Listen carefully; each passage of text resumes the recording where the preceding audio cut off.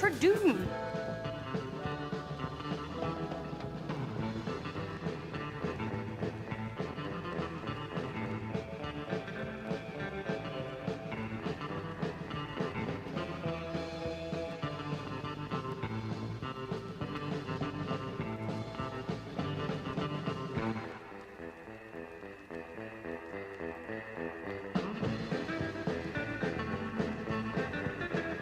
Tradoon. Tradoon.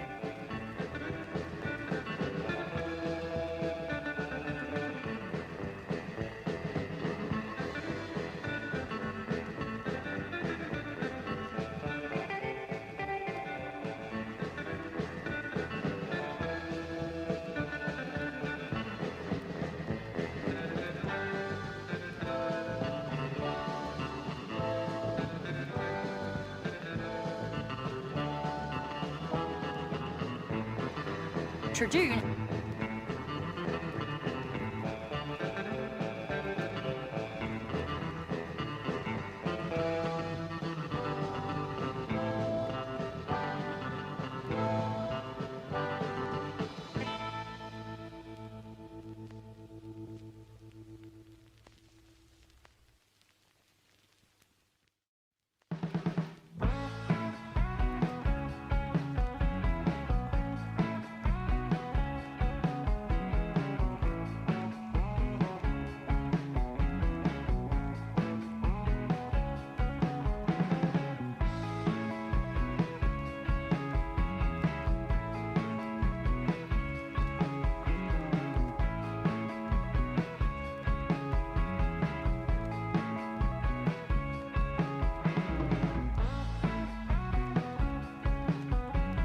Tradoon.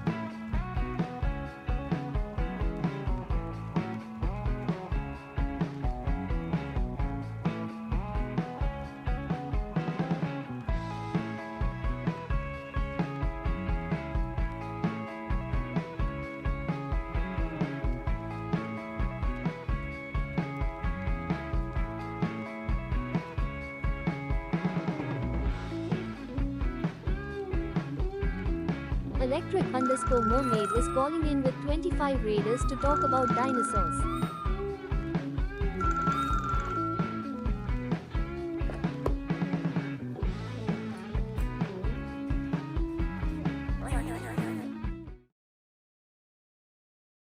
Holy cow, Electric Mermaid, welcome to Paleontologizing. I really appreciate the raid. I'm not quite ready yet, but still getting some things together. But how was your stream, Merms? I hope it was really, really good. Wonderful to see you again. And, yeah. I'm pleased that you're here. Let me play a quick little welcome video for anybody who might be new. Coming in here with Electric Mermaid, and that'll give me some time to get set, too. So, without further ado, Mermaid, thank you again very much. Here comes a good friend of ours, previously recorded Danny, to help kick things off and explain to anybody who might be unfamiliar with this channel what this is all about. So, previously recorded Danny, go ahead and take it away. Well, thanks, present day Danny. Well, if you're new here, then welcome to Paleontologizing. You might be wondering to yourself, where's the video games? Well, my name's Danny Anduza, and I'm a paleontologist. I don't really do too much in the way of video games, I guess. I work on dinosaurs.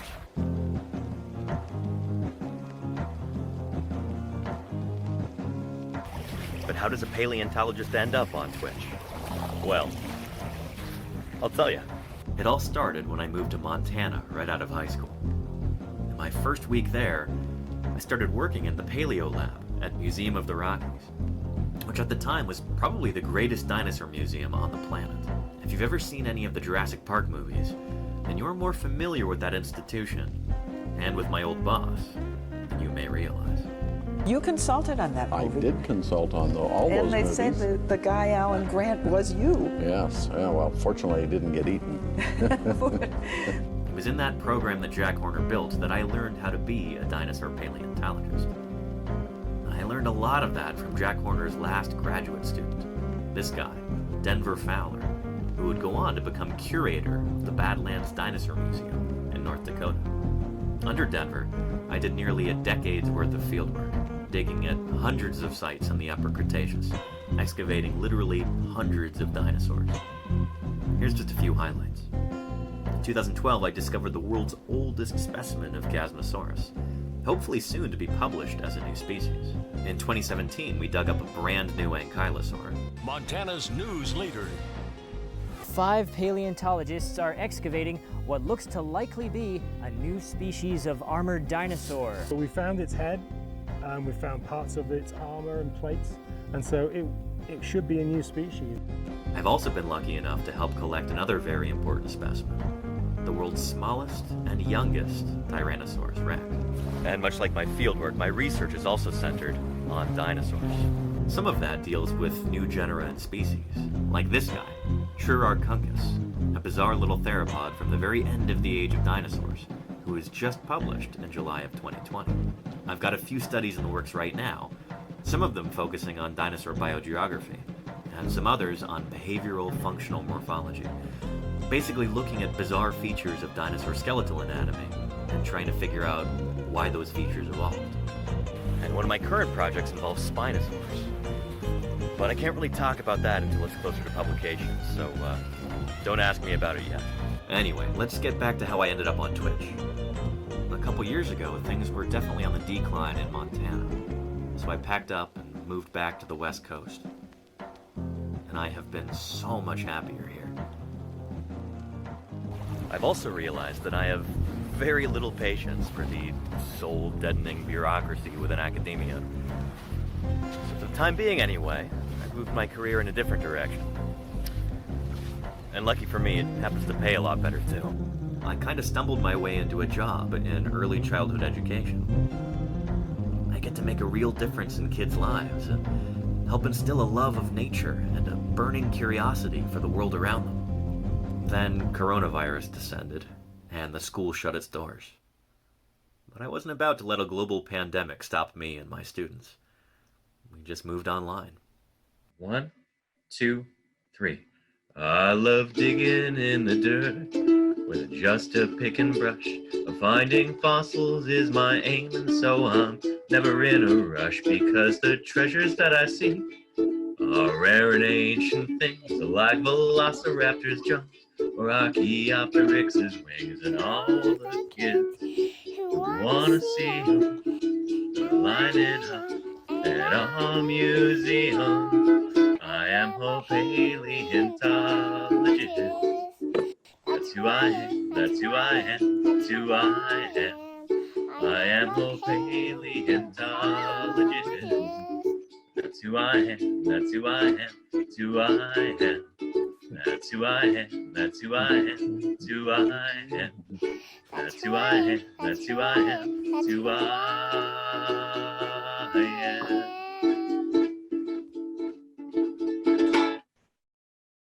Having made the jump to teaching remotely, it was only a short leap from there to Twitch. I started streaming in May of 2020, and it's been tremendously rewarding. Now, it's my belief that any good scientist should also be a public servant. In my opinion, talking to everyday people about your science is one of the most important things a researcher can do. Twitch is kind of an ideal medium for that. This is my passion, and now I get to share it with you. And what could be cooler than that? It's my intention to continue this mission of education by answering your questions, providing good science content, and working to grow this channel. And if you could help out by continuing to watch, or if you can afford it by subscribing, I would be deeply grateful. So, for my regular viewers, thank you for sitting through that again. And for everybody who's new, welcome. We've got a fantastic little community going here, and we'd be really happy if you'd join us. Anyway, let's go ahead and wrap this up and get back into it. So, present day Danny, back to you. Well, thank you very much, previously recorded Danny, and thank you even more to Electric Mermaid for the raid. I really appreciate it. Sounds like you were playing a fun, quirky game. What was it called again? I'm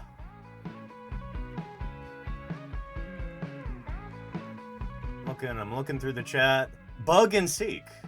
Does that have anything to do with entomology? With insects? Or other arthropods and invertebrates? Anyway, thank you again, Mermaid. I really appreciate it. And we are going to have an interesting stream today, everybody. Not only is it our first round of Marsh Madness today, but also we're going to be talking about an emergency excavation going on right now in Utah that I might be joining in the next couple of weeks. Tomorrow we're going to be having an interview with the lead on the project. This is in St. George, Utah, really, really important fossil site that looks like it's gonna be destroyed by a construction project. So the idea is to get in there, excavate as many fossils, collect as much data as possible before the bulldozers roll in. Darth Goof, thank you for the 42 months of support. I really appreciate that. Ontogeny. Thank you, Darth Goof. Thanks for keeping me here online. I'll be telling you how you can help out with this as well, because we're going to be setting up an Amazon wish list, and there's a donations thing. They're trying to operate on less than a shoestring budget right now. They have basically zero money to be able to pull this off, which is extraordinarily frustrating, but we can help. And so we're going to be talking about that today and tomorrow. So I'm glad you're here. I'd love to help in any way I can. Yeah, Lenina, there will even be volunteer opportunities. If you're anywhere near southern Utah, and Las Vegas is actually pretty close by, so there's a major metropolitan center right there. Yeah. Is it time for a So stay tuned. At least it's And thank you, Jedi Mega Man, for the 29 months of support. Ontogeny. I really appreciate that. Thank you. And hello, Mini Pie. How are you doing? Yeah. Oh, for anybody who's new, shoot. Well, you probably already saw the welcome video. But my name is Danny Anduza. I'm a dinosaur paleontologist. And Mermaid, thank you for the 17 months of support right there. I'm sorry our alerts are all borked at the moment. Something wrong with Stream Elements alerts lately. But, yeah. Anyway, my name is Danny Anduza. I'm a dinosaur paleontologist. I work on dinosaurs. Dinosaurs are what I study, what I publish on in scientific journals. Dinosaurs are what I dig up. And we might even be digging up some dinosaurs before the end of the month here. Maybe even in just a couple weeks. So yeah, more details on that to come. But yeah, anyway, I've first off gotta pay my landlord here real quick. Make sure that she is happy with me. Because, yeah, goodness, I want to continue to live here. So we gotta make sure that she gets what she wants, huh? Yeah. As a member of the property-owning class, she must be appeased at all costs, right? Hey. Here you go, Mini Pie. Ooh, look at those. Look at that good stuff. Yeah, there we go.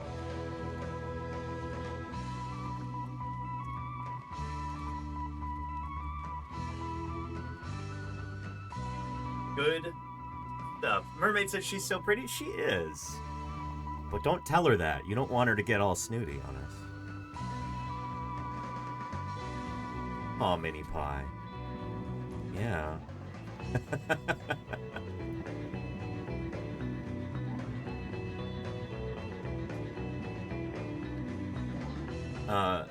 Yeah, anyway, I've got 3 cats who live here, and they have very kindly offered to let me live here as well. as long as I make sure that they are well fed and, you know, they run the show.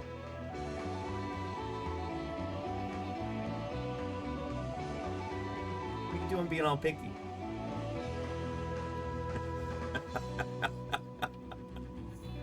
Anyhow, which is the queen cat? That's the funny thing, Mizart Rules, is there is no, like, dominant cat across the board. They've got, like, a rock, paper, scissors thing going on, where Mini Pie will bully Sweetie Pie, but in turn will be bullied by Moon Pie. But Sweetie Pie bullies Moon Pie, so it really is like a rock, paper, scissors thing. So, yeah, but they get along for the most part. They don't really hiss or fight at all, really. They're, they all get along, even if they don't snuggle up with one another. Sweetie Pie would actually really like to cuddle with Mini Pie, but Mini Pie's like, get out of here. Moon Pie says get out of here to both of them. But yeah. Anywho. Good stuff, Mini Pie? Is that good stuff? Yeah? Aww. And Flug? My goodness. You gifted a tier 1 sub to Asa Paints. Thank you for gifting subs in the channel. Ace of Paints. I appreciate that, Flug. Thank you for that. Good stuff. Good stuff. Yeah. Anyhow. Are you sated, Mini Pie? No? You want one more? Okay. I'll get you another one. It's funny, I couldn't tell that you really wanted those because you were hesitant to really eat them. Thank you for keeping the science cooking. Thank you for helping me do that, Flug. We will have some suggestions today about how you can help keep the science going in a very direct, material way. We'll be talking about that tomorrow as well, with this excavation in St. George.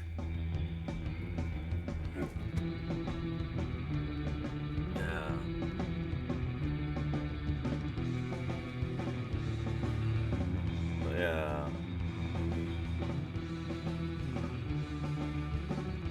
What do you think? Good stuff?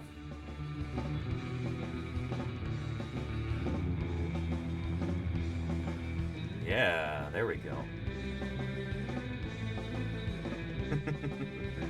Good girl, Mini Pie.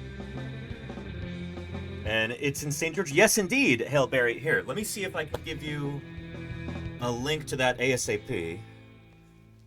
Keyboard here. Get to it.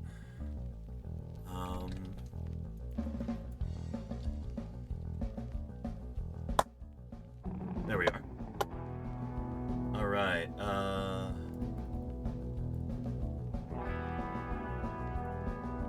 Jim just posted this 4 hours ago.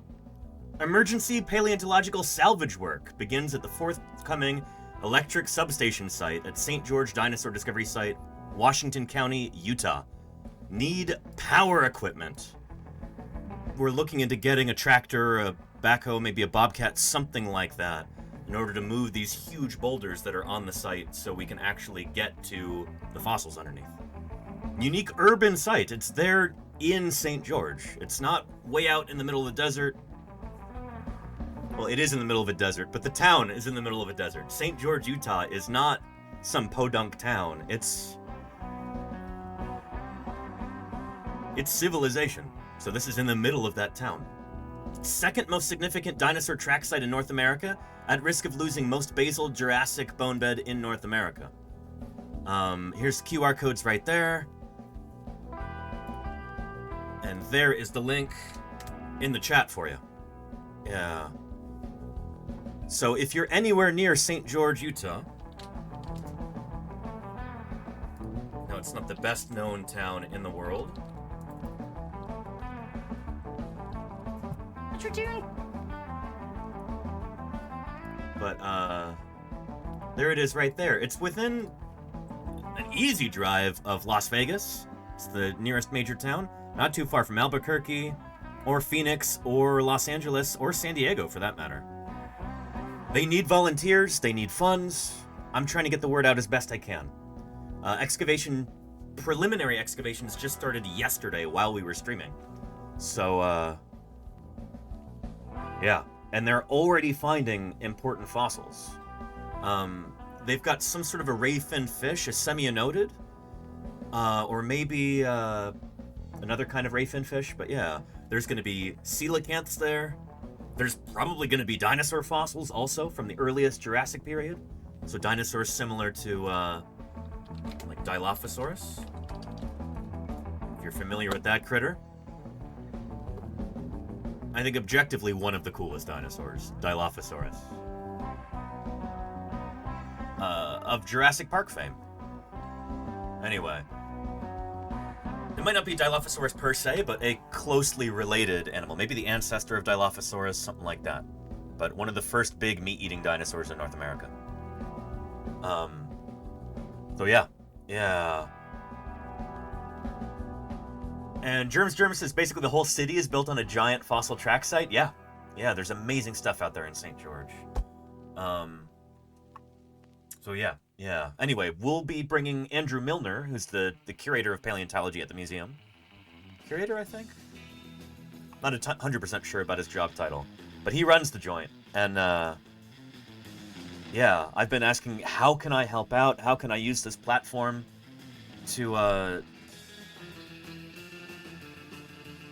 gather support and make sure that these priceless bits of paleontological data, these extraordinarily valuable fossils, are collected so they can be studied instead of just being destroyed by this upcoming construction project. And why aren't these sites protected? Asked Chris Swift. That's a long story. We'll talk to Andrew about that tomorrow. But basically, this city owns the land, apparently, and they've decided that they want to build an electrical substation on the site and just destroy it.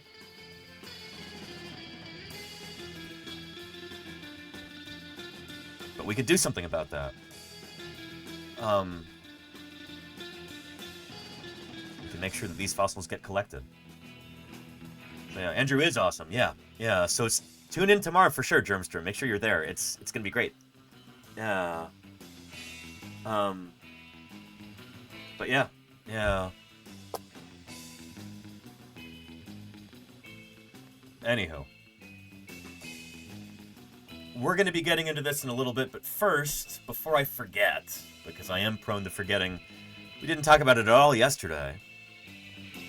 Let's talk about MarshMadness for a minute, just so it doesn't get away from us.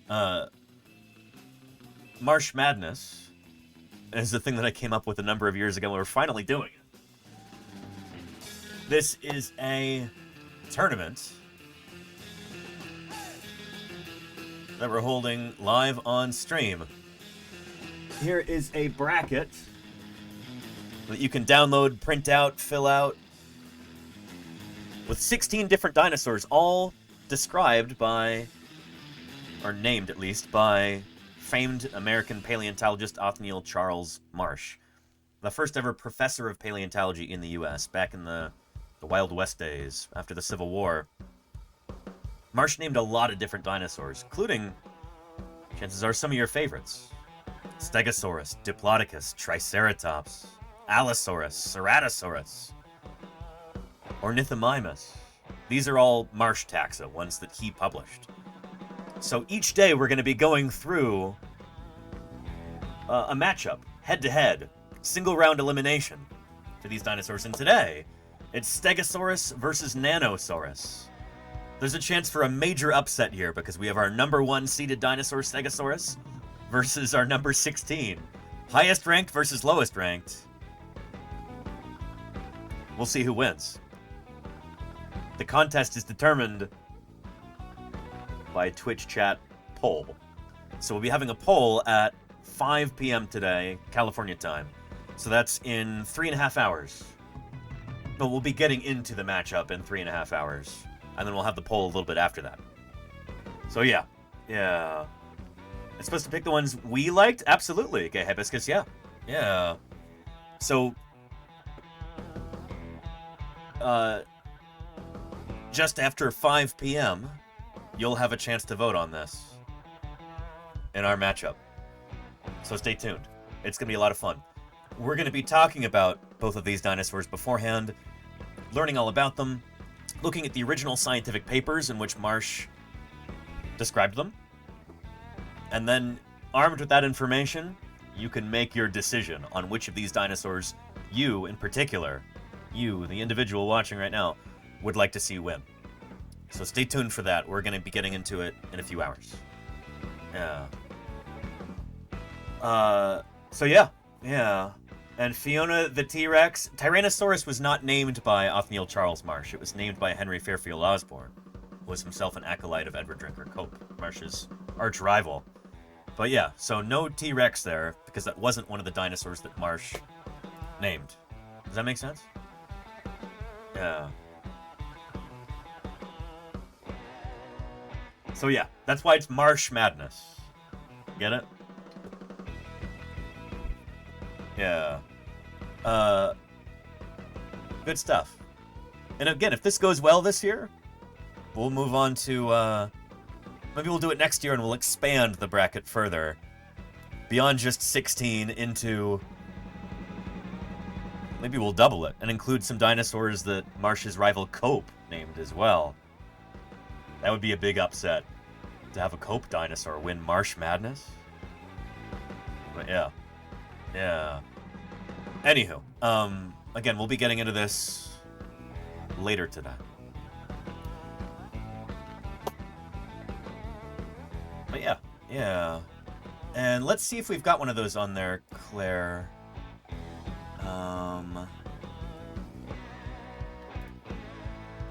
Let's see, here's the thread on Blue Sky here. Here's my bracket that I filled out. I've got Dryosaurus winning the whole shebang. It's maybe not particularly likely, but I thought that was a funny outcome.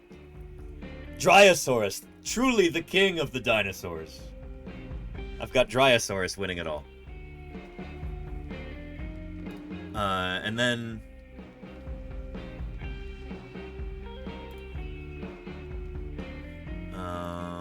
Here we are. Here are some replies with other people's brackets. Here's Casey Snowart. She's got Stegosaurus winning the whole thing. Charlie's Dragon has got Apatosaurus, aka Brontosaurus, winning. Come on. Yeah. Lenina's got Triceratops winning. I kind of suspect this is the most likely outcome, honestly. Victarius has Triceratops winning too. I love the skeletal drawings there. It's awesome. Yeah. And Salamander has Ceratosaurus winning. That would be a bit of an upset, but an interesting one. Tabitarath says Triceratops. Mizart Rules says doesn't have a final one. But final matchup between Perconodon and Diplodocus. Interesting. Patrick Crusader says Triceratops. Golganak has also got Triceratops winning. Again, I think that's a safe bet. Like, I think some smart money might be on Triceratops winning the whole thing. But anyway, yeah. And Triceratops seems to be favored. Yes, Fiona the T-Rex. It is our second seeded dinosaur, so it's ranked number 2 out of all of them. Stegosaurus is ranked number 1. But I don't know. I think whoever seeded these may have gotten that. You know, maybe they should have done it the other way around. It was me. I did it. But yeah. Showing Twitch chat the odds might mess with them, says Fiona the T-Rex. Well, I mean, that's kind of how that's how a bracket like this works. That's how you determine the head-to-heads. It's an inherent part of having a bracket like this, is ranking them like that, you know? But those rankings, like I said in the thread, are, yeah. Each of Marsh's dinosaurs are seeded according to some vague estimate of popularity. I did that. But Twitch chat will be determining the winners through a poll. So, that's how it works. Anyway. Oh, and there we go. There's one from Claire. Claire also has Dryosaurus winning the whole thing. And yeah. Very nice, Claire. Very nice. We'll see. I don't think it's likely. I thought it would be funny. But yeah. Yeah. Anywho.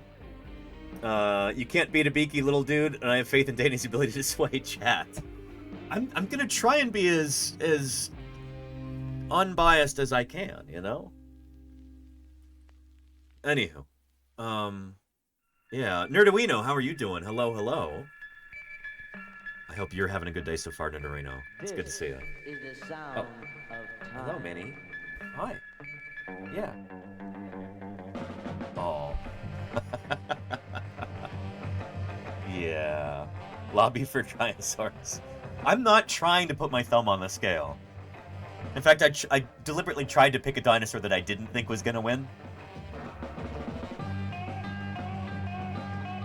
But we'll see. Yeah. Anywho. Yeah. Maybe I'll have to come up with some sort of a prize, too, for whoever's bracket is closest to the ultimate winner. But I didn't really put enough forethought into this. I don't know. It would have to be somebody who got their bracket in before the first contest, which happens later on in this stream. So, if you want to win a vague, unspecified potential prize, fill out that bracket and get it posted so it's time-stamped before our first matchup later. Yeah. Bubsy, best used car for under $10,000? Get yourself a Toyota Prius, like I did, Bubsy. Yeah. Dinosaurs were the sort of creatures you might think of as inhabiting another planet. Petrodactylus. Or the kind you dream of in a bad nightmare. Thank you for the 30 months of support. I really appreciate it, Petrodactylus. Thank you, thank you. Thanks for keeping me here online for that long. Yeah, your best bet, Bubsy, is going to be a Toyota Prius or a Corolla or a Camry from Toyota. Or get yourself a Honda compact car, a Civic or an Accord. Yeah. They're generally pretty bulletproof. All other things being equal, those are going to be your best bets. Yeah. Anyhow, yeah. But yeah. Anywho, let's start talking about what's going on in St. George. We'll get back to Marsh Madness later on. But, here. I think what I'll do is we'll start off with a talk from Jim Kirkland, Utah's state paleontologist. Jim was instrumental in creating in helping create the St. George dinosaur track site. Here, maybe I'll find a real quick video just to introduce the site first. St. George Dinosaur Discovery Site at Johnson Farm. Here we go. Exploring southern Utah again today. There are still a lot of fun places open. And hang on just a second. Let me make sure this is set up for viewing properly. There we go.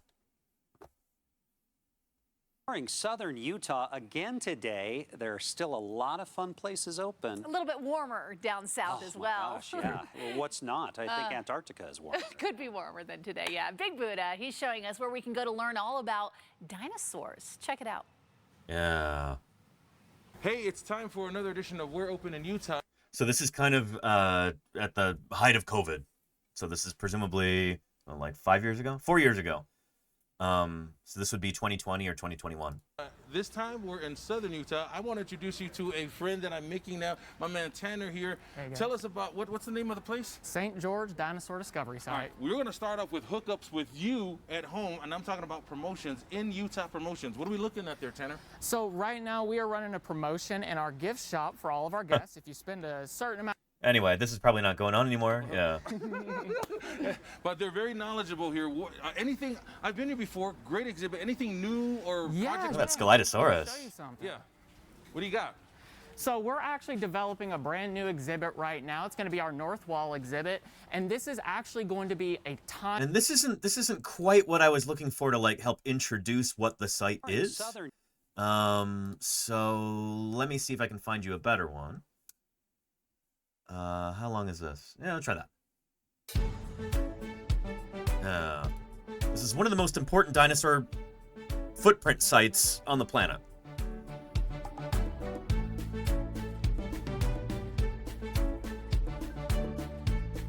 Yeah, if you love Dilophosaurus, you're gonna like this place a lot. My name is Dr. Jerry Harris. I've been the advisor to the site here for 14 years. The Dinosaur Discovery Site is a natural history museum. We feature paleontological treasures that have been discovered in the area. So we have mostly what are considered trace fossils, which are features in sedimentary rock that are made by animals in the act of behaving while they were alive 200 million years ago. We don't have much by way of archaeological stuff, but we are a natural history museum that focuses strictly on the paleontology from the early Jurassic stuff at this site. The site was discovered in the year 2000 by Dr. Sheldon Johnson, who is an optometrist who lives here in town. He was leveling some property he had here in order to make it commercially available, but discovered a bunch of dinosaur tracks on the site instead. The museum serves mostly an educational purpose. We are here to educate people on the paleontology of this area, on the nature of what dinosaurs were doing as they were living animals. Most natural history museums you go to that have dinosaur skeletons are great attractions, but what you're looking at are the remains of dead animals. Here at the site, we have fossils that were made by living animals, and so we can... Which is really, really cool. I mean, it does make things different in the sense that when you're looking at fossil footprints, you're looking at a record of behavior of those critters. It's not, here's the animal's carcass after it's dead. It's, here's stuff that it was doing while it was alive. And so in dinosaur paleontology, we've got, well, in all kinds of paleontology, really, we often have an issue where it's like we're trying to figure out how these animals were behaving while they were alive. That can be really difficult to do when all you've got is dead critters, carcasses. When you look at dinosaur footprints, it's almost like you're looking at a living animal, you know? That shows you what those animals were actually doing. You don't have to guess based on limb proportions, based on you know, the way that the limb bones articulate to see what kind of gait the animals had, how fast they were walking, all kinds of stuff like that. Holy moly! It's Rise TV. Thank you for the 20 gift subs. Phenomenal. I really appreciate that. Holy cow. Thank you, It's Rise. We are now halfway to our sub goal for the week. Thanks to you, It's Rise. Thank you very, very much for the support. And, I appreciate you. Here.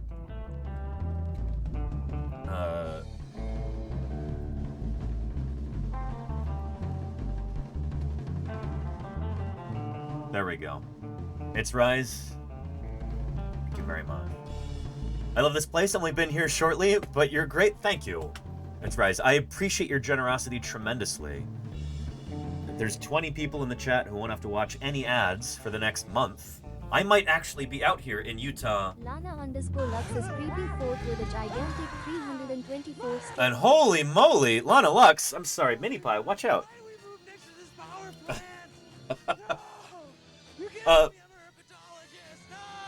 Lana Lux, holy moly, how are you doing? Welcome, welcome to Paleontologizing. How did your stream go? I hope it was really good. Holy cow. So, everybody, if you're not yet following Lana Lux, she did an interview on Science Streams recently. for the Women in STEM month-long event, and she is super cool. I got to catch a little bit of that interview, and I'm glad I did. Yeah. Go follow her if you're not yet doing so. I know I did during the interview. Lana Lux, I appreciate you. Welcome to Paleontologizing. Shoot, where are my manners? Let me introduce myself. My name is Danny Anduza. I'm a dinosaur paleontologist. Hopefully you know already that a paleontologist is a scientist who studies fossils. That could be the preserved remains of any ancient living things, from bacteria to redwood trees, from fossil whales to fossil amphibians to trilobites to fungi. But I work on dinosaurs in particular, as you can probably guess. And if dinosaurs Looking had at the not Allosaurus died, I skull imagine behind the mammals would still be small creatures like this living in the nooks and crannies of their world, and we wouldn't be here. Manisha Game Dev, thank you for the follow. Of lifestyles of the large and extinct. Thank you, Alien Maze, for the follow. Appreciate you. And Owner King. Science. What's science ever done for us? TV off. Yeah, I work on dinosaurs in particular. I want to make it very clear that most paleontologists don't work on dinosaurs. I try very hard not to be, excuse me, a dinosaur chauvinist or anything like that. Never want to be accused of that. But, I do work on dinosaurs. I know it's a stereotype that, oh, paleontology means dinosaurs. It doesn't. But I do work on dinosaurs. Dinosaurs are what I study, what I publish on in the scientific literature. Dinosaurs are what I dig up during the summers. And this year, during the springtime, too, it looks like. Today, we're starting to talk about an emergency excavation that's going on in southern Utah. Just started yesterday.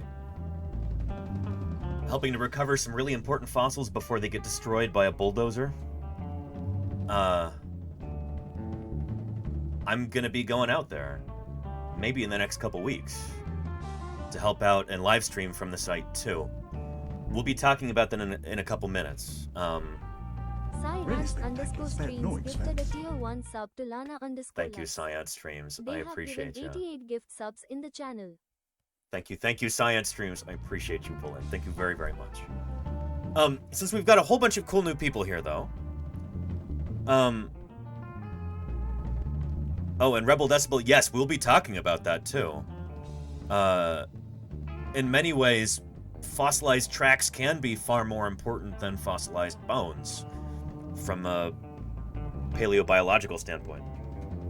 But anyway, since we've got a bunch of cool new people who just came in with Lana Lux, why don't we play a quick little welcome video for the new folks to kind of introduce them to the channel, explain why in the world a paleontologist is here on Twitch in the first place, all that good stuff. So, yeah, without further ado, previously recorded, Danny, take it away. Thanks, present day Danny. You know, people ask me all the time, Danny, how did you first get interested in paleontology? And I've always been interested in fossils from the earliest time I can remember, particularly dinosaurs. My parents like to say that I decided I wanted to become a paleontologist pretty much the moment I realized I couldn't grow up to be a dinosaur. And believe me, I tried.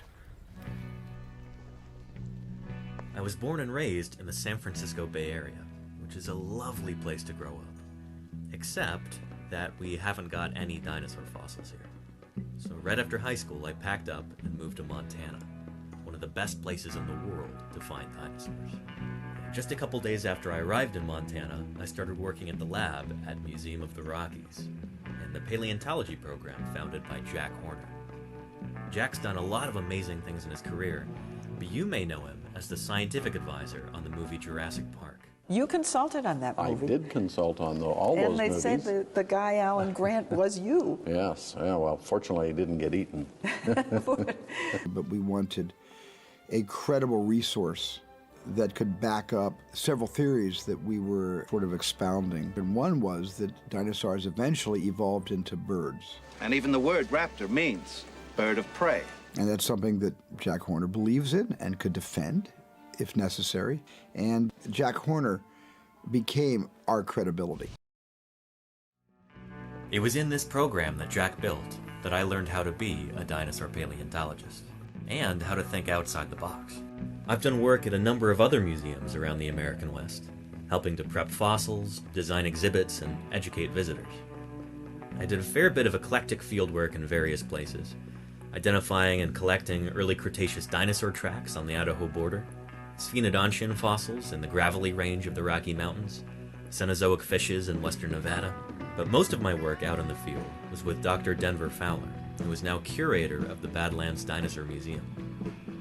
In all, I've worked probably a few hundred sites throughout the late Cretaceous of Montana, in the Hell Creek and Judith River formations, digging up dinosaurs. Lots and lots and lots of dinosaurs. And from time to time, that work has even garnered some media attention. Montana's news leader. 5 paleontologists are excavating what looks to likely be a new species of armored dinosaur. We found its head, we found parts of its armor and plates, and so it should be a new species. And much like my fieldwork, my research focuses on dinosaurs. I'm particularly interested in their behavioral functional morphology. All these bizarre anatomical features that certain dinosaurs had, I want to know what they used them for. Right now, I'm working on a study on Spinosaurus. Alright, but don't ask me too much about that because it's still a project in the works and I can't give away too much just yet till it's published. But anyway, a couple years ago I realized that things were definitely headed downhill in Montana. So I packed up and headed back to the West Coast. And I've become kind of fed up with all the bullshit in academia, so I found myself another job. I am now a teacher in early childhood education. And let me tell you, it's been a natural fit since day one. Now, given that I get to design the curriculum, my students now know more about biology, classification, and the history of life on Earth than most adults do. I've been helping raise a new generation of young scientists. Then, coronavirus hit. In mid-March, when all the schools shut down in San Francisco, I started holding classes over Zoom, and we picked up right where we left off. 1, 2, 3. I love digging in the dirt with just a pick and brush. Finding fossils is my aim, and so I'm never in a rush, because the treasures that I see are rare and ancient things, like velociraptors' jumps or Archaeopteryx's wings, and all the kids who wanna see them lining up at our museum. I am a paleontologist. That's who I am, that's who I am, that's who I am. I am a paleontologist. That's who I am, that's who I am, that's who I am. That's who I am, that's who I am, that's who I am. That's who I am, that's who I am, that's who I am. I realized that I really enjoy teaching remotely. So back in May, I decided to try streaming on Twitch. And here we are. This is my passion, and now I get to share it with you. And what could be cooler than that? I believe that scientists ought to be public servants. Ultimately, it's our job not just to make scientific discoveries, but to teach the public about them. That's exactly what I want to do here. Now, because of COVID-19, this will be my first summer in almost 10 years with no fieldwork. I'm trying to look on the bright side, though. It's not all bad. At least I have more time for outreach, and I've got plenty of cool stuff to work on. And if you could throw some support my way by subscribing, I'd be incredibly grateful. So anyway, if you are new here, you should be pretty well clued in by now. And I'm glad you're here. I hope you're having a good time. Anyway, let's see what present-day Danny has cooked up for us. All right, present-day Danny, back to you. Thank you very much, previously recorded Danny, and thank you even more to Lana Lux for that sizable raid. I really appreciate it. It's good to have you here, everybody. It's good to have you here. Yeah. And, and Casey Snowart, I will eventually... It's got to be pushed back even further now that this emergency excavation thing is going on. But I will eventually make some new previously recorded Danny videos, and they will still have a little musical number in them with some of my students from back in the day. I've got some other recordings, and I'm excited to introduce those, so eventually that's gonna happen. Yeah. But yeah. Anywho, it's wonderful to have everybody here, and new folks, I'm so glad you're here. That video is very out of date. I've done a ton of excavations live on stream since then. I know there was a thing in there about how, you know, oh, this is the height of COVID, we're not doing excavations, that kind of thing. Yeah, that's very much out of date. For the past 2 or 3 years, I've been able to live stream fieldwork for weeks at a time out in the deserts of Wyoming and Utah. Once again, digging in the earliest Cretaceous Cedar Mountain Formation. And rock's about 142 million years old. We've got a brand new species of dinosaur here, an iguanodontian. We'll be talking about that more in a little bit as we go sit down in the shade in the quarry there. But I'm really glad you're here. Happy Friday to all those who celebrate. Anywho, so yeah, propane. And this is not some rinky-dink bunch of amateurs or anything. I'm here working with the Utah Geological Survey, with the official state paleontologist for the state of Utah, Jim Kirkland, right there. Papa Jim, as we call him. Fridge and all that stuff is... So people could make a donation to the Utah... People want to send money there. You know, we have a Stegosaurus found, fundraiser we're trying to do to get a small skeleton, but pricey because it's got a lot of moving parts. Anyway, Jim is talking about raising money to purchase a cast of a Stegosaurus for this museum, the same institution that I'm going to be visiting and working with this month. So, yeah, without further ado, let's take a look at a quick little intro video. When you go to the St. George Dinosaur Discovery Site, this is a video that you can see there produced by paleo artist Brian Eng. This should be a really nice kind of intro to what the site is all about. It's this site, this institution that I'm going to be helping out in a couple weeks, because they've got, you know, important fossils all around. In this one particular area, bulldozers are going to be coming in and destroying it, and destroying all of the fossils that are there near the surface. The city is building a power substation right there. Apparently they couldn't find a better spot to put their power station, so they're going to be just utterly wrecking a very scientifically important fossil site. And so the idea is we get in there and we excavate whatever we can before the bulldozers come in, and we salvage as many scientifically important fossils as possible during that time. But anyway, here, let's take a look at this video to kind of introduce you to, you know, this whole area and why it's so important.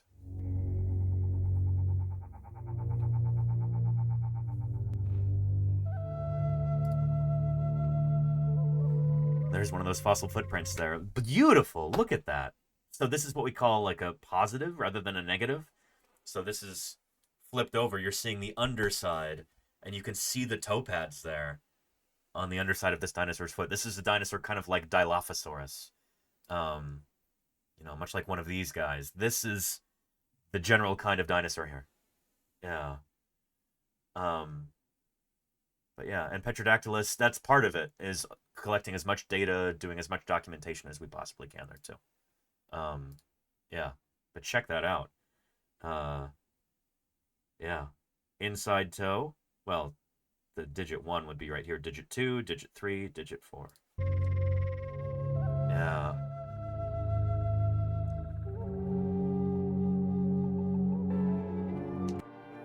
And thank you, Redley Snowdust, for the follow. Welcome, welcome. It's good to have you here. Welcome to the St. George Dinosaur Discovery Site. The museum museum you're about to explore is built around one of the most important and fascinating dinosaur track sites anywhere in the world. So the museum was literally built over the track site. So it's there. These tracks have not been moved. This is where they've been for close to 200 million years. And they built a building on top of the site. The stone floor of this museum was actually deposited here in the early Jurassic period, around 200 million years ago, as sand and clay were deposited along the shoreline of an ancient lake. Paleontologists have named this prehistoric lake deposit Lake Dixie. Yep.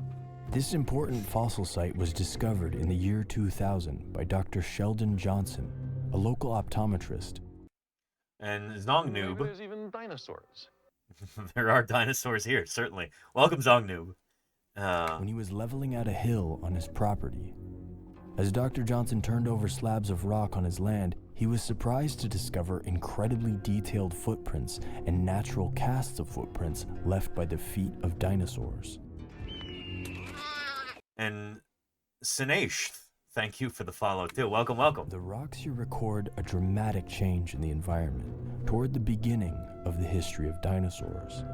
Each of these distinct rock formations were formed over millions of years as layers of sediment were deposited. And Zool says, is there anything that can be done making it a historical site or landmark? It already is, but the thing is it belongs to the city, so it's like a municipal site, and the city can decide to build on it if they want to, and that's what they're doing. So yeah. Visited by swamps, rivers and lakes, floodplains, and desert sand dunes. In the late Triassic Chinle Formation, the first small... Oh, and hang on a second. Green Minstrel, what is this?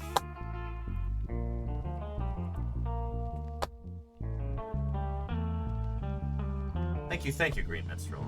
Can't do much, but good luck for your excavation. Thank you for your work. Thank you, Green Minstrel. I appreciate... Every little bit helps. I appreciate you. We will also... Here. Let me pull this up. Hey Danny, hey Dino Nerds X Emmy And Bilbus, thank you for the 5 months of support. Thank you, thank you. Appreciate you, Bilbus. Holy moly. Appreciate 5 months of support there. Thank you for the Prime, Bilbus. Here, let me finish typing this message out, and then I'll show you how you can contribute. Maybe we can make a command out of it. Yeah. Here. Paleontology needs your help. In Utah. If you're anywhere near southern Utah, you might be able to help excavate.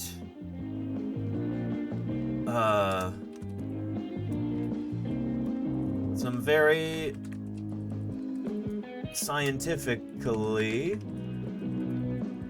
important fossils.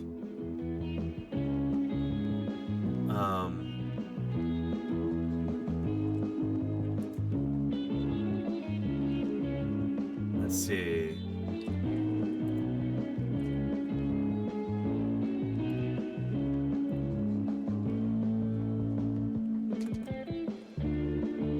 Volunteers and donations, welcome.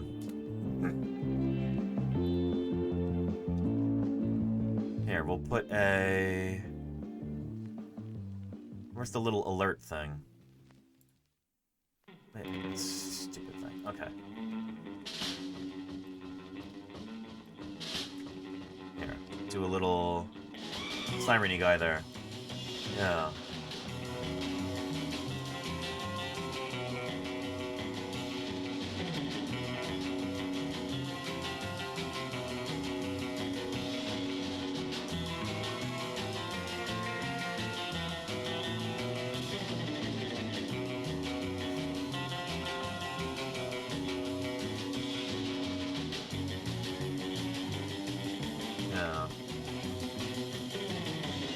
If you're not nearby, then consider donating.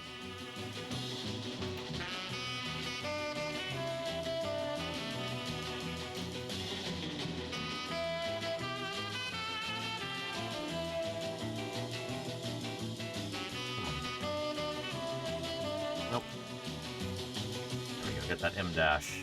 Good. Stupid thing. Sorry, that's what I was trying to avoid. Downboard.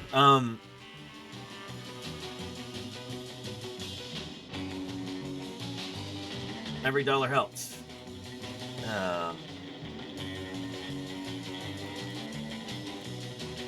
I'll be...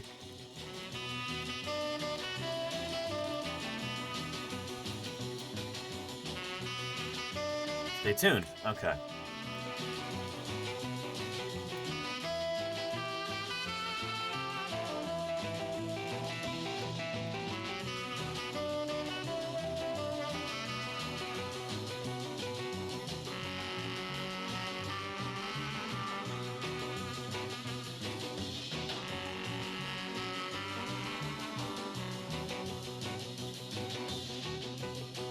And I'm heading out here soon. Stay tuned. Okay, that'll work. And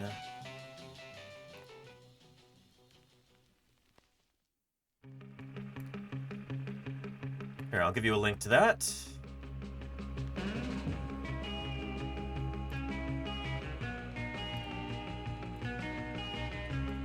There we go. So the QR code is right here. There's a Venmo QR code right there. And then this is their QR code. It would be really nice if Jim would include the text here to the link. Let me go ahead and do that. So what I'm going to do is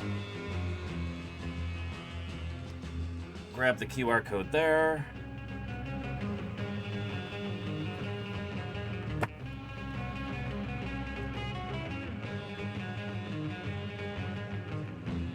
Share, keep notes. There we go. So now I've got it on my desktop. And I can port that over and provide a link. Come on, refresh, please. Google's been giving me so much trouble lately. There we go.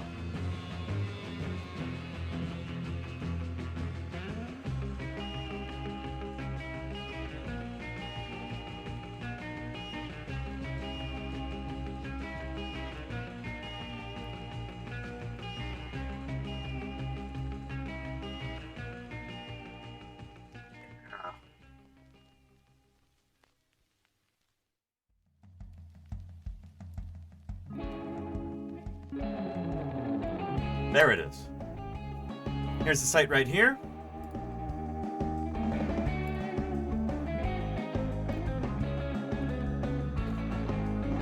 And let me add this as a reply so that people have the link.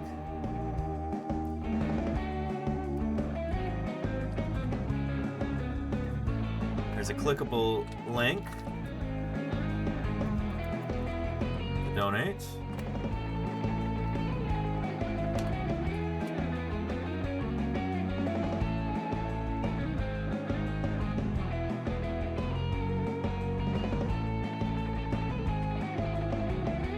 Here's their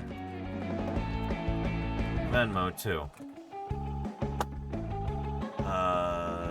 Which means I gotta grab the Venmo thing. Hang on a minute.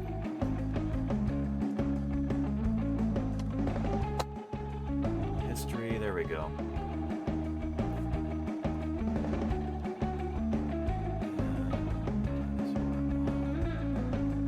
I just gotta grab, I gotta do the same thing again. And thank you, Dr. Irrefutable. Shoot, what is that?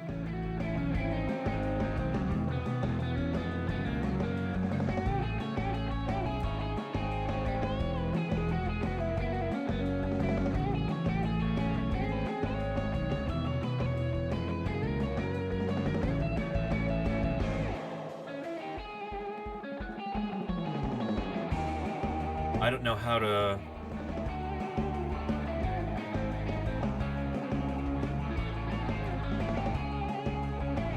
Whatever, let me just post that.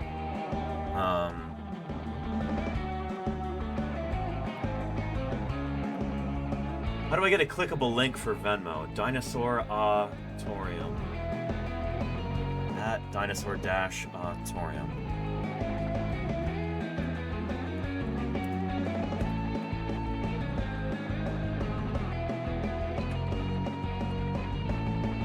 Is it a dash or an underscore?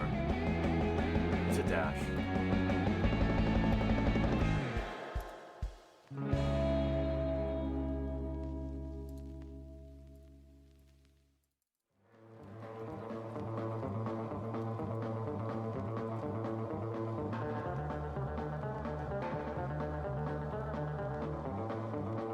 Alright, hang on, bear with me, chat. I'm trying to figure this out.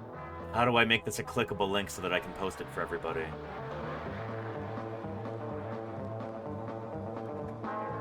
Have the share button underneath the QR code.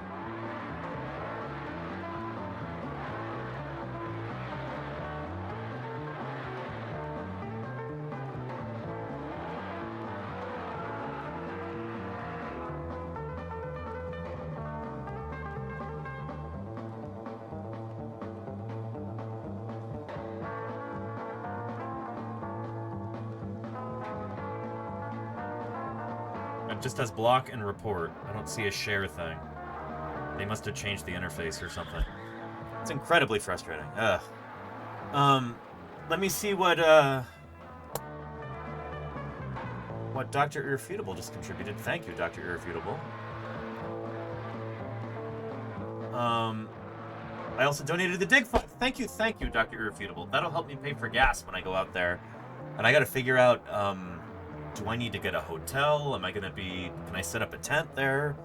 What am I gonna do? But I'm gonna need some money to pay for my stay out there too, so that helps, and I appreciate it, Dr. Irrefutable. Yeah. And yeah, Petrodactylus, you and me both. It's so annoying when they just change the UI for no reason.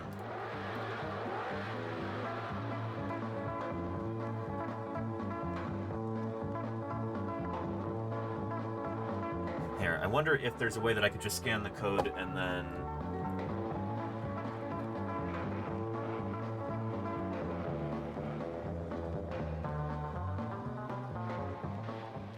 It won't let me highlight it, and it just lets me click it. That's it. Can I open this in Chrome? I might have to uninstall the Venmo app. Let me do that real quick. So it'll actually, it won't open in the app. Uninstall.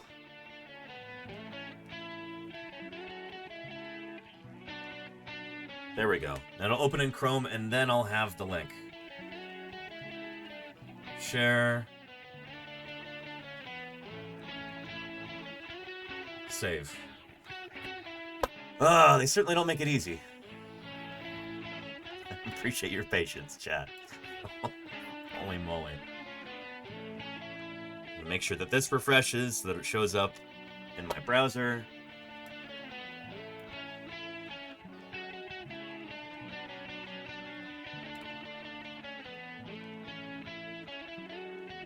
There we go. Okay.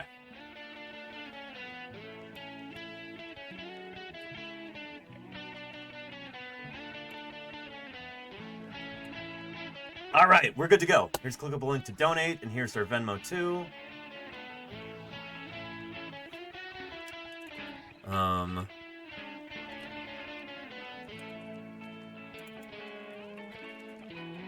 Support this project.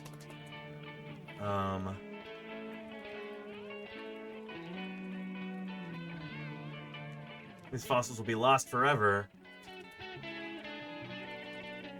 if we don't get some help. There we go. And there is the link right there.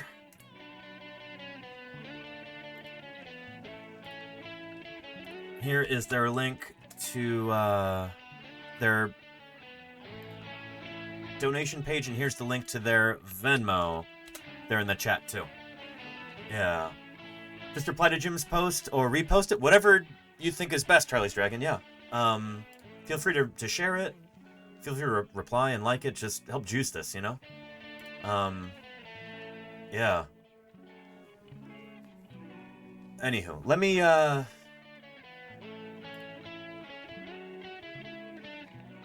share the email that I got from Jim about this with a little write-up. Here we go. They're still working on this right now?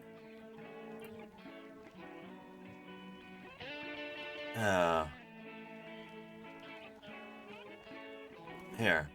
Jim says, I remind the citizens of the city of St. George, Utah, of the international scientific significance of the paleontological resources on the land donated to the city by the LDS Church and Darcy Stewart on the northwest side of Riverside Drive as part of the early Jurassic paleontological megasite centered around the St. George dinosaur discovery site at Johnson Farm. Very wordy. You can see where they're going to rework this. In my 25 years as state paleontologist for Utah, I consider helping develop this site as one of my most important achievements. With more than 30 peer-reviewed scientific papers on the site, it is considered to be one of the most important dinosaur track sites in North America, ranked number 2. I don't know who ranks these, but it's number 2. It's pretty good. As an urban paleontological resource, it has the potential to be the kind of economic and educational treasure that the La Brea Tar Pits is for Los Angeles. The site has brought 5 scientific conferences to St. George since its discovery, and has been visited as part of the field trip excursions for many conferences in Salt Lake City and neighboring sites. In the early days, after its discovery, Representative Bishop considered designating it a national monument. Apparently, the people of Utah voted against that, or something happened where it didn't become a national monument, but we're talking about something that important. And, here, let me see if anybody else has got any other questions, and then we'll jump into the video here.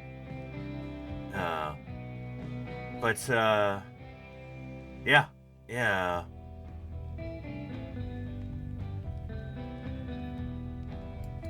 There we go. We'll start from the beginning here.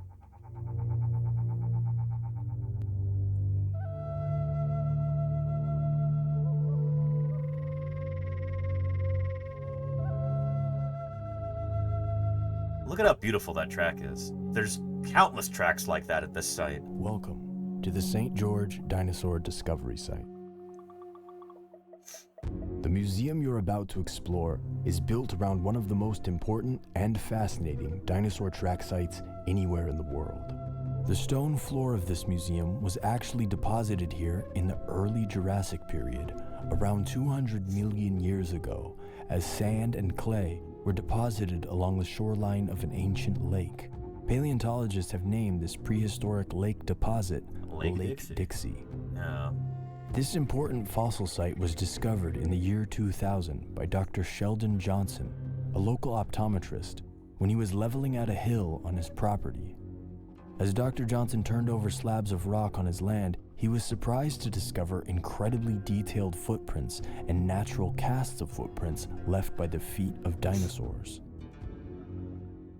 Pretty cool. cool. The rocks here record a dramatic change in the environment. Pretty cool doesn't do it justice. Like, it's a magical place. If you ever have the chance to visit a dinosaur track site, it's incredible. The rocks here record a dramatic change in the environment toward the beginning of the history of dinosaurs. Each of these distinct rock formations were formed over millions of years as layers of sediment were deposited by swamps, rivers and lakes, floodplains, and desert sand dunes. In the late Triassic Chinle Formation, the first small dinosaurs eked out an existence in a world dominated like by various other strange ancient creatures that were distinct from dinosaurs. It's like Aedosaurs here. Moving up into the early Jurassic Monave and Kayenta formations, the climate became drier and more seasonal. But the fossil tracks preserved in these formations show us that dinosaurs were increasing in size and abundance. The Lake Dixie deposits on Dr. Johnson's farm. An anonymous user Anonymous gifted gifter. one sub to IDW. Thank you for gifting Deathsaurus. Really appreciate that, anonymous gifter. Thank you. Where this museum is now built are part of that early Jurassic Monave Formation. So that's where these tracks are. Beautiful little ripples that are formed. And I think this is the voice of Andrew Milner here, whom we're going to be interviewing on tomorrow's stream.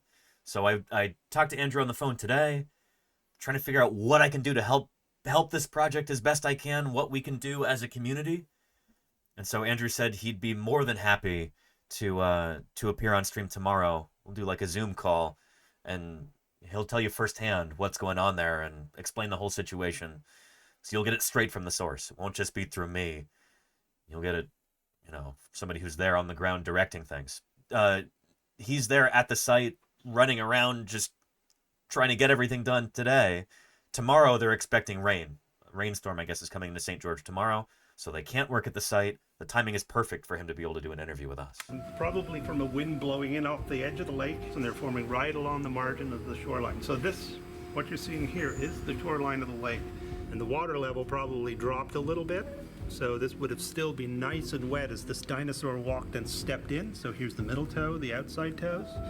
And here you can see how the ripples have been deformed from the weight of the animal stepping into the soft, squishy mud.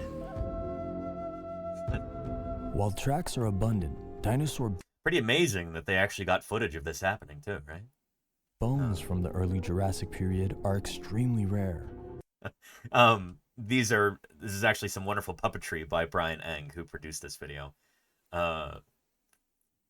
Excellent stuff. Really, really cool. And these tracks are very, very important for a number of different reasons. Scientifically, they can give us a ton of information, as Brian's about to explain. Are abundant. Dinosaur bones from the early Jurassic period are extremely rare. So the rock record here in St. George has given us a unique window into what was going on during this important time period. And the tracks here show us that early dinosaurs were by far the most abundant land animals in this ecology. One of the more common tracks we have here are these small meat-eating dinosaur tracks. Yeah, these are Gralator, aren't they? I'm printing a couple of these right now. On the 3D printer, I've got some files for some Gralator tracks. So when I was getting ready for stream today, I said, why don't I start printing some of those? So we'll see these continue to build up and up throughout the rest of the stream. They should be done before the stream is over today. And then I can show them to you. So, yeah, and then when I go there on site, I might bring these along after I paint them, just to, give people a sense. I have a visual aid when we're streaming, be able to show people what some of these tracks look like. If we don't have any there in the ground to show you, I can show you these.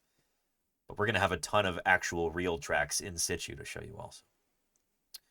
But yeah. Anyhow. Go by the name of Gralator. Now, Gralator is not the name of a dinosaur. It's the name of a dinosaur track type. Paleontologists give fossil tracks a separate name from fossil skeletons. Bingo. Because finding tracks along with a skeleton is extremely rare. And many... Yeah, it's I don't know if it's ever really happened before. You've got, like, footprints, a trackway, and then there's the dead animal right there. There's its skeleton. I don't know if that's ever happened before for a dinosaur. So matching the actual footprints to the actual skeleton, there's always a degree of guesswork there, which is why the footprints get a different name than the skeletons. Does that make sense?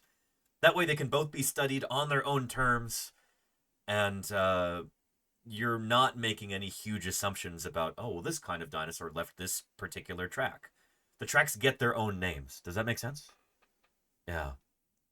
Different kinds of dinosaurs left pretty similar three-toed footprints. Yeah, it did happen with the horseshoe crab, didn't it? What we can do is we can look at the lengths of the toes, the configuration of the toes, and the shapes of the claws, and compare those to the bones of dinosaurs that are known from the same time period, and use that to help narrow down which kind of dinosaurs may have been the culprits that made these tracks. These Gralator tracks were left... Hello. And CosmoQuest. The creature we will be examining is a paleontologist. Welcome to Paleontologizing, CosmoQuest. It's so good to have you here. How was your stream? I hope it was real good. Howdy, howdy. We are covering some background information on a really important fossil site that I'm going to be visiting in the next few weeks. We're holding an emergency excavation because there's an important fossil site. Part of it is going to be destroyed due to a construction project. And apparently there's nothing we can do about that, so we've got to get in there excavate as much as we can as fast as possible. And I'm going to be streaming that when I go out there to southern Utah in a few weeks. So we're just kind of talking about that right now. And then later we'll get into Marsh Madness with Stegosaurus versus Nanosaurus. But yeah. Yeah. Anyway, Cosmo Quest, thanks for coming in here. Welcome, welcome. How does law of discovery work with land property like this store? Oh, Zool, they covered that at the beginning of the video. This was private land originally, and then it was donated to the city. And so in the United States, if something is found on private land, it belongs to the private landowner, regardless of its scientific importance, regardless of anything like that. If it's a fossil and it's on private land, the private landowner can do with it whatever they please. There's no laws protecting fossils on private land. Here, the private landowner actually donated the land to the city to help protect it because this was an extraordinarily important fossil site. And now the city is deciding that they're going to destroy part of it by building an electric substation on it. And there's apparently nothing we can do about that except try and salvage what we can before they send the bulldozers in. So yeah, that's why we're in this situation. Left by small theropod dinosaurs. Theropods are the group of dinosaurs that eventually gave rise to famous giants like Tyrannosaurus rex, and also all modern birds. Despite this mind-boggling diversity, most theropods, including many modern birds, still walk around on 3 big toes. Yep. These growliter tracks were most likely made by a small theropod dinosaur similar to this Megapnosaurus, whose name might be changed back to Syntarsis in the future if this petition to the ICZN goes well. This is a dinosaur that used to be called Syntarsis.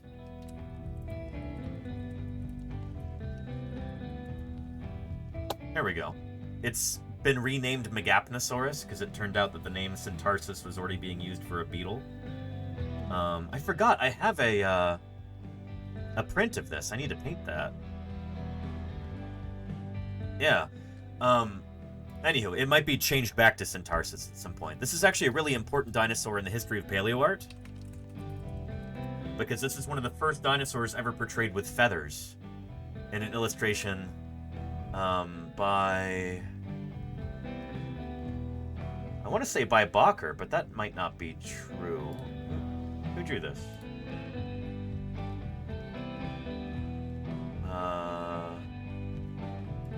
Sarah B. Landry. Drawn under the direction of Bob Bacher for the Scientific American article Dinosaur Renaissance. So this is that dinosaur, this same critter right here. One of the first dinosaurs, first non-bird dinosaurs to ever be ever illustrated, with feathers. This is back in the 1970s. Before we knew for a fact that dinosaurs did have feathers. So this was very much ahead of its time. So yeah. Yeah. Pretty neat. Anyway, Syntarsis, Megapnosaurus. That might be the dinosaur that that left these tracks. Found on 3 big toes. These growliter tracks were most likely made by a small theropod dinosaur similar to this Megapnosaurus, whose bones have been found in the slightly younger Kayenta Formation. While growliter tracks are by far the most abundant dinosaur tracks at this site, there are larger theropod tracks here as well. This track type is called Eubrontes. Yeah, that's a great name, Eubrontes. Can anybody tell me what that name means? It's so evocative. Eubrontes. What does that name mean?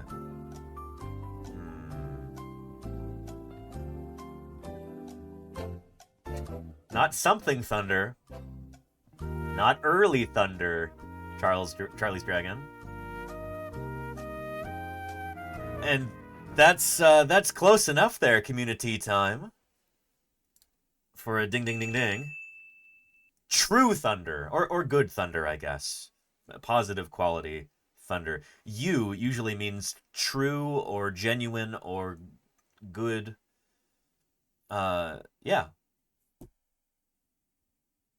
True thunder. Eubrontes.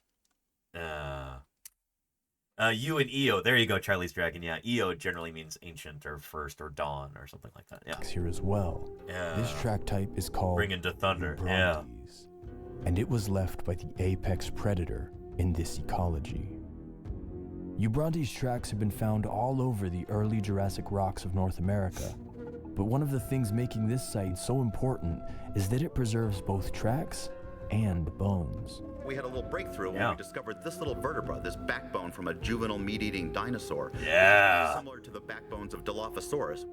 Dilophosaurus is the earliest large predatory dinosaur yet found in North America, which makes it really important to our understanding of how small dinosaurs evolved into giants.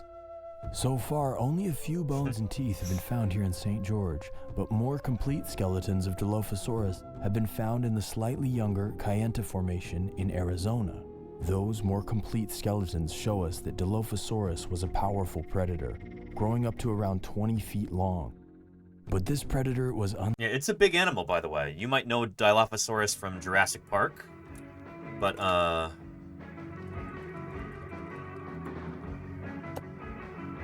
the real animal is significantly bigger and cooler, I would say, than depicted in the movie.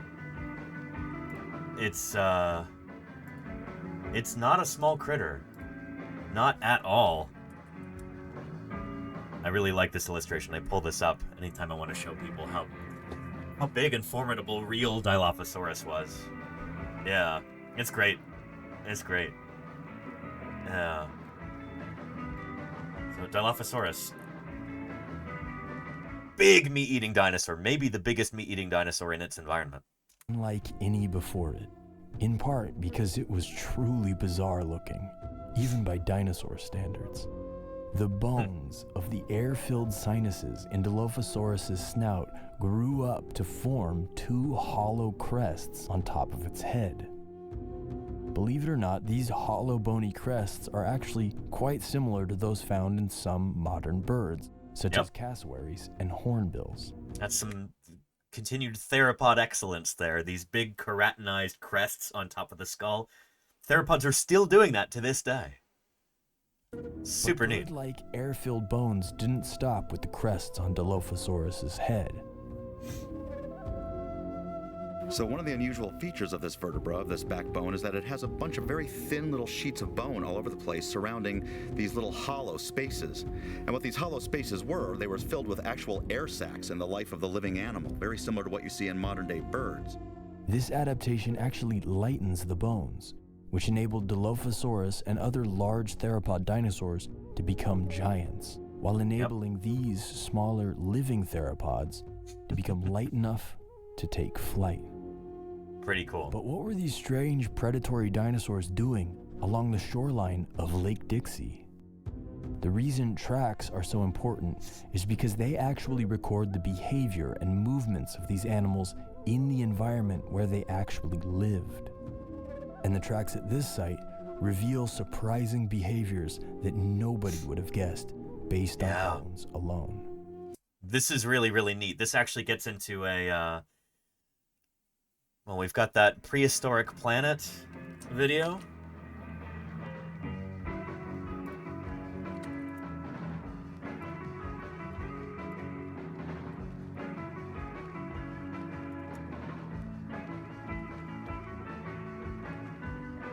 There.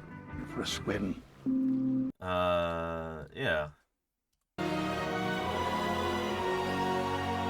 You know what? You love it. It's prehistoric planet. And, what happened with this? The skull of Tyrannosaurus rex. Surely the most terrifying hunter that ever existed. There we go. These huge teeth are evidence enough of its efficiency as a hunter, and studies of the skull have also shown that it had an acute sense of smell. Yep. But what evidence is there that it ever went for a swim? Lots of evidence, actually. Not for T-Rex in particular, but for other Tyrannosaurus theropods. rex swimming with his young may seem surprising, but like all of the dinosaur behavior in prehistoric planet, this is backed up by some remarkable science.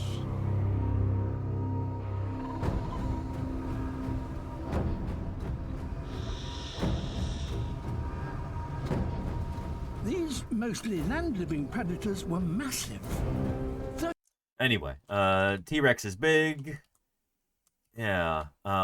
We know that these dinosaurs had hollow bones. They would have had more lightweight bodies than you would imagine. So, like, a T-Rex that's the same volume as an elephant would be larger than the elephant because it's less dense. Elephants and other mammals tend to be really dense. They're just, like, really heavy for how big they are.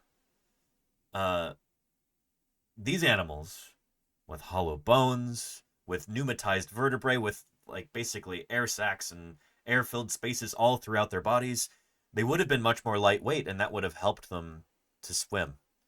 They wouldn't have had to exert as much energy in order to stay afloat, as opposed to something like an elephant. Score-like marks, known as swim traces, there we go. created when the claws of two-legged dinosaurs like T-Rex scraped sediment on the bottom of lakes, rivers, and the seabed as they swam. So I think this is actually from St. George.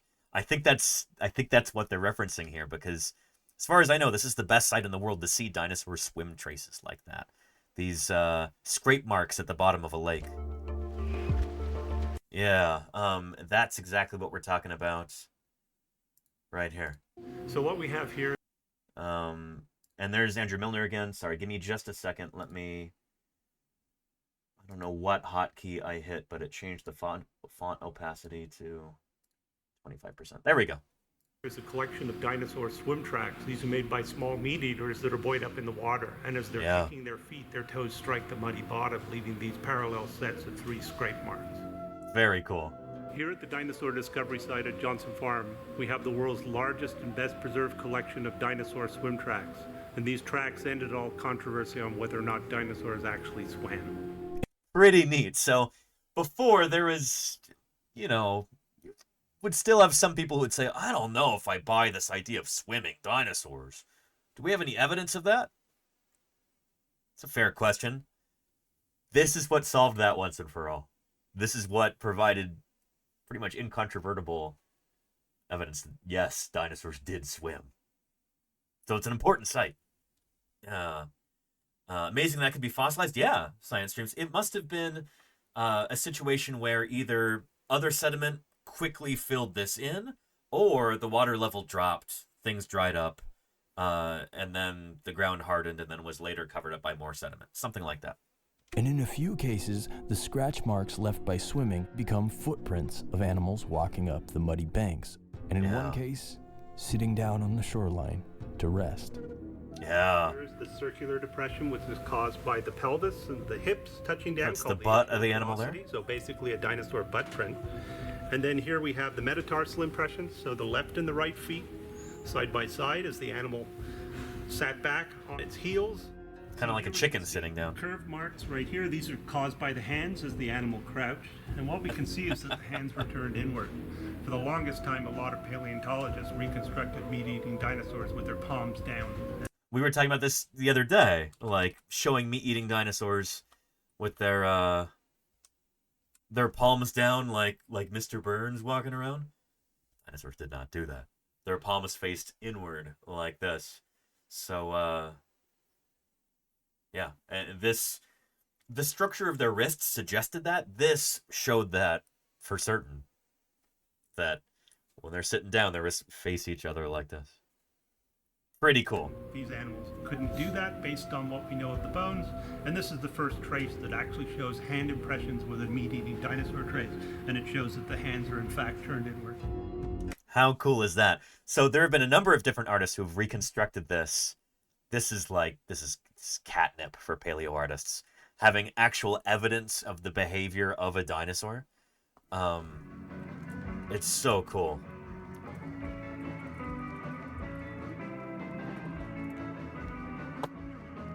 Yeah. So here is a paleo artist's interpretation of this. Sitting down, there's the metatarsals contacting the ground right there. There's that tuberosity, the butt, basically. And then there's the hands going like this. Pretty cool, right? Yeah. And Zul wants to know, do we know the furthest water depth dinosaurs could swim? We don't. Most reconstructions that you'll see will be dinosaurs...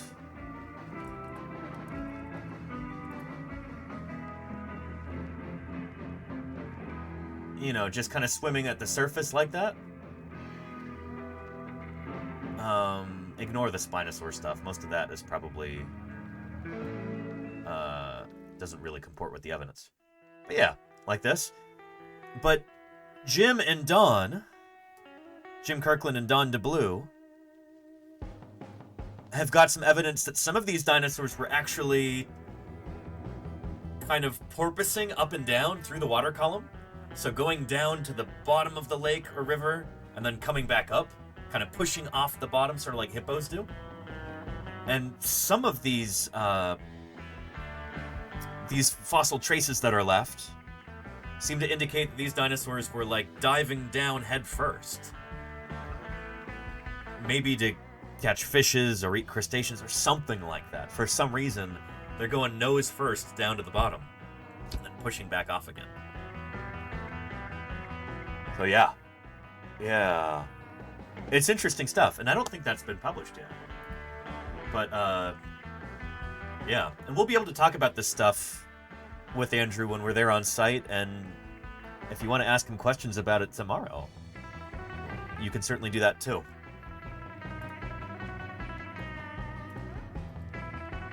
But, anyway, back to our video here. Paleontologists reconstructed meat-eating dinosaurs with their palms down, and these animals couldn't do that based on what we know of the bones.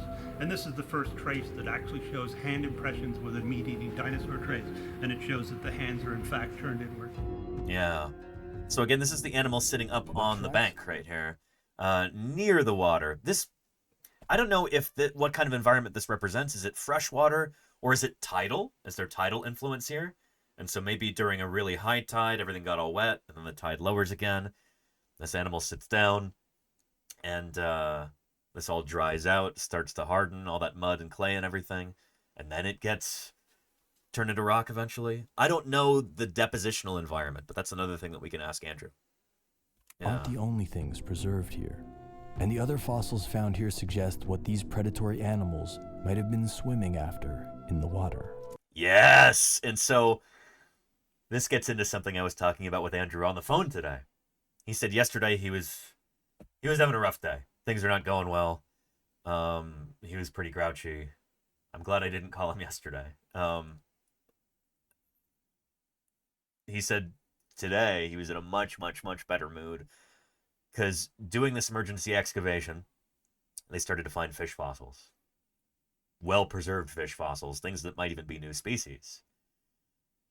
That's pretty exciting. And so a big part of the excavation is going to be digging up many of these fish fossils. Things, ray-finned fishes, kind of typical fishy fishes. And then lobe-finned fishes, too. Things like maybe lungfishes, maybe even some coelacanths, which would be super, super cool. So, yeah, I'd be jazzed for that. Yeah, holy moly. All right, what we have here is a meat-eating dinosaur tooth, a theropod dinosaur tooth that was found here at the site. What's unusual about this tooth is that most meat-eating dinosaur teeth have little serrations like a steak knife going down the edges. This one is lacking those. Instead, it has these little blank patches where those serrations should be. This indicates that the serrations have been worn off of this tooth while the dinosaur was still alive. And that suggests it was eating something very rough, probably fish that were very heavily armored, such as the ones that lived in Lake Dixie 200 million years ago at this site. Many of the tracks here are preserved as natural casts. Natural casts are formed when a layer of mud or sand flows into a footprint. And here, hang on a second. Claire, that's the paper one behind me right here. Yeah, coelacanth is this kind of fish. One of the coolest animals around today, if you ask me. We'll go over the story of the coelacanth later if you'd like to, but these guys go back to long before the dinosaurs. In fact, all animals walking around today on land that have bones are descended from an animal not too different from the coelacanth. It's from the lobe-finned fishes.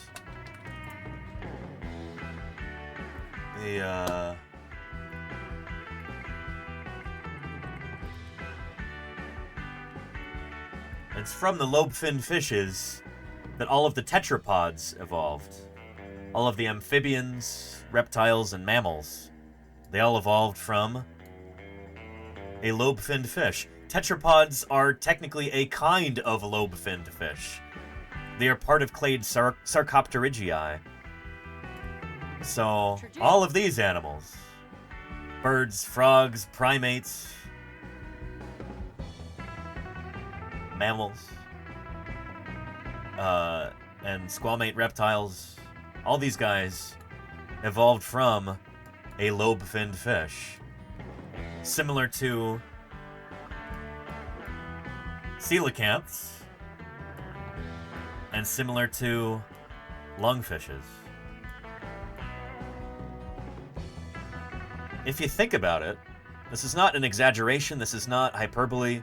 We are a kind of fish. We and all the other animals with bones are a kind of fish. Fish and vertebrate animal are synonymous. All vertebrates are a kind of fish, basically. And so, yeah, these animals are incredibly, incredibly cool. And are probably going to be finding some of their bones. Lobe-finned fishes like this in St. George when we're there.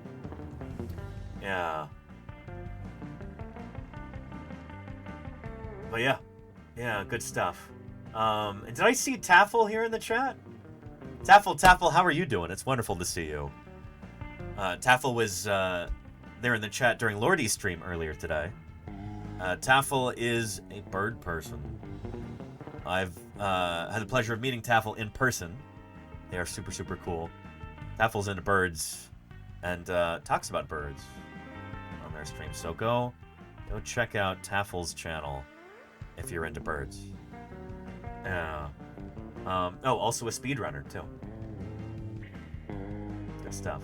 Doing so well? Enjoying the weather today? Glad to hear it, Taffel. Glad to hear it. We will not be finding any bird fossils when we're in St. George, presumably. Don't think birds had evolved yet at this point. It'd be extraordinary. Like, it would be headline news all over the world if we found a bird fossil here, because it's before birds are supposed to have evolved. But, yeah, we will be finding footprints and then the bones of fishes. Like this, I think this is a semi-anodid fish right here. Something similar to like Lepidotes or Sheenstia. Something very rough, probably fish that were very heavily armored, such as the ones that lived in Lake Dixie 200 million years ago at this site. I love lungfish. Many of the tracks here are preserved as natural casts. Natural casts are formed when a layer of mud or sand flows into a footprint and fills it up. Yep. Millions of years later, when the two layers of stone are separated, sometimes they separate so perfectly that the three-dimensional form of the animal's foot can be seen in the natural cast. Very cool. And so in order to do this, you need two different kinds of sediment. It's either clay that gets filled in by sand or sand that gets filled in by clay. But you need a difference in the lithology there so that you can get a nice clean split, if that makes sense. So right here, this is almost a little bit misleading. Maybe this is clay down here and it gets filled in by sand, but yeah. It would have been nice if they were different colors or something. Not criticizing the video too much. This is brilliant work by Brian. Goes into a footprint and fills it up. Millions of years later, when the two layers of stone are separated, sometimes they separate so perfectly that the three-dimensional form of the animal's foot can be seen in the natural cast. Very cool. Further adding to the bird-like character of these animals is the fact that some of these tracks also preserve detailed impressions of dinosaur skin. Yep. Which looks just like the scaly skin on the feet of modern birds. The reason why we have such great preservation at this site is because of the high clay content that the animals stepped in. So perfect for preserving skin impressions and real nice details and footprints. Yep. The museum you're about to explore is a portal into an ancient world where forests, rivers, and sand dunes interacted with a vast system of lakes and recorded in their mud and sand the bones and behaviors of the first large predatory dinosaurs, hunting, swimming, and displaying bird-like adaptations millions of years before the first birds had even evolved. Yep. Welcome pretty darn cool to the strange world of the early Jurassic. Yeah. Oh man, exciting. So I'll give you a link to this video right here. And again, the reason why we're watching this is because I'm heading there in, looks like a couple weeks, to help with an emergency excavation. Right across the street from the museum, this fossil site continues, and there's a patch of land that is actually slated for destruction right now. The city owns this property, the city of St. George, Utah, and they've decided that they're gonna bulldoze this particular area across the street from the museum, an area that's got a ton of fossils in it. They're gonna destroy it and build an electrical substation there. It doesn't look like there's anything that we can do about this. The city's made their decision. And so what we have to do is get in there and excavate as many fossils as we possibly can, record as much data as we can, try and salvage these things for science. And so today we're talking about this. Tomorrow I'm going to bring Andrew Milner on stream for an interview, so you can get this information straight from him, and he can talk about why the site is so important and how we can help out.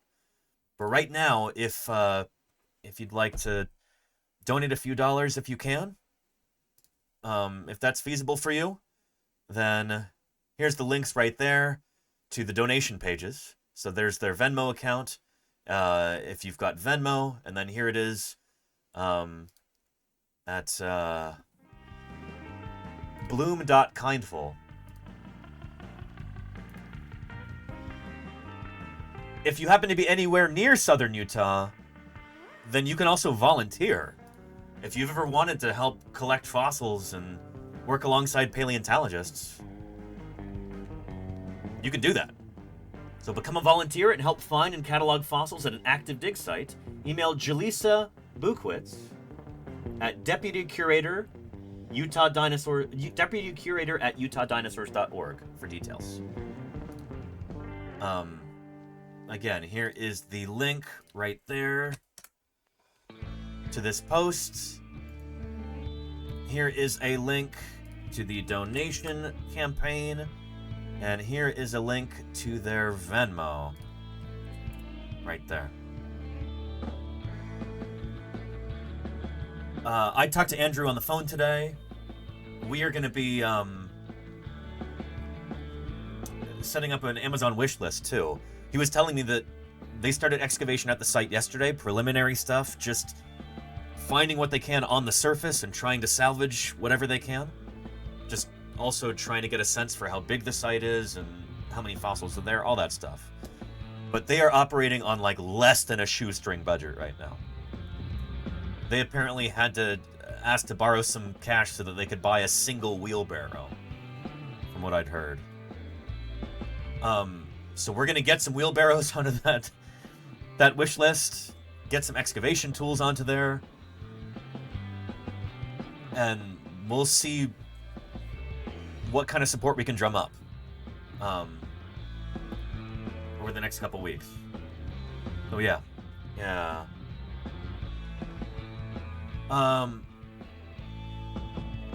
But yeah.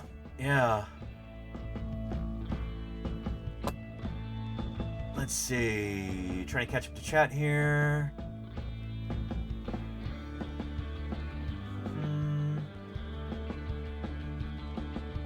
Zool had a question. Are there any known dinosaurs that were perhaps transatlantic in terms of ocean crossing? I mean, yeah, we had dinosaurs on both sides of the Atlantic that were the same, but that's because the Atlantic Ocean only started to open up in, like, the Jurassic period. So, here.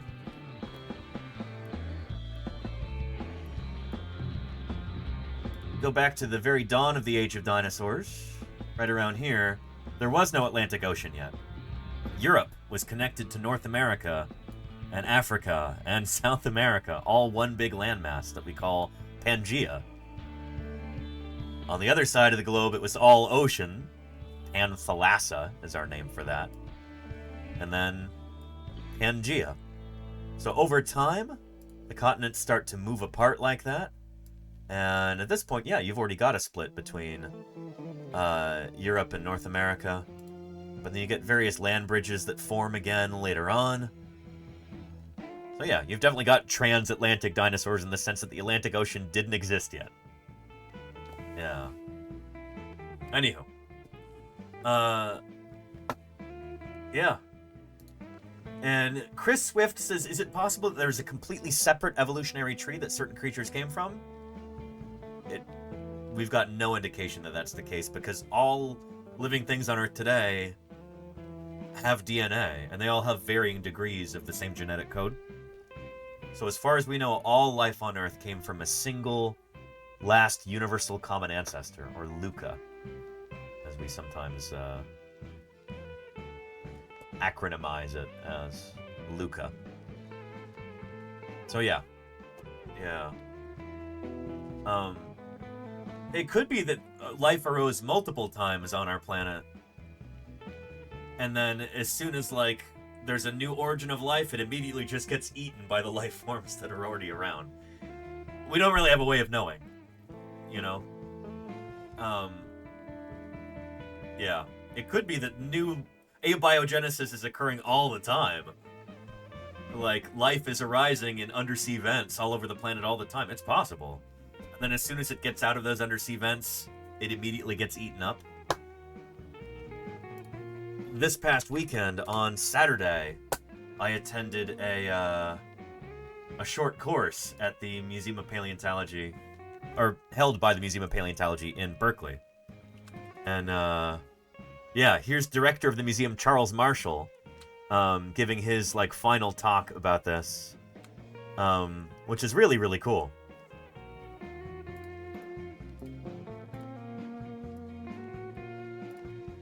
So trying to figure out, maybe life originated in these undersea vents, things like black smokers. Yeah, fascinating stuff. I learned a lot. It was really cool. The whole series is basically going from, well, here. The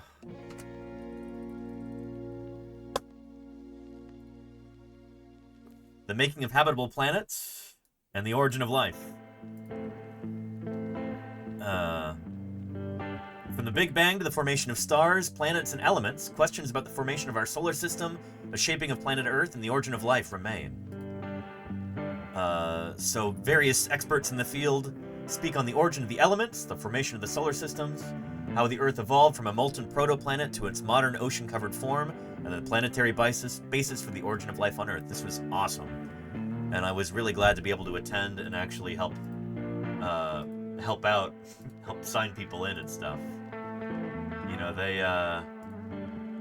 they gave me a name tag, you know? It's official. It was great. Anywho, yeah. But yeah. Charlie's Dragon says, I've been playing a game where you start as Luca and evolve as a single-celled organism. It's called Thrive. That actually sounds really neat, Charlie's Dragon. I should check that out. I know we don't do a lot of games here. But, yeah.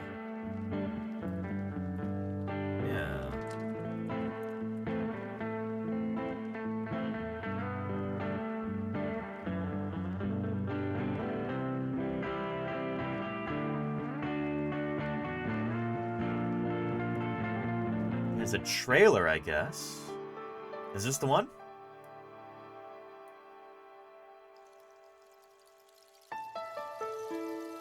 Is that it, Charlie's Dragon?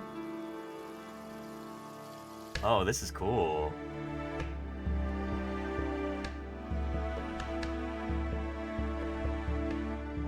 Nice. Very cool. We might have to do this one of these days.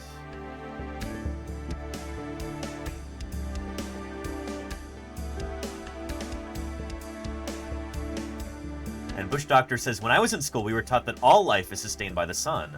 This is before they really did the research on thermal vents. Yeah. This was in some of the presentations on Saturday. And that was a revelation that, like, holy cow, there is life that's independent of solar radiation.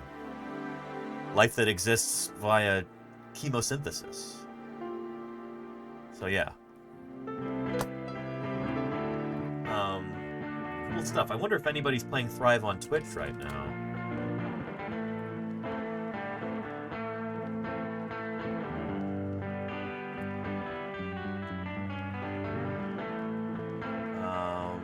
I don't even know if it's a category, is it? Nope, there it is. Very cool. Thrive is a free open source game about the evolution of life.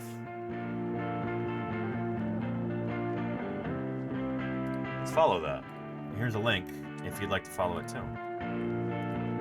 Yeah. Very cool. Anyway. Yeah, super cool. I'll have to play that one of these days on stream. I think that'd be a lot of fun.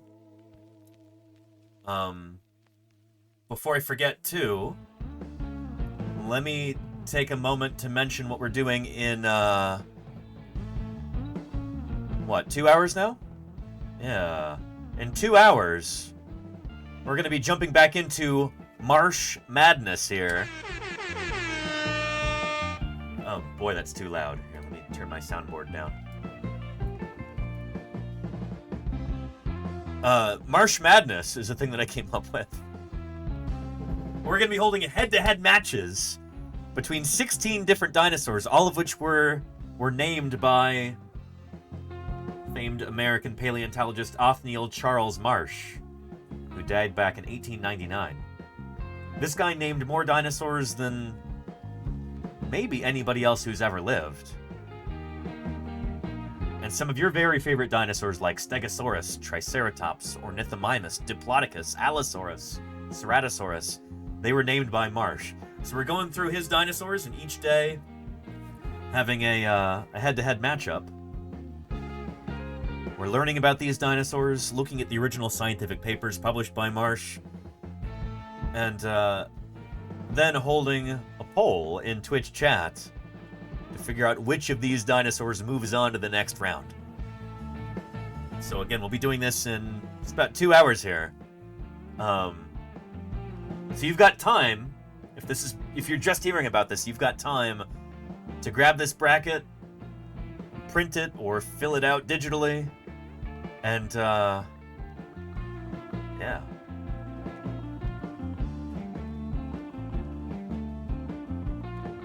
Come up with your predictions as to who will win, and then we'll compare that to what actually happens. So, here we go. Here's my bracket right here. C. Ken, thank you for the 300 bits. Appreciate that. Thank you. Yeah. Anyway, good stuff. Yeah. Yeah. Anyhow. Let me scroll down and new 2-point museum game. I don't know what that is, Asteria Marie, but welcome. Good to see you. What's that new museum game? Yeah. And Zool says, are dinosaur footprints in theory similar to human prints and that no two prints are alike? I suppose, but that would require like perfect preservation of tracks to be able to tell individual dinosaurs apart. And we never get perfect preservation. Also, dinosaur pedal digits, dinosaur toes, are scaly. They're not like, you know, human digits where we've got those prints that are, you know, in the skin. We've got, you know, relatively soft skin. Dinosaurs generally had pretty scaly skin. At least the skin that wasn't underneath the feathers. But yeah. Yeah. Anyway. Yeah. Oh, that's neat, Asteria Marie. Okay. We've done another game called Dinosaur Fossil Hunter. That is, you work for a fossil museum, you excavate fossils and stuff. It's a really, really charming little game. The devs from that contacted me and asked me to play it, gave me a code for it and everything, and if you go to the Steam page for Dinosaur Fossil Hunter, there's video of me playing that on the Steam page, which is cool. That's how a number of different people were able to find this channel, was through that. So yeah. And Bon Gripper 420, it says Dino Path Trail demo is out, and it's really good, cute dinos in it. Interesting. Okay. Thank you, Bon Gripper. What is this?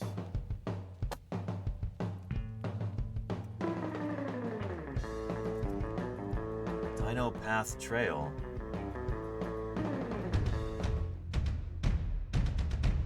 Oh, interesting.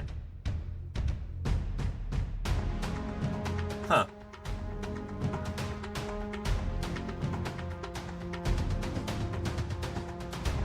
Oh, you're shooting dinosaurs and stuff? I don't know if I'm into this. Yeah. That interesting stuff. So it's like a Wild West kind of shoot 'em up game. Featuring dinosaurs. Interesting. Yeah. Maybe not for me, but cool. Yeah. Anyhow. Yeah.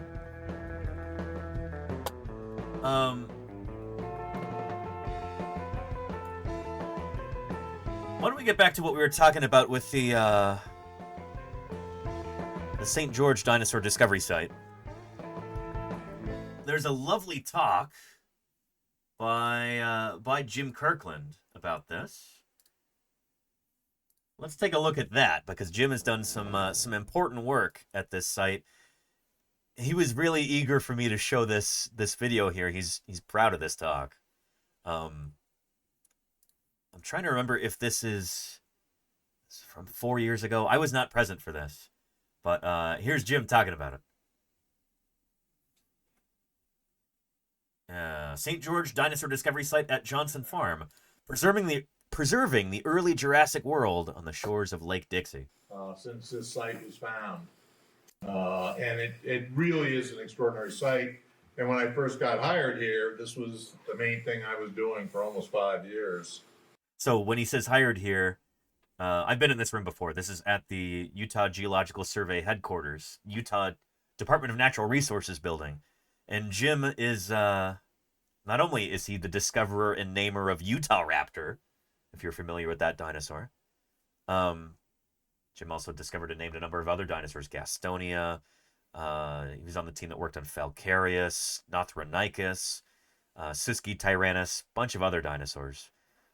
Jim here has actually named more dinosaurs than almost anybody else alive today. I think about 20 different dinosaurs. It's a good number. Jim is the official state paleontologist for the state of Utah. And as he said, when he first got hired onto the state of Utah as the state paleontologist for the state of Utah, this is one of his earliest big projects, is helping establish this as like a protected fossil site. So let's see if I can get this. Okay, page up. For anybody who's seen a scientific talk in person before, this is often how they start. It's like, all right, how does the clicker work? Why did it do that? Why aren't my slides advancing? It's how it always goes. It's, a little ritual before you start a scientific talk. Page down, does that work? Oh, page down is how you go forward. All right. You've all seen this more times than you can stand, I'm sure. We have the best dinosaur record anywhere in the United States, clearly, and almost the best record anywhere in the world. England's actually fairly competitive with us. Not anymore, I think. But otherwise, the U.S. is really passed them up. stands alone. And I want to, okay. Oops. That's interesting. Do I get to move that? More of the ritual. Oh, that's different. The pointer is Okay, folks, here's the pointer. Okay. Down, down, down, down, down. Over. So this reminds me, when we had our science roundtable, like our scientists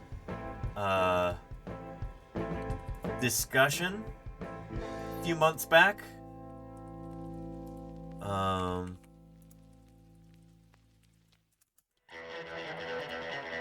if I can find that.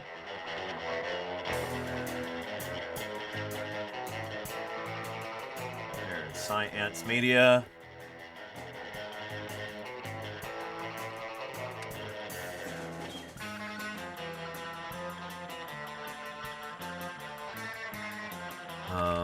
Panel? Anyway, some of you are here for that.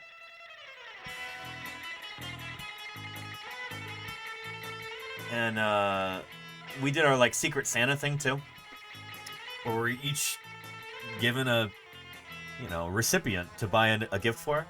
I got Lita of Science Streams, and I was racking my brain thinking like, what do I get her that she could actually use? It wouldn't be like a gag gift or something.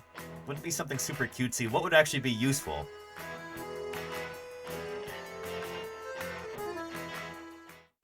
What do you think would be a good gift for a scientist, chat? What would be something useful?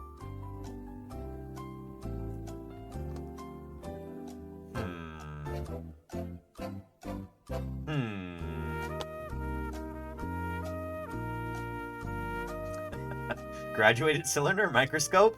I'm sure Lita's got that stuff already. A paycheck, I wish, Murph. Yeah. Money, says Deathsaurus? I wish I had it. I got her a pointer and slide remote for scientific talks. I found the best reviewed one that I could online, one that worked. It had a little USB dongle so that you could plug it into whatever computer as long as it's got a USB port, and it should advance the slides flawlessly. Because I've given so many different scientific talks where like these remotes seem to be different. Like each one is its own special little snowflake. You never know how it's going to work. So sometimes it's best just to have your own. So that's what I got for Lita. She unfortunately wasn't feeling well during the event, so she didn't open it live on stream. I really hope that she found it useful. I haven't heard about that since then, but I need to ask Lita or Belint about that soon. But anyway, Jim could have really used one of these right here.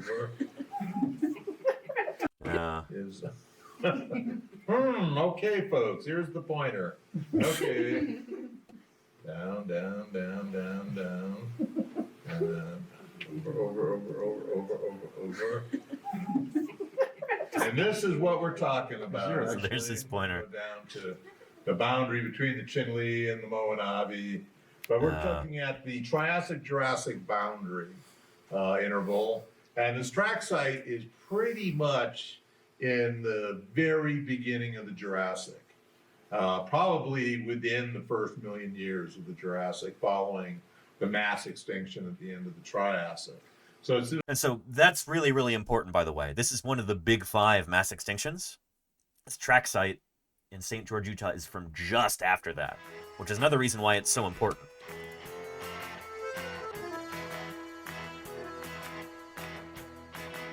The big 5 mass extinctions, which, you know, we can argue about just how important each of these are and what actually constitutes a mass extinction. It's not a very well-defined term.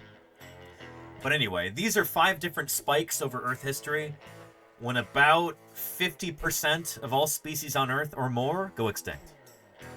So we've got the end of the Ordovician, which I think is actually like a 2-pulse extinction. The late Devonian extinctions, end Permian mass extinction. That's when like 96% of all of Earth's species died out. That's why it's called the Great Dying. Then you've got the end Triassic, at the Triassic-Jurassic boundary right there. This is the one we're talking about. Is This one right here. And then, of course, you have the end Cretaceous, when the dinosaurs all go extinct, except for a handful of birds that would go on to kind of take over the world. But at the end of the Triassic period, dinosaurs who before had been... They were certainly on the rise, they were certainly on the come-up, but they didn't yet rule the world. Then this extinction event occurs, and dinosaurs seize the opportunity. They become the dominant land animals on our planet. They become predominant on the land. So at the very beginning of that time, you have this. So this track site in St. George, Utah is from that time when the dinosaurs have just taken over. So it's important in that regard. The Jurassic following the mass extinction at the end of the Triassic. So about 200 million years ago, says Charlie's Dragon. Here, let's look it up. The Triassic-Jurassic boundary. Right here. Boundary between the Triassic and Jurassic periods, right there. That's at about 201.3 million years ago. So yeah, right around 200.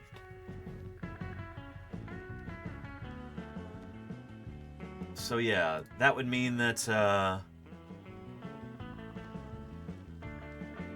these rocks would be from about the Hatangian age, or Hatangian stage, whatever terminology you want to use there. So yeah. Yeah. And Vanpak says, what does tracks mean? Why is it named that? A trackway, so fossil footprints.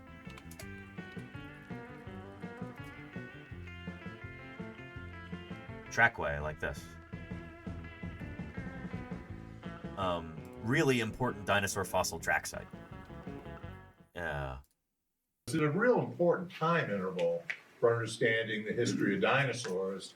In fact, if you've seen talks by Randy Ermis and others working in the Triassic, they go out of their way to really get across to you there aren't many dinosaurs in the Triassic. There are rare elements in the Triassic.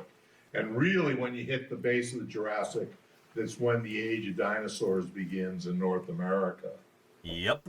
So let me show you. There we go. A Triassic ecosystem. When the dinosaurs are first kind of starting to evolve and then later become common. This is an environment, this is the Stegosaurus Formation, Argentina. About 225 million years ago. Maybe closer to 230, something like that. But most of these animals are not dinosaurs.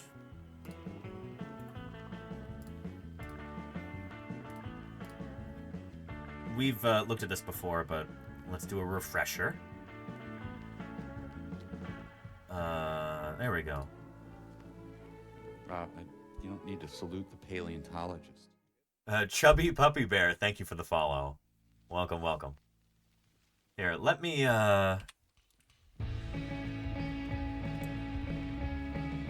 Actually, no, I don't want to do that. It's,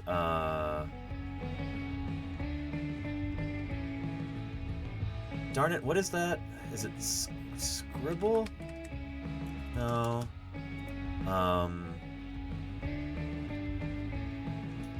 What's the name of the Windows application where you can... Snip and Sketch, that's it there.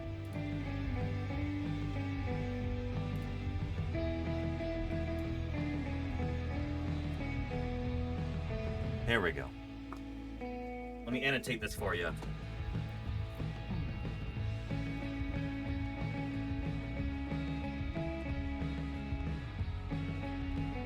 So the only critters on here that are dinosaurs are this guy, maybe this guy, these two guys, end of list. All the rest of these guys are other kinds of critter. They're either ancient mammal relatives, like the Dicynodonts right here. They're another Dicynodont right here. They're kind of crocodile-y type guys, like Saurosuchus right here, Pseudochampsa, this Aedosaur. Yeah, anyway. The point is, only a few of these are actually dinosaurs. This guy, this guy, this guy, and maybe this guy. We're not totally sure if Pisanosaurus is a dinosaur or a silosaur. Maybe silosaurs are dinosaurs. But anyway, the majority of the animals in this environment are not dinosaurs. And then you have this extinction event at the end of the Triassic period, when all of those guys, almost all of them, go completely extinct. And dinosaurs survive and are able to take over the world after that. That's the importance of this site, is it kind of shows things after that big catastrophe. Does that make sense? Yeah. And not Mask for Mask says, who's the diva in the blue silhouette? She's just there for scale. We'll say she's a paleontologist.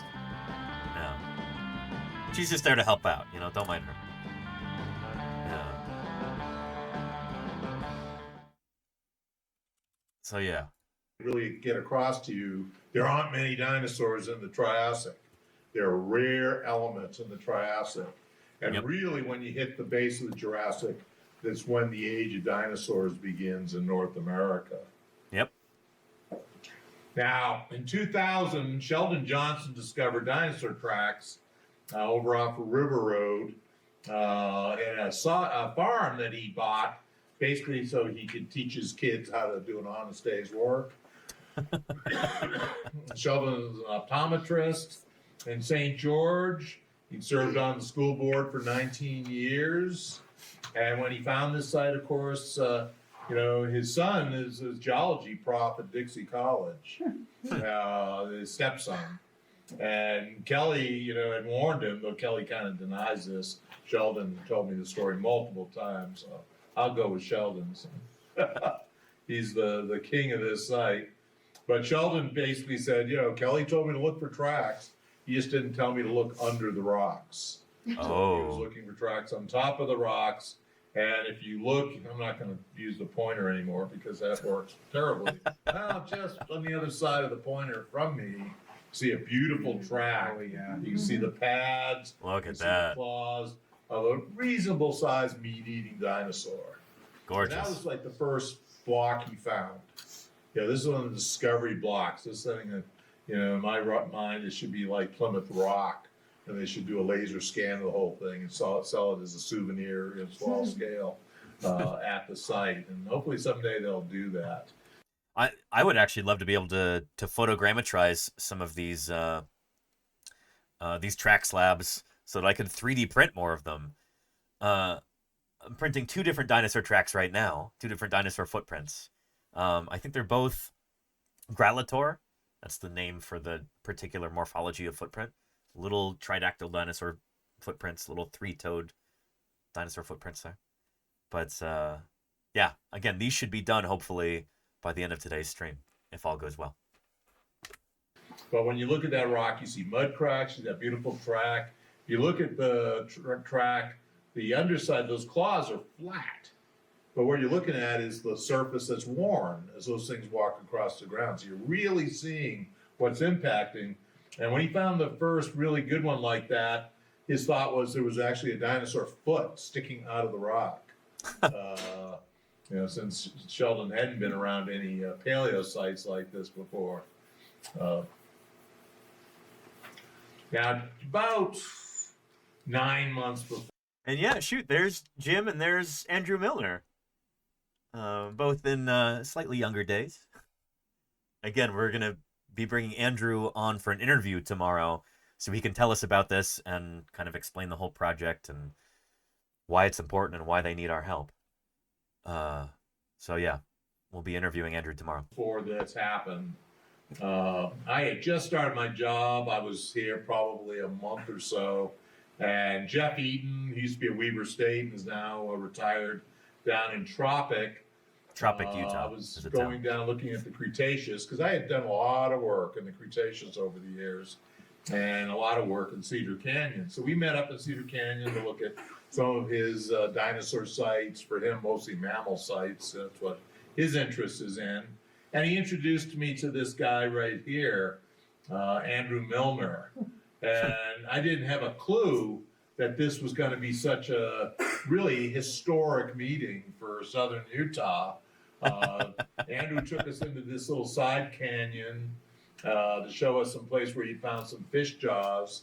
And while we were looking for fish jaws, we found a whole pile of stomatopods, which are mantis shrimps. Yeah. And if any of you have seen specials where they talk about mantis shrimps, you know, the way they flip their arm is one of the fastest animal motions on Earth. It's really, really cool. Here, let's take a look at a video of that real quick, because it is wild. Mantis shrimp punch.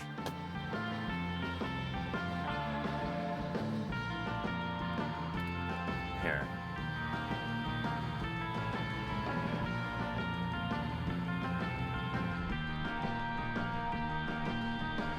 So this is in slow motion right here. He's winding up. And then... Bow! That's pretty impressive. There.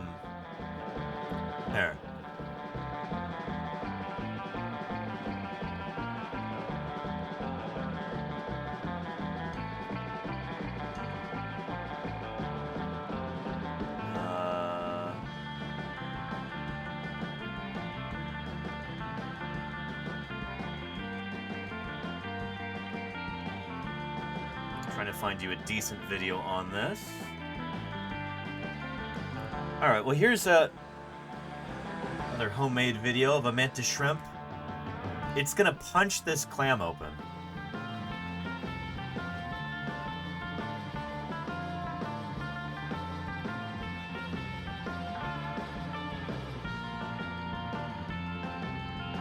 So it's kind of feeling the edge. Just doing a few little test punches here.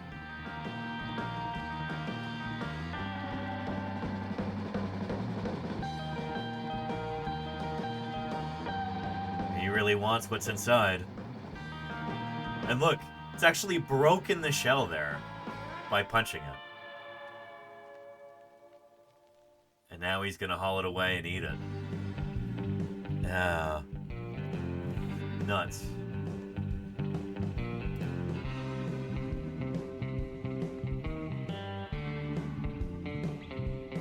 Here, let's take a look at this right here.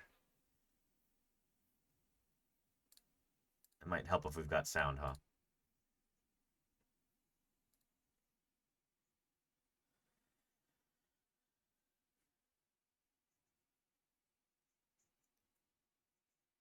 Huh.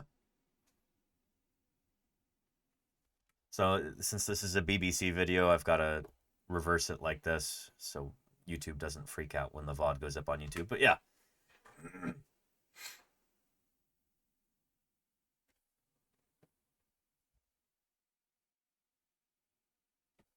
And Starman says, are mantis shrimp represented in the fossil record? Yeah, that's why we're talking about this. Again.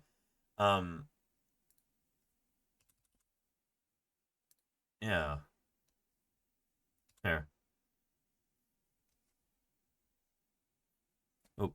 Mantis shrimps. And if any of you have seen specials where they talk about mantis shrimps, you know, the way they flip their arm is one of the fastest. That's why we're talking about this right now. Yeah. Here we are.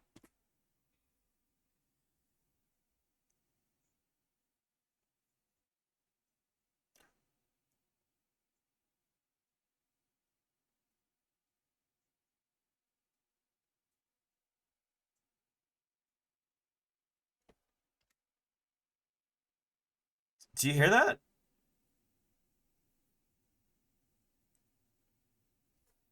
So his boss, maybe his advisor in the lab, had his thumb split open by one of these guys watching it.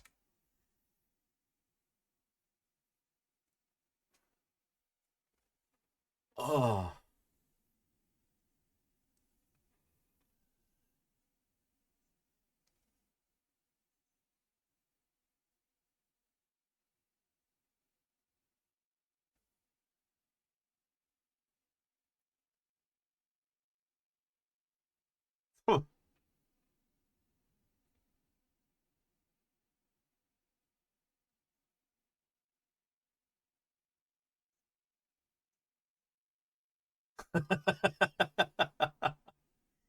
Such cool animals.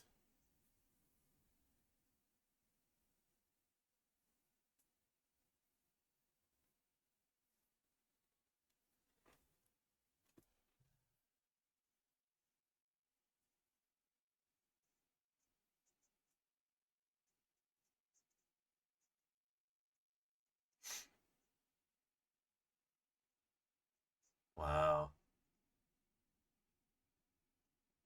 And they create cavitation, right? I think so, Claire. Yeah. Yeah.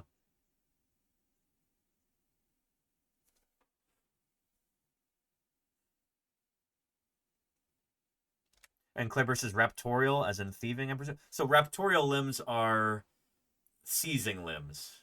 Yeah.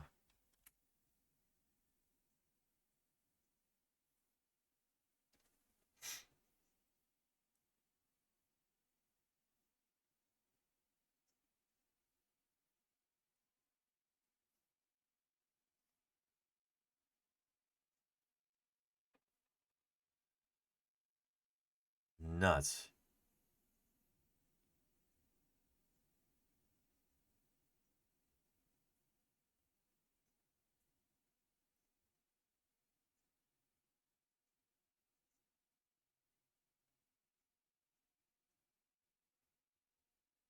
Ah.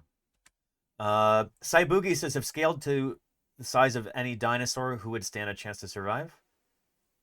Well, I mean, that's the thing, is that you kind of couldn't scale up a mantis shrimp to the size of a large dinosaur and have it still work the same way. Like, the whole process would kind of break down. It works because it's so small, basically. So yeah, sorry to give you an answer that's like, you know, womp womp. But yeah, you couldn't have a mantis shrimp that big and this process still work in the same way. It wouldn't. But these animals did live alongside dinosaurs and were presumably eaten by some of these dinosaurs. They lived in the same environment, and that might be, if these animals are particularly common there, it might be that dinosaurs are wandering into the shallows to eat them. So yeah. Yeah.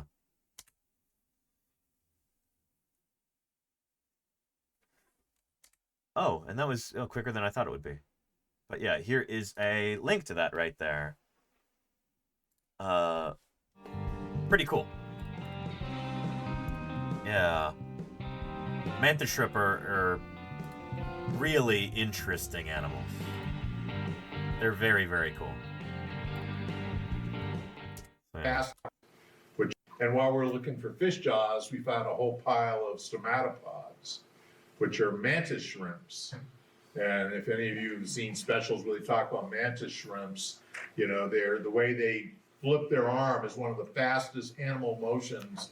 And Lee Unicorn says they are very vulnerable during molting. So we lost our mantis shrimp during a second molt. Oh, it was so sad.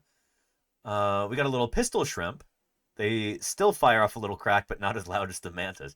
Interesting, Lee Unicorn. Interesting. Yeah, there are people that keep these critters as pets in home aquaria. It's they're very cool animals. On Earth. These things, you know, crack open shells with these special claws that have been turned into hammers. And they're quite remarkable. This site was full of them. I mean, complete. They weren't big ones, but you know, up to 2 inches long, and the rocks were loaded with them. Andrew had sent some of these off to a specialist in crustaceans, and unfortunately, they did some work on them, but when they sent them back, they didn't pack them right, and they were all destroyed. But the site, you know, sometime we need to go back in there and collect more, you know, because they're. So that might be.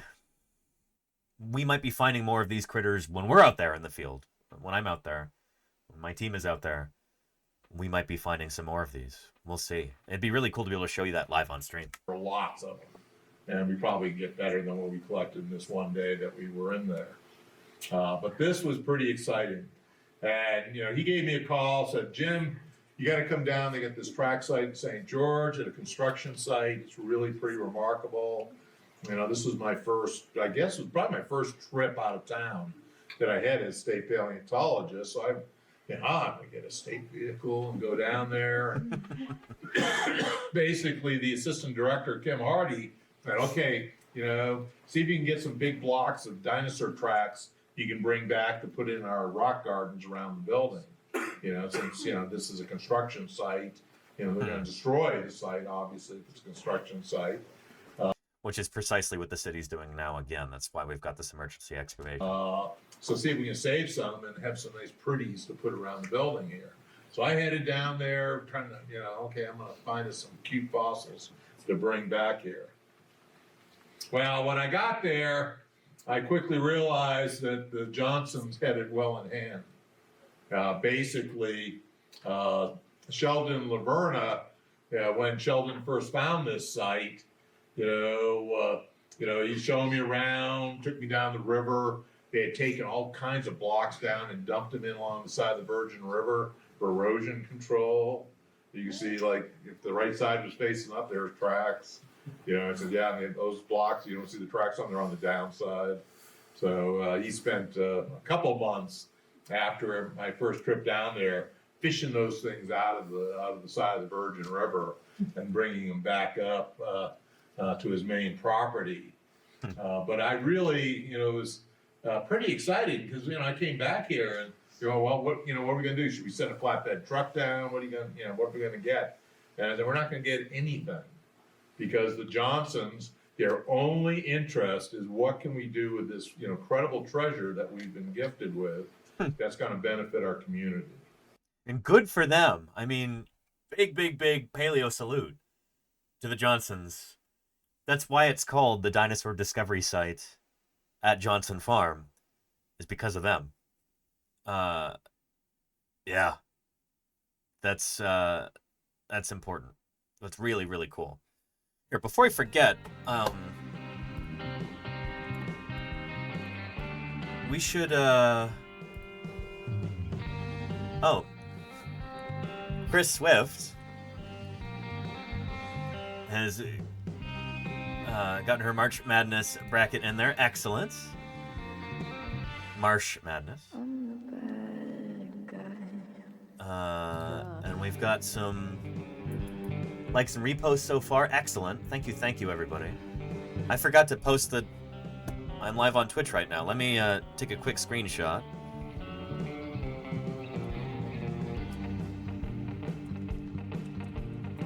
I keep forgetting to do this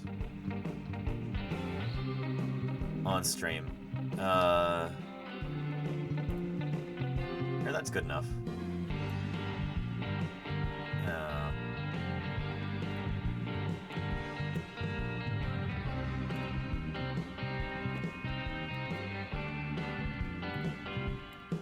Save as.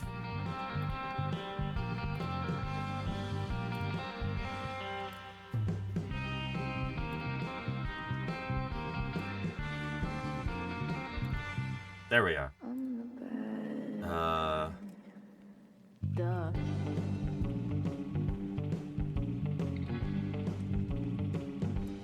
Let's see.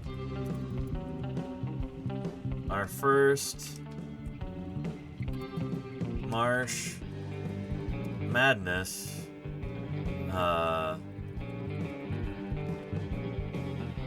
is coming up.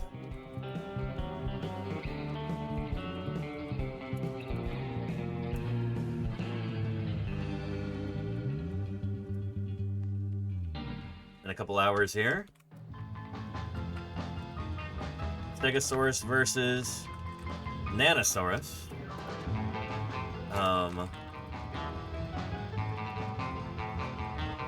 But first we're talking about the emergency excavation at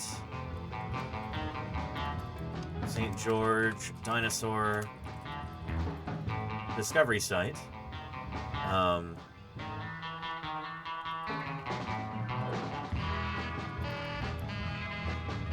why these fossils are so important.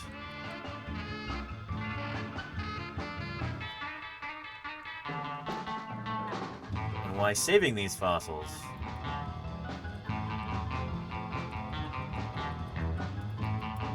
is so important.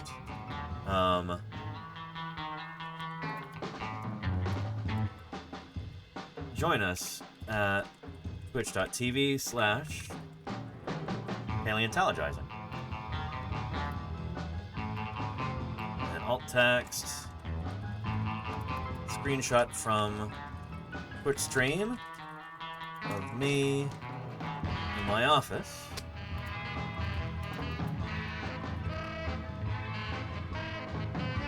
With a 3D printed Allosaurus skull behind, plus a coelacanth model, and a goofy little LED light sauropod.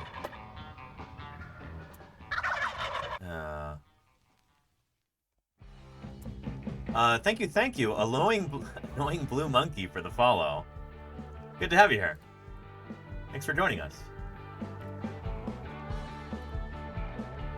There's a link to that post right there, in case you'd like to engage with it. Hello, sweetie pie. How are you doing? Why shaking? That bracket has been submitted by proxy. Good, Placoon's Mustard. Excellent. Excellent. And Claire Burr, it's okay. I do need to remember this on my own. Yeah. Anywho, sweetie pie, how are you doing? She's come to collect rent. Oh, my landlord's here. Huh. Yeah. We've got 2 of the 3 resident felines in this household on stream today. If we get super lucky, maybe we'll get moon pie too. But, hello, sweetie pie. Hello, hello. How are you? Yeah. You've come to collect? Yeah, okay. I'll pay up, sweetie pie. I'll pay up for you. Sweetie pie wants her protection money.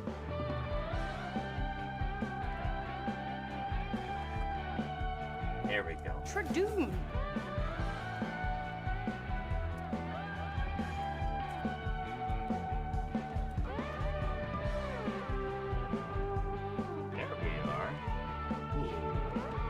Good stuff. Nice.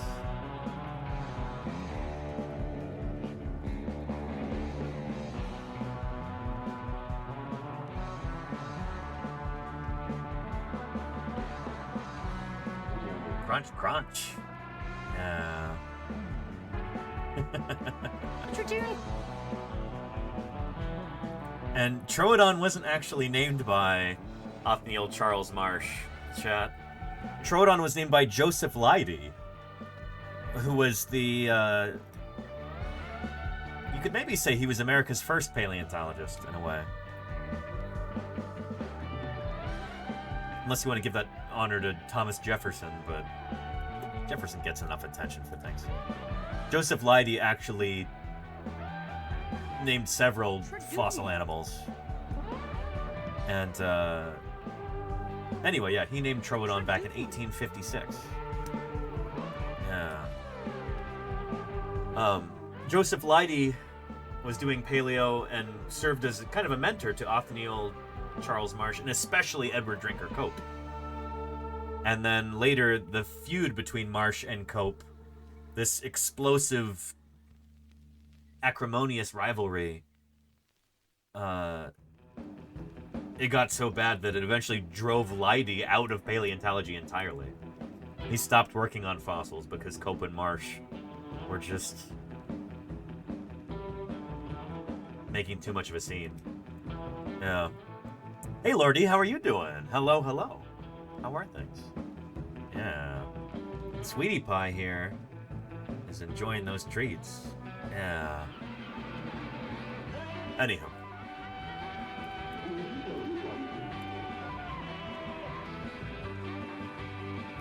Oh, thank you, Claire. Oh. Oh no. We have a MarshMadness bracket entry from Plockman's Mustard. Plockman's Mustard.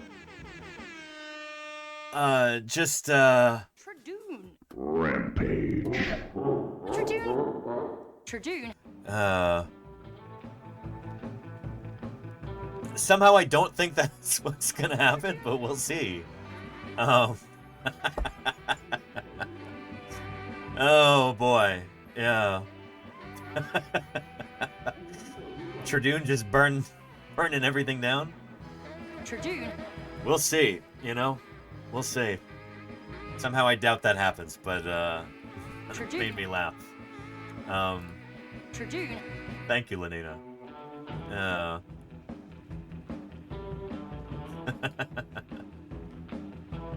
Tribune. Yeah. Tribune. Tribune. Anyway, I forgot to... Here, let me grab the text from this. Tribune. Here.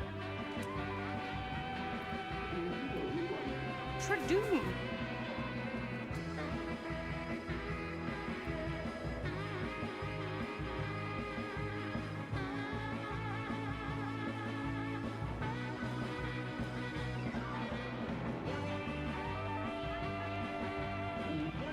Oh, and this didn't actually work properly. Shoot. It's annoying. The link... Here. Let me grab those links. I gotta open up a new tabs, and that way I can actually grab the links there.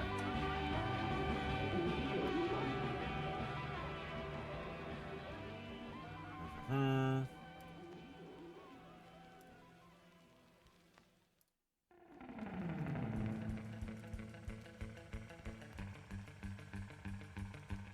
then there's the Venmo. Okay.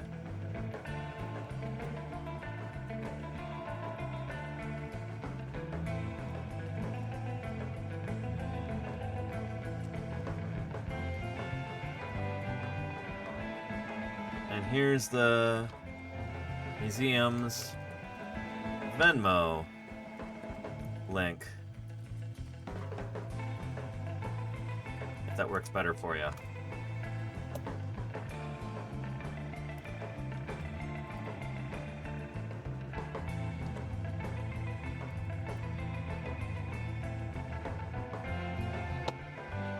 I need the saluting emoji here. I do have it, right? Oh, maybe not.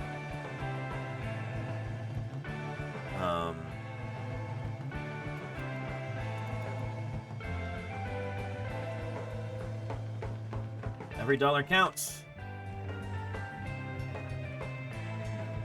There we go. Good. Yeah.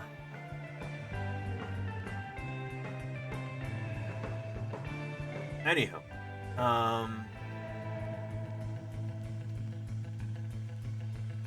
did we alt text? You get torn apart on Blue Sky for no alt text? I was just reposting this, Lordy, and there's no image for it. So yeah, there's no opportunity to do alt text with a retweet or repost, whatever you want to call it.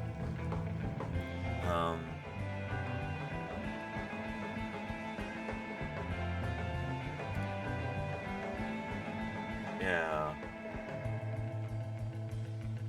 Anywho, let's get back to our video with Papa Jim about this site. He gave this talk 4 years ago. This would have been 2021, presumably. This is at the Department of Natural Resources facility in Salt Lake City. Jim was instrumental in helping get this site off the ground in the first place, establishing it as a protected site, making sure that it was available for scientific study. So I'm going to play this. I'm going to run to the bathroom real quick. I'll be right back. So you all behave for Jim here. You know, this is, you know, basically a great American success story, this whole site. The rest of this talk is success, success, success, one after another. If everything worked this well, it would be a wonderful place, let me tell you. But if you look at that track, I got labeled as intriguing track. You look at that thing, and the toes look blunter than the one down below. You see the track said they're longer toed. So So I'm looking at that and I was thinking, oh, that looks like an ornithopod, a plant-eating dinosaur tract. Doesn't have the big long claws on it. You know, this is pretty exciting because these would be the oldest big ornithopod tracks ever found. So I called on Martin Lockley to come down there, and we went down. The guy in the blue hat's Rob Gaston. The guy in the pink hat is Martin Lockley. And Sheldon, you know, as everyone tells me down there, they're all like tying Sheldon up to keep him from just flipping over more rocks and cracks. You know, we want to map these. We want to record what's going on with his site. So we mapped the surface. There was a real nice line of joints. If you look at the map here, you can see there's rectangular things. Those are the blocks, and you can just see the cracks. You know, get the track hoe, put it in the cracks, pop them up. You know, those are the size of the blocks. So knowing that, we could really map the site pretty well as we were flipping the tracks over. And as we were working, you know, Andrew and I were looking, you know, closely at some rippled areas, and we realized there are tracks on top of the main layer as well. So it's like, do we want to flip them all, or do we want to look at some of this and do some work on this surface as well? So we took one end, flipped the tracks up, mapped them, and then we just basically uncovered more of the surface on the main track level and mapped those tracks as well. And Rob Gaston was there? Yeah, all the stars are here, Claire Burr. Yes, indeed. Rob Gaston is, well,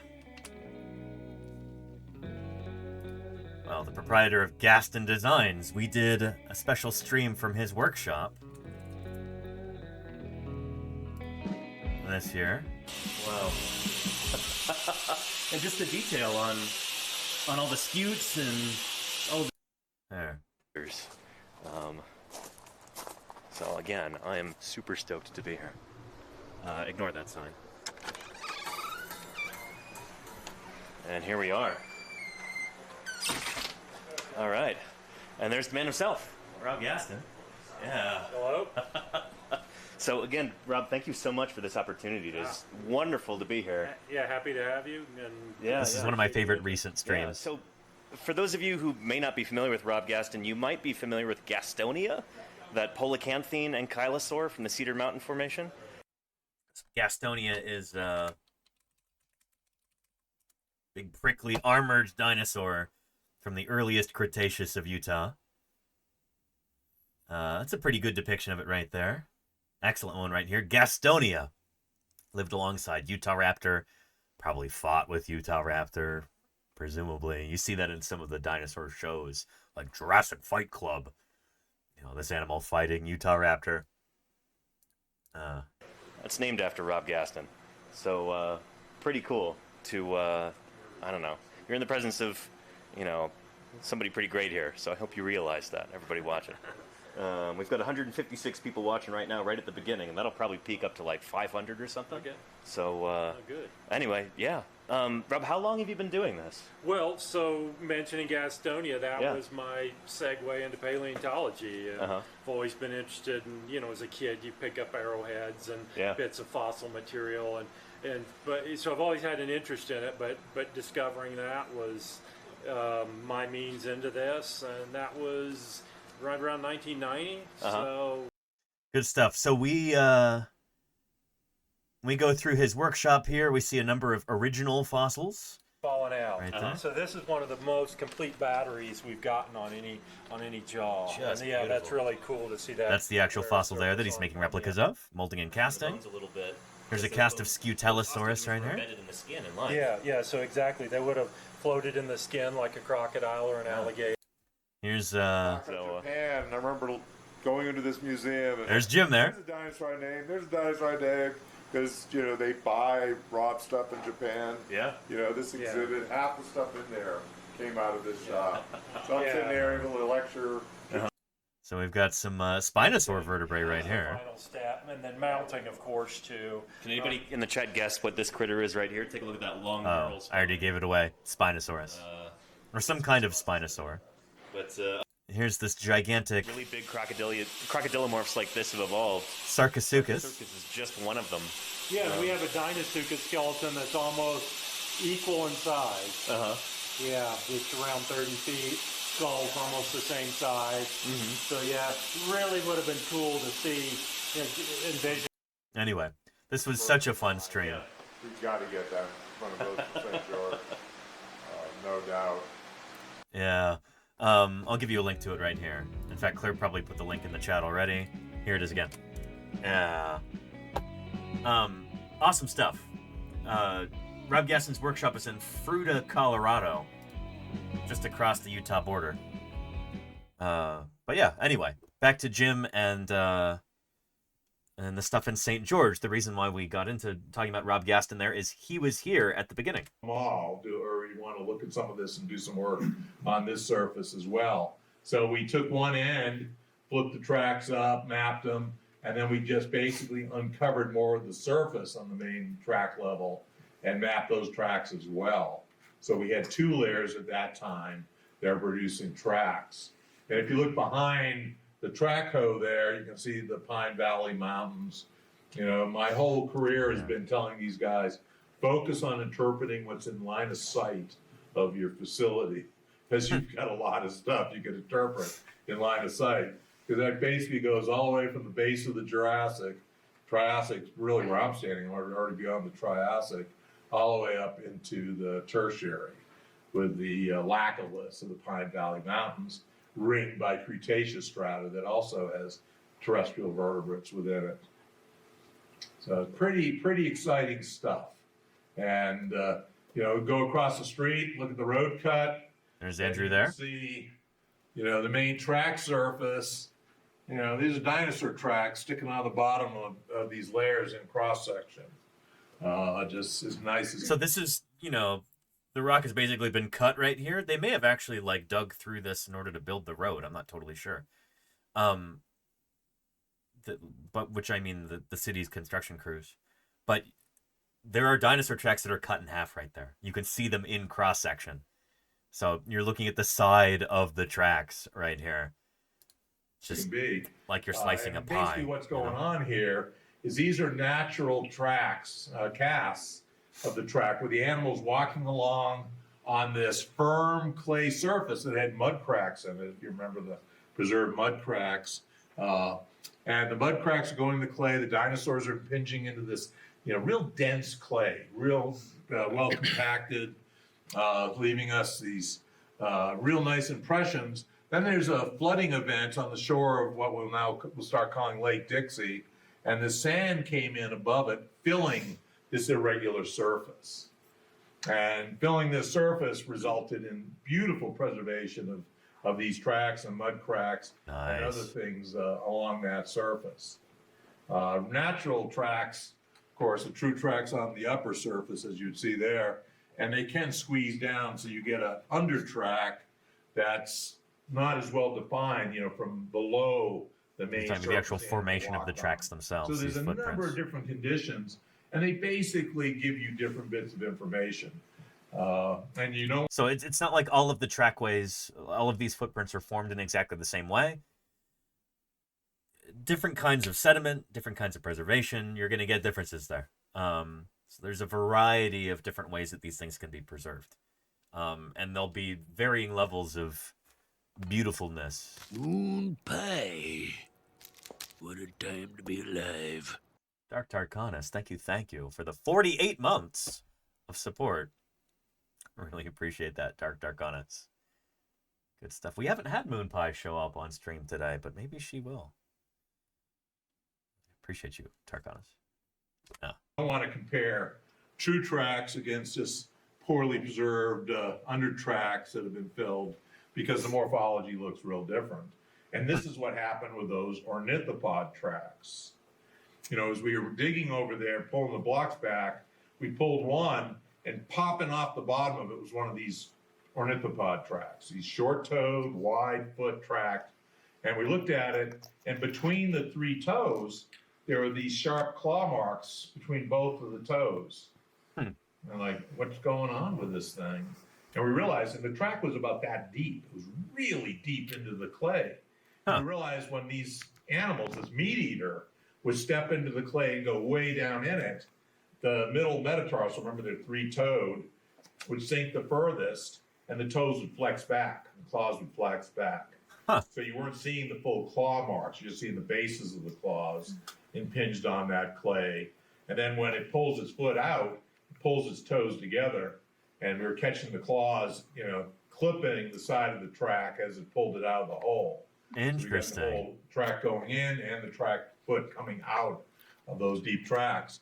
So it's just another expression in addition to you know, really clean under track. You know, you got to be. I don't know what happened there. Video cut out or something, but be careful. You really have to keep this in your mind. Interesting you know, editing. What you're seeing. Now, Eubrontes is the track name for these large three-toed theropod tracks. Yeah, so Eubrontes is kind of your classic Dilophosaurus type dinosaur, probably. Again, this is a name for the morphology of footprint, rather than a name for the animal.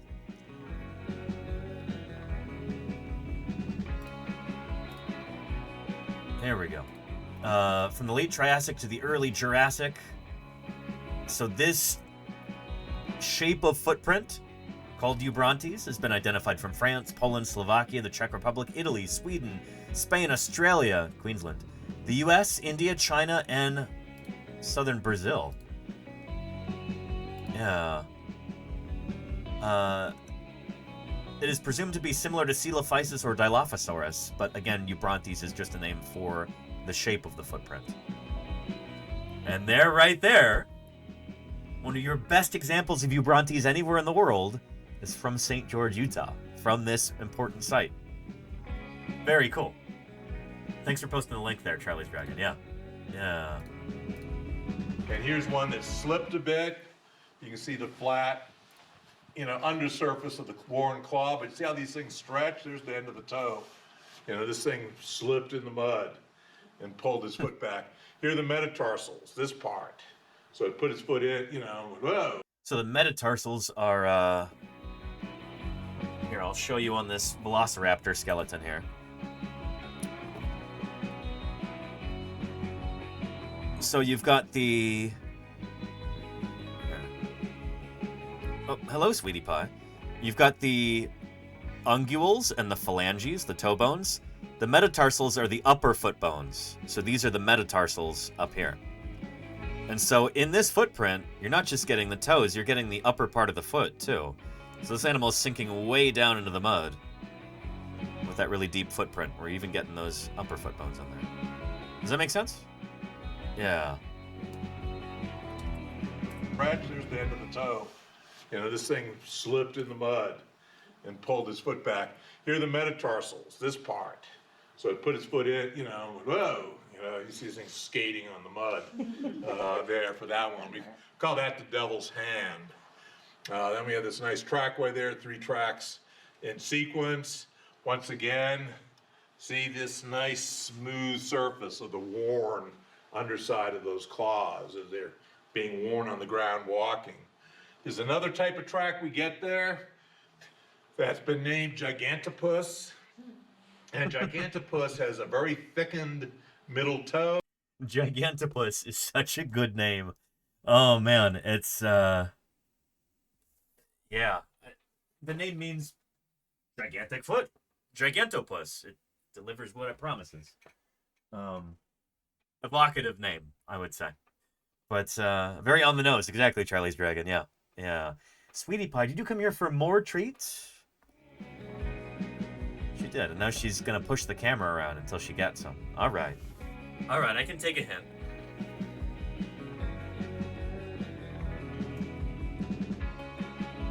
Ooh, yeah.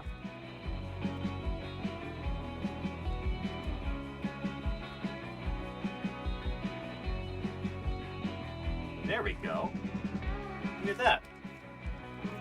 Got treats for you. Got treats for you.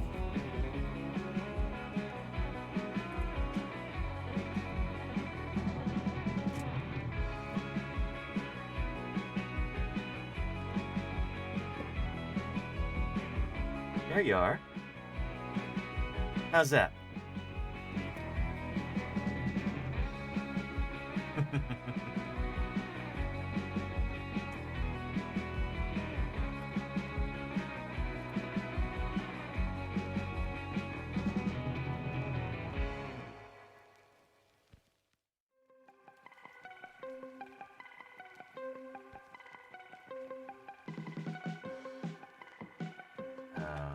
Good stuff, Sweetie Pie. Good stuff. Anyway, let's continue with our video here. And a very distinct dew claw that you see coming off the side there. And Ubrontes, you really don't see the dew claw on these things. You know, it actually seems to be farther up on the wrist than it is in Gigantopus. So there seems to be two kinds of animals, but because of the vagaries of preservation, people are real leery trying to declare there are two kinds of big theropod here, about the same size, with two different types of tracks. Interesting. We see scratch marks on the sides of the feet, and the what they call scale impressions. But it's like you look at your own dog, you know, the little papillae at the bottom of their feet. That's basically what these are. They're papillae. They're not true scales, but they're structures formed basically callus on the bottom of the feet, and it's that structure you see impressed there, and they form the scratch marks you see as the foot goes through the clay into the ground. I thought they were scales. I just learned something. One of the things we found was that about 5 inches above that bottom surface, you know, this thing is backwards, remember, we were looking at the bottom and reading it upside down. So there's the mud crack surface, has nice clean big tracks.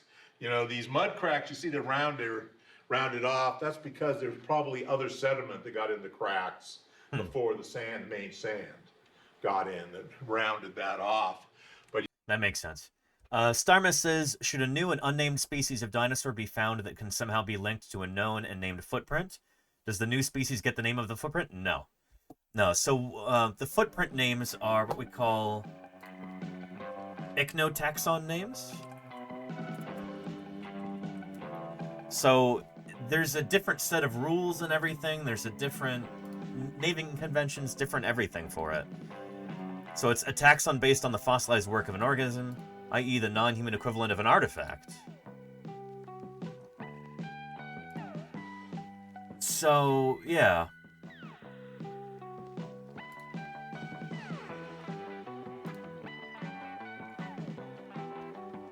So you still have to have a different name for the organism, you know? Again, the ichnotaxon, it's just a name for the trace, for the shape of the trace left behind. So the name applies to the shape of the thing, rather than to the animal that made it. Does that make sense? Yeah. So it would get it's a new name regardless, Starma, yeah. Yeah. And you would just link the two names together. You'd be like, well, we could say Ubrontes, that shape of footprint is left by Dilophosaurus, or by Gojirasaurus, or whatever it happens to be, you know? Does that make sense? Yeah. But you see that fracture? We call this the 5-inch layer. You see it's washed off. You can see it was a good question, though, Starman. It's a good question. Current direction there. And we have smaller tracks on that surface, a thing that's been referred to as growladder. And you can see them here. You can see them over here. You can see scratch marks from twigs and things being pulled across that surface. You know, you have this whole dynamic of things going on. And this is between the layers. So this whole bed has got a history in its own right. Very, very cool. In fact, when we look at the main track layer, there's a nice big Ubrontes track there. Here's another one here, track, and it's been cut off by this thing that's sticking down below that level. It cuts through it, taking out part of that track. What is that? That's scour there. Here has a growladder track on it, and it's been cut down. This is a scour in the surface that after, you know, the animals and the mud cracks formed during the flood event, maybe the same flood event that eventually led to the sand coming in, you know, before the sand really got there, scoured down, eroded clay away, and cut down into the clay bed. And that clay deeper down was softer. So because of that, we have smaller animals impressing into these tracks. One of the things that Andrew's discovered, and this was, Andrew's made a lot of really important observations on this site, is that ground ladder tracks, the only time you ever see them on this surface is on Ubrani's tracks. Where the Ubrani's has sunk through that firm crust of mud cracks deeper into the softer clay, so that a Ubrantes walking over the surface can make a track. Oh, interesting. So basically this is like a flat, a mud flat here, and the surface is dry, but underneath it's still kind of wet.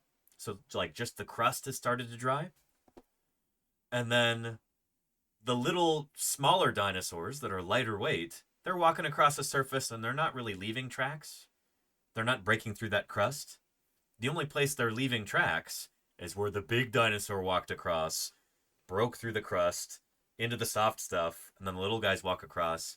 And so in the soft footprints, where the crust has been broken, that's where their tracks get preserved. But everywhere else, they're not heavy enough to break through the crust. Does that make sense?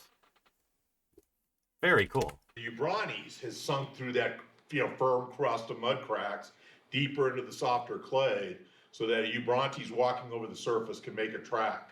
So the only time you'll see a Ubrani's track on that surface is in a ground ladder track is in a Ubrantes footprint. Yeah, very cool. Think about how amazing that is. That these are animals that walked across this mud flat 200 million years ago. And today we can tell a story about what happened there and have it be based in reality. We can figure out what happened there based on looking at these footprints. How cool is that? Something as routine as just, I'm going to go walk across this mud flat, going out looking for food, whatever. That moment is recorded in time for 200 million years. That's incredible. That's so cool. And it's the same with these scours. And all these little marks here are salt crystals. Little triclinic salt crystals, maybe gypsum, maybe a borate that you see in the Death Valley playas. We don't know because it's filled with sand. We're seeing sand-filled salt casts. The top surface said a lot of tracks, had some unusual things. We have some really tiny tracks. We have some other tacks that we'll talk about a little bit more here in a bit. This is something I covered actually both of these working with Andrew and Don. But when I first uncovered this, first thing I thought was I found a stingray. It's like, what is this? But what is that right there? Strange pseudo lily pad? It does look kind of like a stingray. I mean, look at that. But I think it's some sort of plant. But, you see this central stem that comes out, and we see pieces of stuff like this just loose on the surface. Goes into the middle of it. There are folds radiating out from it, but you don't see any veination. You're seeing a typical leaf. So, even Sid Ash, the big paleobotanist that we brought in on this project, Sid's like, I don't think that's a plant. And well, what do you think it is? It's a garbage bag that got loose from someone and washed in there in the beginning of the Jurassic.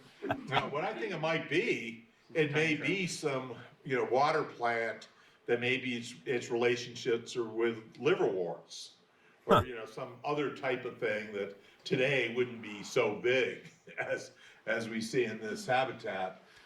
Really cool. I mean, it just goes to show that, this site is incredibly important and there will be more new species discovered there. So when I'm out there in a couple of weeks doing these excavations, there's a very, very good chance that we're going to be finding some brand new species, critters that are totally new to science.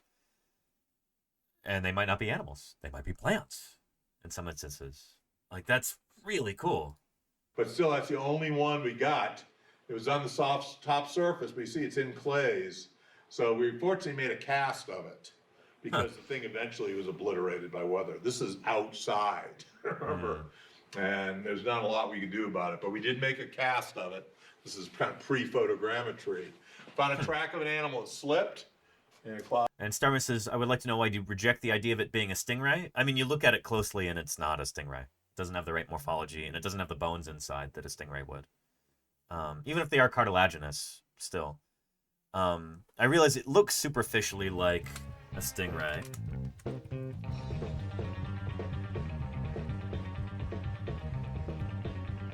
Like something like this.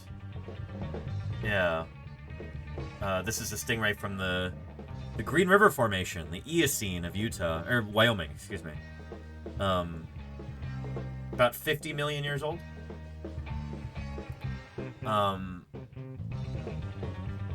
It doesn't really have quite the same, like, radial pattern that a stingray would have. But yeah.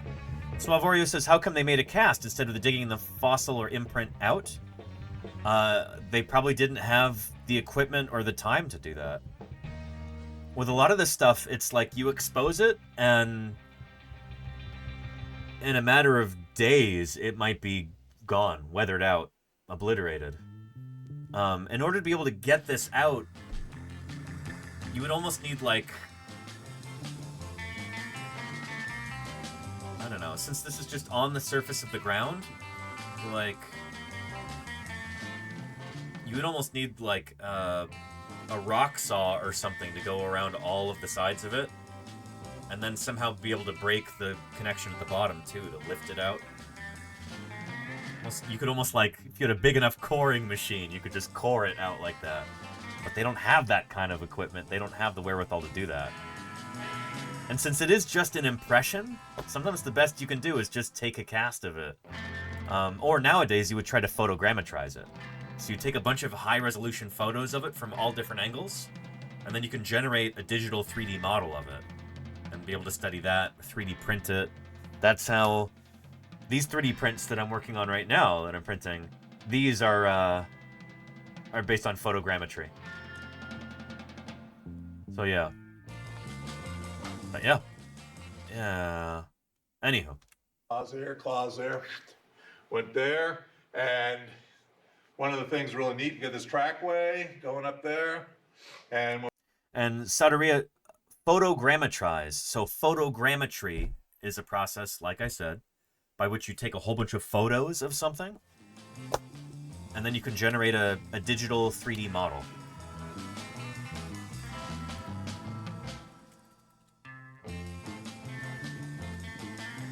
Here. This might work as an explanation. Photogrammetry is a technique that allows you to reconstruct an object's shape and position by analyzing a pair of photographs taken from different angles.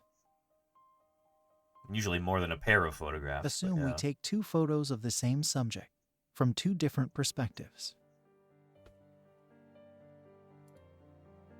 We now connect the camera with some markers on the object by drawing imaginary lines. Photogrammetry is able to determine the spatial position of the markers in the camera based on these data. This technique you can do this with your phone used in nowadays. Computer graphics to reconstruct the camera position in a shot. And it is the foundation of match moving. In fact, a moving camera shot can be thought of as a series of photographs taken at various positions.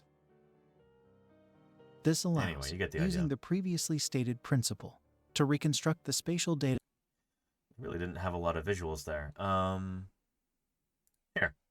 This might be better. So photogrammetry is essentially taking 2D images of an object that you have in the real world and using 3D. that information to turn it into a 3D model that you can use digitally. So with photogrammetry, there's two stages. You have the capturing stage and you have the processing stage. The capturing stage essentially is taking pictures of your real-life object from every angle possible. And you want to have really high quality images in order to recreate a really high quality model. All right, so over here what we have is a photo box, and it's well lit with a white light, which is good because you want the lighting around your object to be balanced. And we have a turn image. So anyway, they turn it around on a turntable. We align them around So 100 to 200. yeah, 100 to 200 images. You can take a lot more. There's apps that you can get on your phone, free apps. Things like what is it? Polyscan, Polycam. and Scaniverse. Scaniverse is really the superior one. It doesn't work as well on Android phones as it does on iPhones. iPhones have often got LiDAR nowadays. Android phones still don't have that. So Scaniverse is incredible. It can make really, really cool models. But also you can just take photos with a digital camera like a DSLR or something, or a mirrorless camera, and then you import the photos into a program like this. Once we import the images, we align them in the software. Once the images are aligned, the software will have generated a rough mesh of the model. This is an automated process. In this next stage, you can now eliminate aspects of the background that you do not wish to include in the final render. Yep. The model is now ready to be rendered, and then we can texture it. The output of this render is a very high poly model. In order to be able to use it in any application, we will have to simplify the model. And so you can take that model and you can convert it into a format where you can 3D print it. And I've done a lot of that in the past because I do a lot of 3D printing. Here, I can show you some of the models that I've made on my phone using photogrammetry. Just using a regular old Google Pixel phone. And I've got the Google Pixel 7. Here we go, Polycam. And you're right, I did do this at the La Brea Tar Pits Wombat Hole. Yeah, here we go. This is a model of, well, this is one of the big ground sloth sculptures that they have there. So I was able to photograph this from all different angles, and then this application takes those photos, well, basically, like, walks you through the scanning process. You're not really taking individual photos.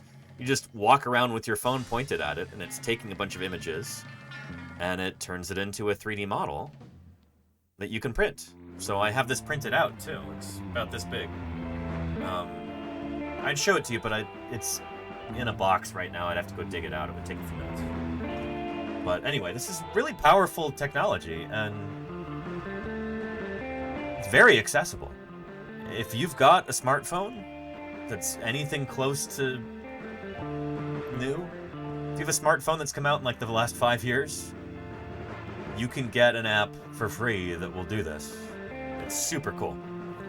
So I'll probably be doing some of this when I'm out there in St. George in a couple weeks. Oh yeah. Yeah. Anywho, that's why Jim mentioned that here. He said this is before photogrammetry. They could really capture this. So instead they made a physical cast. So they took some silicone rubber or another substance like that. They poured it down onto it as liquid. It hardened, and then they could peel it off and make an exact replica of it with plaster of Paris or something like that, or resin. So yeah. What was that app, Chris Swift? Scaniverse was the one that I was talking about.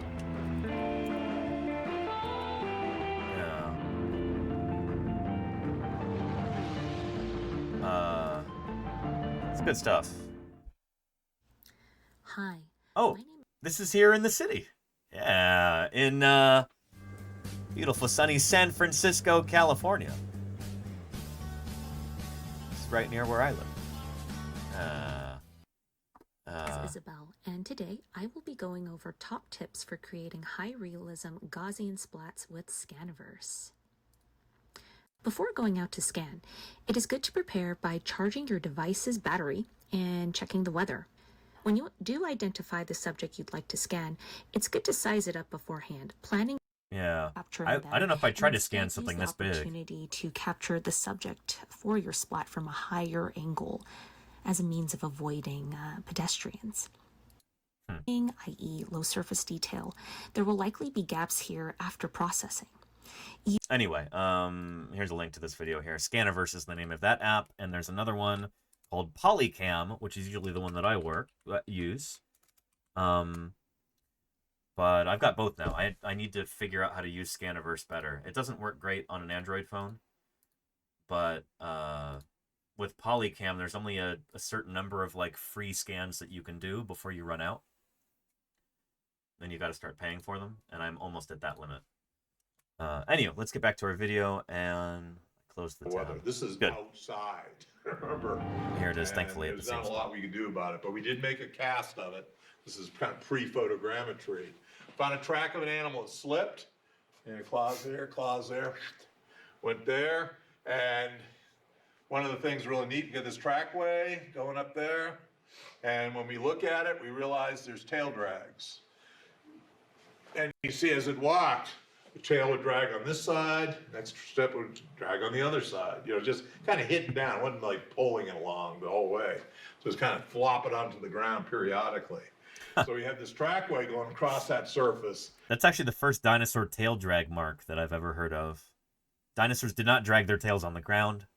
But sometimes, you know, the tail could flop on the ground if the dinosaur is doing something interesting. Sounds like that's what's happening here. Of a Eubrontes with a beautiful tail drag associated. Here's Don putting glue. Here's growladder tracks. There's growladder tracks all over that surface. But we think that's an early turtle trackway or something going through there. That's another really interesting piece that didn't survive. You know, and unfortunate because of the nature of as fast as this went. Well, lots of tourists started coming. First thing Sheldon did was put a fence up around the place. This was, you know, his personal property. So he put a fence up because basically people were showing up and trying to grab blocks and take them. In fact, they caught people trying to get them over the fence. These big blocks are, you know, a foot and a half thick.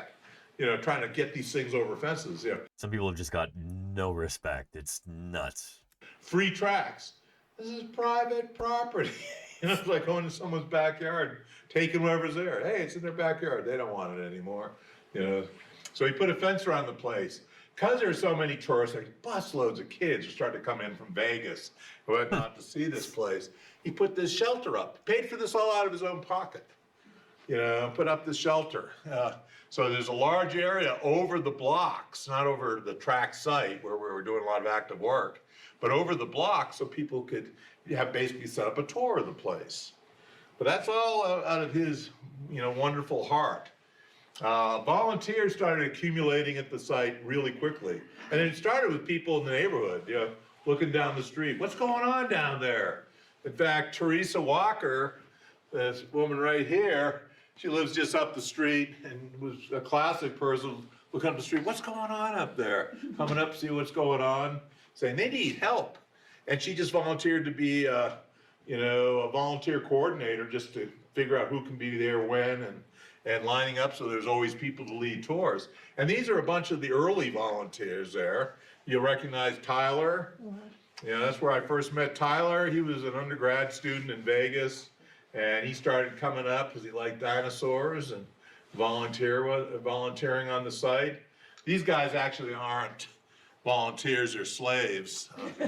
Burgess' sons, Burgess and Troy, Andrew's sons. Burgess is named for the Burgess Shale.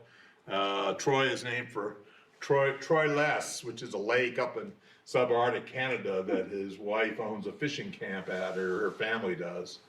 And then we'll see her again, Dr. Sarah Gibson. Anyway, hang on a sec.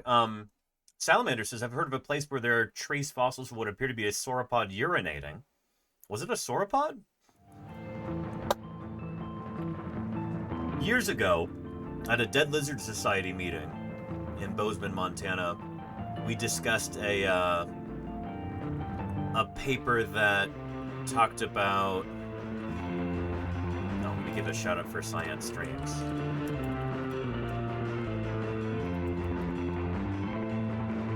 So just shouted us out. You can see that in my activity feed right there. A potential urolite of a theropod dinosaur, presumably.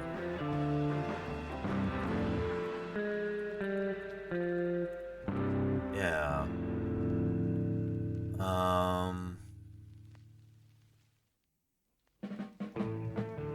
There we go. Urolite. I think this was the one here. Yeah, from Brazil. So, a trace of a dinosaur urinating. These trace fossils show a pattern that could be formed by an abundant falling stream of fluid. that is different from the structures described before in other occurrences in the paleontological record.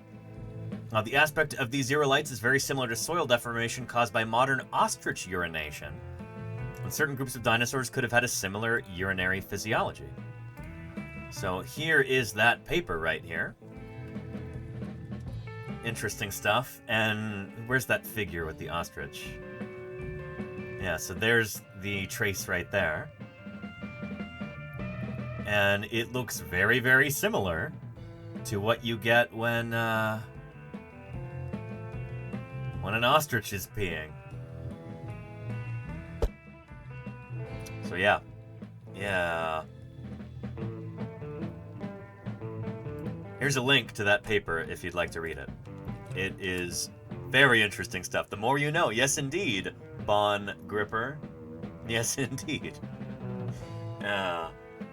Casey Snowart says, this is so wild to have a fossil of this. I presume we have footprints on either side to confirm it was a dinosaur and not some other animal? I don't know about that. It might be an isolated thing. Yeah.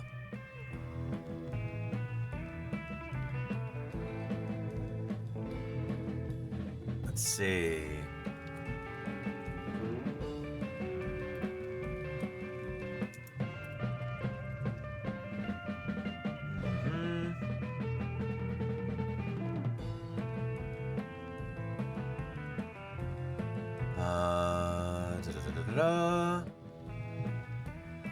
No, I think it was found on its own. I don't think there's trackways around it, or else we'd be able to tell what kind of dinosaur it came from, broadly speaking. It's assumed it was probably a theropod. But yeah.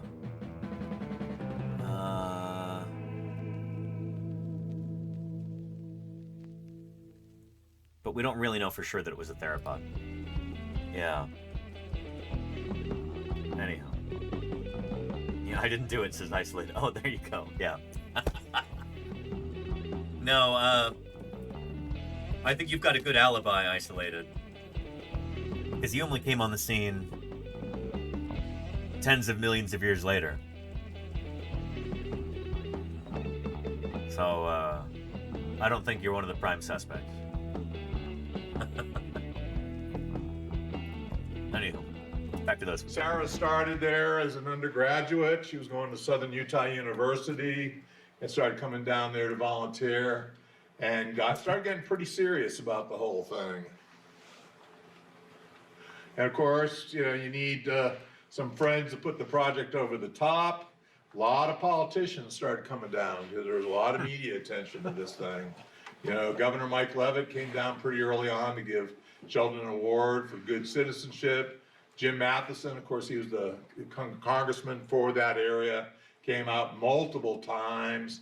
Senator Bill Bennett came out. Orrin Hatch, this is where we are at the opening of the museum there. I wasn't prepared to be meeting with Orrin Hatch. I just showed up to say, great job, guys. But the guy I want to point out is State Senator John Bill Hickman, because he's the first one that got us money. And for him. The first thing he did was put $100,000 extra into the Utah Geologic Survey budget so that we could work with the city down there to preserve the site. Unfortunately, they just put the money in the budget without saying anything. So, you know, the survey is like, hey, free money. We got an extra $100,000. We can do whatever we want with. Hey, this is great. We'll just you got to earmark it. We'll have a big party. And I had to work really hard to get them to split the money between us and the city of St. George. The money that went to the city of St. George, they used to hire Andrew Milner. Yeah. Andrew Milner, whom we'll be talking to tomorrow, live on stream again. And, you know, if it hadn't been for that, Andrew wouldn't be running the show now. And that was a huge step forward. And it allowed Don and I to justify going down there on a regular basis and working on the site and helping oversee. But Andrew was there day in, day out. You know, he wasn't being paid full time. He was only paid part time, but he was there more than full time the whole time. Starman says, would it be possible to have a video where you explain how to cut into different types of rocks for us amateurs? I mean, That's what I do during the summers, yeah. Yeah, when we're out there doing excavations live on stream. That's a big part of, you know, what I do while I'm out there. It's like working in the quarry on camera. And...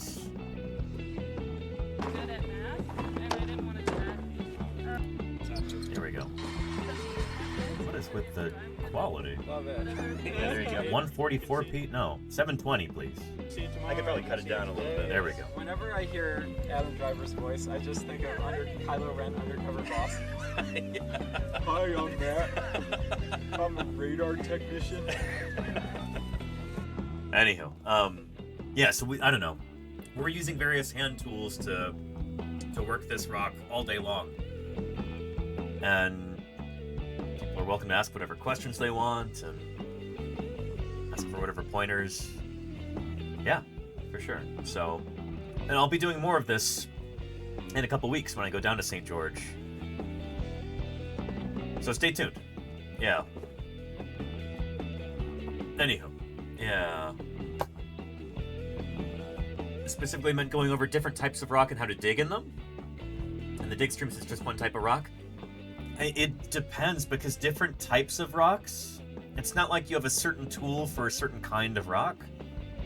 The lithologies are going to differ based on how consolidated they are. The hardness is going to differ, all kinds of stuff. Like, it's not like, oh, for sandstone, use this tool. For mudstone, use that tool. Every site is going to be different, so I don't know if the advice that I could give you would be all that useful. What I could tell you is that, you know, as a paleontologist working in the field, we use a variety of different tools, and we just kind of try different ones out and see what works at different sites. One of my favorite tools for digging is an oyster knife like this. If you can find one without the upturned end, that's better. But yeah, if you're dealing with certain kinds of rock that have got natural fractures that you can exploit, especially like a particularly blocky kind of mudstone, sometimes this is good for that. And sometimes it's not. It really depends on what the kind of rock is. Another one of my favorite tools is the humble scratch awl. If you can get one that's got a metal top to it like that, if you're using a hammer on it, it'll keep you from splitting the wood and breaking the handle. So yeah, that's a really useful tool too. A lot of different hammers and chisels. Of course, there's your classic rock hammer. Estwing makes some really excellent ones. This is kind of the gold standard for field paleontologists. I have one of mine right here. Yeah. That's a pointed tip one. You can also get the chisel edged ones, like this right here. Yeah. Yeah, so that's just a few tools of the trade that we use when we're out digging in the field. But yeah. Yeah. Anyhow. And hey, Open Out, welcome back to Paleontologizing. Good to have you here. I feel like it's been a minute. How are things? Anyhow. Yeah. And Germignified says, realistically, dynamite is the only way to dig in a lot of rock. I've never used dynamite in the field. I don't know, I've dug in a lot of different kinds of rock. Never once used any explosives. Yeah. Most of the rocks that I'm working in as a paleontologist, all of the rocks that I'm working in as a paleontologist, really, are sedimentary rocks. Which, on average, tend to be a lot softer than, say, igneous rock. You know, volcanic rocks. The rocks that we're digging in are the consolidated remains of ancient sediment that accumulated in layers. And so it tends to be softer than igneous rock. In most cases. There's exceptions, but yeah. So yeah. Yeah. Anywho. And Crimson Carnotaurus says, is most of the equipment you use at a dig site, besides those geological hammers, just normal stuff you get in a few shops? Yeah. There are very few tools that we use as paleontologists that are unique to paleontology. We don't use a lot of very specialized tools because, well, honestly, the main thing is that there's not that many paleontologists in the world. There's not a big market to make specialty tools for our profession. You wouldn't make money doing that. However, in the laboratory, there are specialty tools. Here, I'll take a look at that. Yeah, so we'll have Steve here, who now streams on Twitch under the name Fossil Preparator. You should give him a follow. He does fossil preparation live on Twitch now. But, yeah, he's a professional preparator, so a preparator is someone who cleans fossils in the lab. They remove the rock from fossils, apply glue to fossils, consolidate them, basically get the fossil in a condition that it can sit safely on a museum shelf or go on display without falling apart. Air scribe. There we go. I hope everybody realizes now where all those score marks come from on there. But, you those know, characteristic marks. Next time that you go to a museum and then you see an actual fossil specimen with matrix on it and you see those characteristic score marks, that's what this is from. It's from an air scribe like this. Yeah. Keeping in mind, I'm doing it without a microscope because I don't expect anything to be up here. Mm-hmm. There are signs when you're going to hit a bone, especially in this. I know those signs. I have those instincts, but I really don't expect anything here.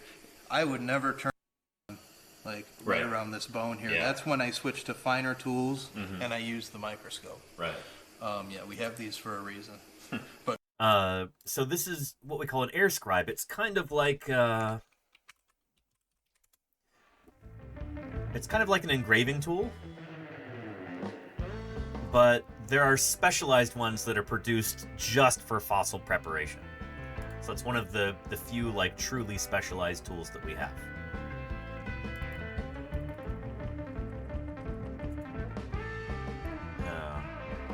born from industrial air engravers. Oh, here we go. It's just, you can buy these. Yeah.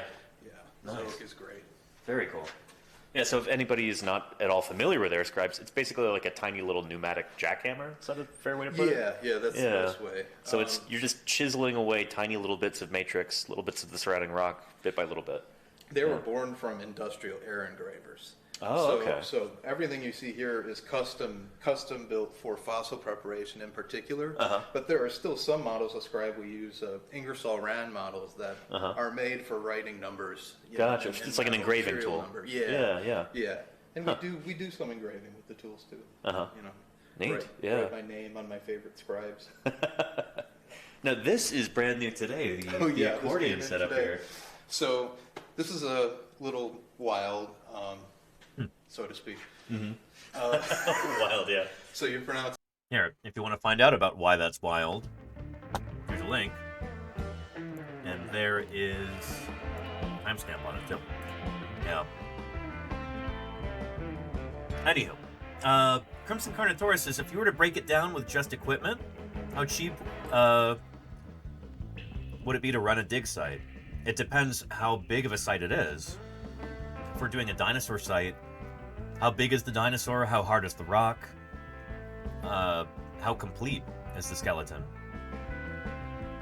And how isolated or consolidated is it? Is it an associated skeleton? Is it articulated? But just in terms of equipment, I don't know. It really, really depends. It's difficult to say.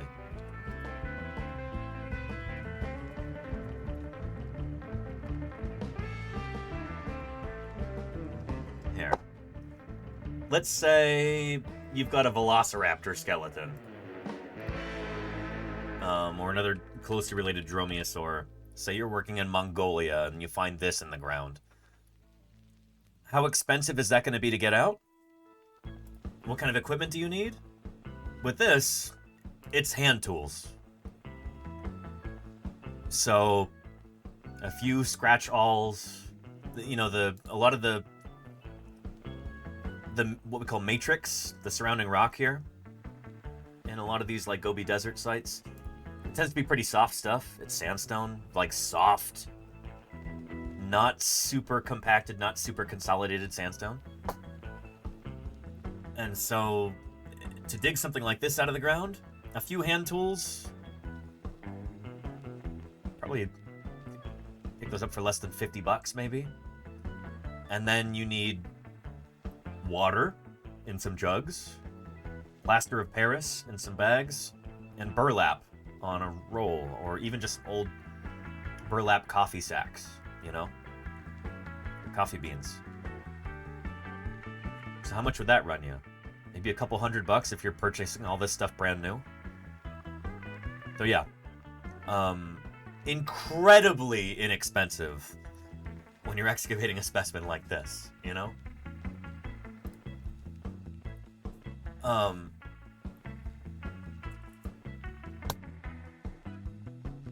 Here.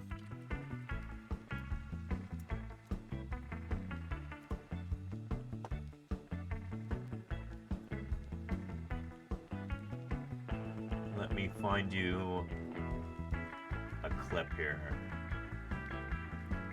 As a kid, but I've always loved bones, and I have a background as a sculptor, and I've always admired the skeletons that we all have inside us as some of the most beautiful sculpture on Earth. And these fossil skeletons look almost as well preserved as yesterday's camel skeleton, but they're a dinosaur, you know? Yeah. These fossils are forever. So some chisels, some hammers, some plaster and burlap, some water jugs. It almost lasted forever. For 80 million years, Romeo and Juliet lay together, reaching toward each other in death. This is 90s CGI.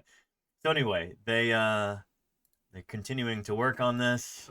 1, 2, you can see some of the bones there on the surface. 6, 7, 8, 9, and then 3 over there, 12. 12 eggs. Oh, this is different. So this is a different site with eggs. But all right. Yeah. Another one coming out right here. Anyhow.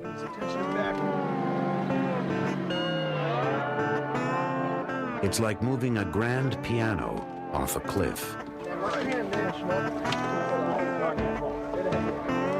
So this sort of thing, you know, they're really lucky here that they've got a winch to help move this. Oftentimes you just have to use manpower, people power, as it were. Romeo and Juliet proved just as stubborn. Easily Shakespeare's worst play.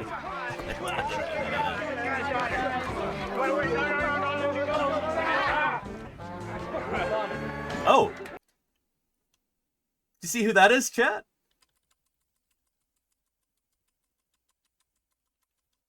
Holy cow. You know who that is. Who is that? Friend of the channel. She's working on a book about the Cedar Mountain Formation. Oh, come on. You know her, chat.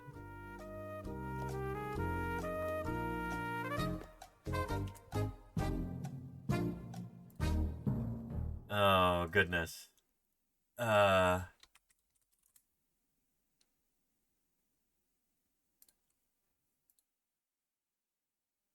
But also the Chinle, you know, kind of everywhere. Yeah. Where we find it. So that was one of them, and then I did one on the lake. That's a novel. It's a fantasy book. Yeah. Exactly, yeah. It's Krista. Casey Snowart, yeah. But yeah. Krista Sadler. I'm pretty excited about this. Blow through something really important.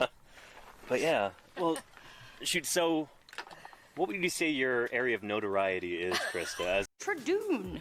I am the Austin. Thank you for the follow. Welcome, welcome. A river runner, or as an author, or there's the book. This all is of what the got above. me going. This is one of my books. This Yeah. is about the late Triassic. It's about the Chinle Formation, so largely about petrified forest, but also the Chinle, kind of everywhere. Yeah. Where we find it. So anyway, Krista's working on a book about the Cedar Mountain Formation. Like autobiographical? Stories. No, it's okay. stories and artwork from boatmen who work in. I'm going to be in the book, by the way. Yeah, it's a really fun one. Yeah. And then another one about the Colorado River. So I was talking with Jim on the phone yesterday, and he said that Krista's book is almost done. It's almost ready to send to the printers. The typesetting and everything is all finished. They're just waiting on one last illustration.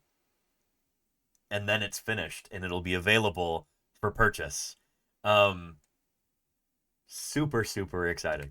My other books, like Dawn of the Dinosaurs and Where Dinosaurs Roam, those were published by different publishers. I would use a typewriter if I could. So this is all like really new for me. So yeah. Hi everybody. It's I guess you're all out there, and it's really cool to think that I might be talking to people from Egypt. And Yeah. wow, People from all over the world watching right now. it's really cool. Yeah. So I'm here in the quarry with Krista Sadler, who is a river runner, adventurer, and author. And she is actually working on a book about the Cedar Mountain Formation, these very rocks that we're digging in right now, and all of these new dinosaurs that we've been finding. Can't wait for this book people like to be Jim done. and Don have been finding over the past, 20 plus years. Many Yeah. This is one of the great parts of this book. Uh-huh. Is there's so many inserts on things like you'll talk later to Ed Simpson about Ed, or Selena Marina Suarez, Lindsay Zano. I mean, these different areas coming in, working on different aspects of it. They help put the whole story together. Yeah. Or the beginning of the story, because the story will continue. Oh yeah, yeah. Yeah, we're working on that. Shoot, that's what we're doing right now. Yeah, as we no kidding. speak. But anyway, yeah, Krista Sadler is an author of a number of really, really awesome books. Dawn of the Dinosaurs, and the Grand Staircase book is called Where Dinosaurs Roamed. Where Dinosaurs Roamed. Yeah. You gotta have dinosaurs in the title. actual text of the title. Yeah, yeah. They're not only about dinosaurs, because I always thought of paleontology. So I was trained as a Where Dinosaurs paleontologist at Roam. Berkeley. I've worked as a preparator and for different people, and I've always thought of paleontology as the original or it's one of the original time machines. Yeah.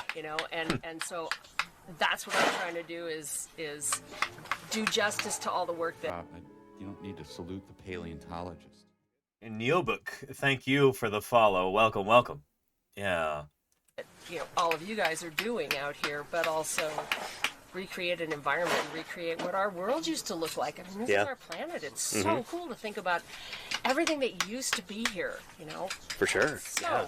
It's This kind of perspective that can give you is something really, really special. So. Here is that book. Right here.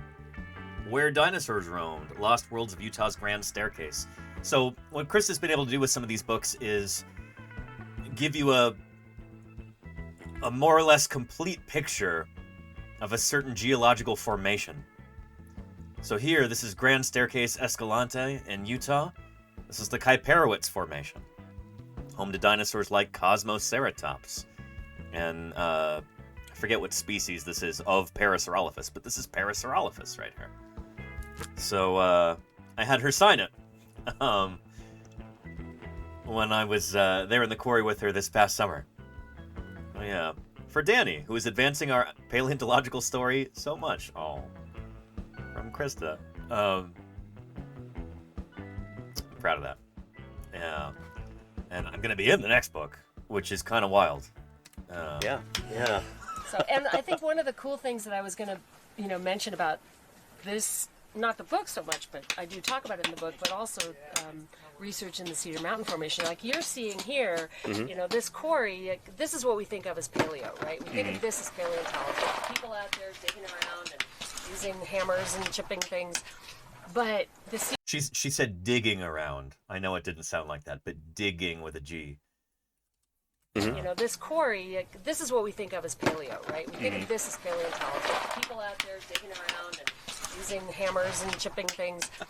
But the Cedar Mountain Formation has, Jim and his colleagues have brought in so many people from so many different disciplines. I've never seen this many different disciplines going into dating the rocks, and not even just the standard dating, but there's like 6 different ways to date, and they're all It sounded like that to me. Back up the dates that we're getting, and then the sedimentology, and then looking at geochemistry of the rocks. Like all this stuff is coming in to help us recreate this world that all these creatures lived in, and that I think is one of the coolest things about it, and that's why I called it. It's going to be called Dinosaur Frontier. Dawn of the Cretaceous. Yes. And I think it's a dinosaur frontier because of the dinosaurs we're finding, right? Mm-hmm. Some of the early members of certain families and things like that. But also it's a frontier, I think, in the way paleontology is being done. There's so many different disciplines coming in on this. And, right. I'm talking to a guy who studies these tiny little microscopic, seed shrimp from Vienna. I mean, the seed shrimp are from here. He's from Vienna. And that's helping us understand the dates of these rocks and narrow it down and focus the dates of these rocks. And so it's a really cool story. It is really. It's a very cool story, and that book, is going to be out in May, Charlie's Dragon. Here, thisearthpress.com. Oh, man, this is the first I'm seeing of it. Ah! Look at the cover. We've got a Utah raptor just absolutely wrecking an ornithopod dinosaur here. That might be Cedar Orestes or Planocoxa there. Some kind of iguanodonts dinosaur. Here is a link. Oh, man. Please contact us if you'd like to pre-order a copy. We aren't taking any money until the book is ready to ship.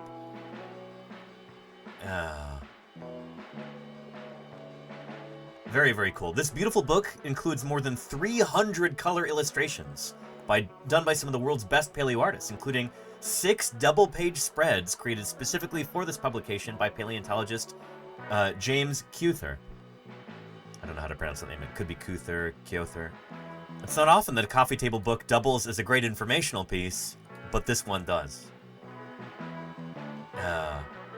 I can't wait. So we actually helped make this book happen, at least in some small way. Because, oh,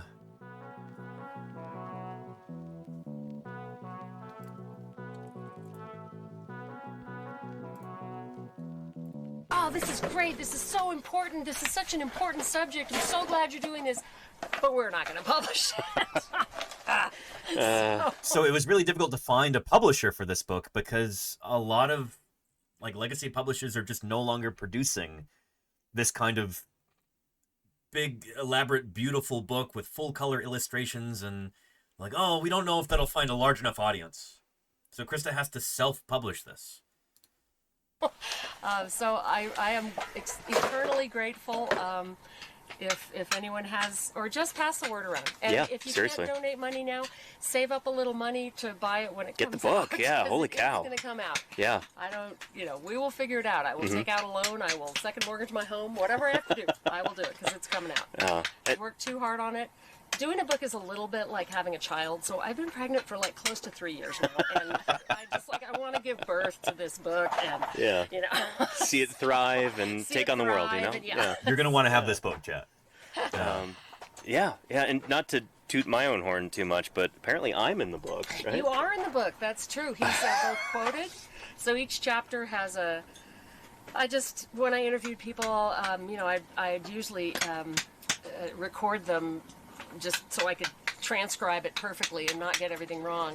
And the first time I was out here with all these guys, what, 2022, I think? Yeah, 2022. Yeah. And Danny's got a quote, and then I have a chapter in the book on just sort of citizen science, and then also other ways to engage with paleontology. Because the book isn't just about, okay, we're just starting with the Cedar Mountain and we end with the Cedar Mountain. I really want people to understand the background behind how paleontology works and how we do it. So there's a chapter on field work and things like that. But then also other ways to get involved. And if your idea of a blast is not coming out here and laying in the dirt and not taking a shower for 3 weeks and things like that, you can get involved, in like what Danny's doing. So he's in the band. Can't wait. Holy cow. Yeah. Exciting stuff. Yeah, maybe you'll get some new, potentially, yeah. New visitors. I don't know. It's cool. There's so many different ways. And I said this in that chapter. I said, up until pretty recently, the only way that we could really do, get any sort of popular stuff about paleontology, unless it was National Geographic, was some pretty bad and really not very accurate, movies, right? Yeah. I hate to say it, but the first Jurassic Park had a little bit to be desired, left a little to be desired. They only get worse after that. We could find, use sonar to find perfect. It's my most common question that I get in chat every day. Yeah, it's about that. So it's really nice to have,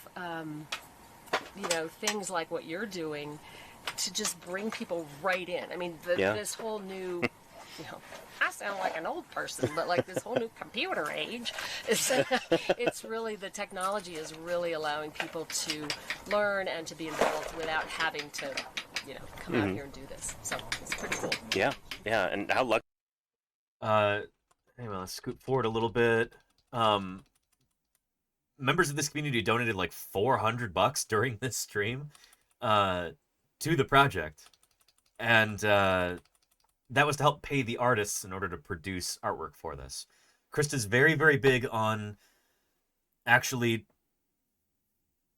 paying for good art. I didn't know what dinosaurs was all about until Lee's voice come. CMC Airboss, thank you for the 50 months of support.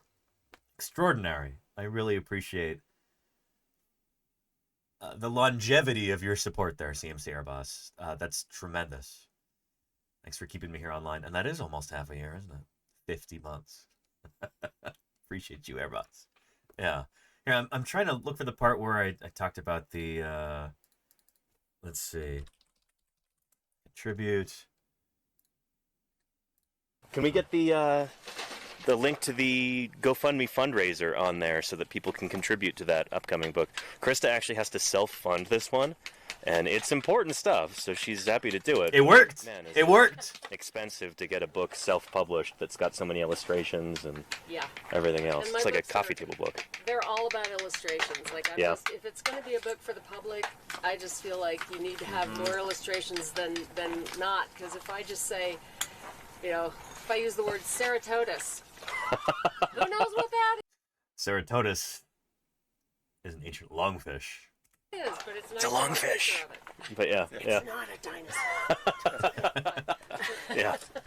But yeah, so we'll talk to Krista in a little bit, but when some more people kind of trickle in. Anyway, here's a link to that VOD if you'd like to watch the rest of it. This is a ton of fun this past summer. And yeah, one thing that you can do, even if you don't have the money to buy the book, it's going to be $40 US. $40, and that's an incredible deal for a book of this length and with that many color illustrations and scientific information that's this up to date and accurate and everything else. That's a steal. David Norman writes the foreword to it as well. Oh man. Yeah. If you don't have $40 to spend, you can still get hold of this book. Call up your local library and request a copy. In fact, I gotta talk to Krista about this. When is the best time to talk to some libraries, get some pre-orders going, because people in your town, they would certainly benefit from having this book in their local library too. And nowadays, that's one of the best ways to help support a small-time author or illustrator, somebody producing a book, is call up your local library and make sure that they order a copy. That can make all the difference. If 100 people do that,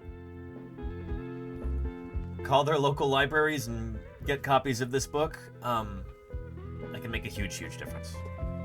Yeah. Say the word and I will immediately ask the library to grab it. Yeah, Casey Snowart. And yeah, maybe I can also bring Krista on for an interview to help promote this too before it comes out. I'd be really gung-ho about that. I'd love to do that. So yeah. Anywho, this whole tangent started because we were watching this clip from this 1994 documentary? 1998. There's Krista right there on this this paleontological crew in Mongolia working on these theropod dinosaurs. So she's done a lot in her career, and that's why we went off on this whole tangent. So yeah. We can continue Jim's talk about the St. George dinosaur site later. And again, if you're just trickling in recently, if you've just joined us, this is what we've been talking about, and this is what we will be talking about tomorrow. There's an emergency excavation going on in southern Utah.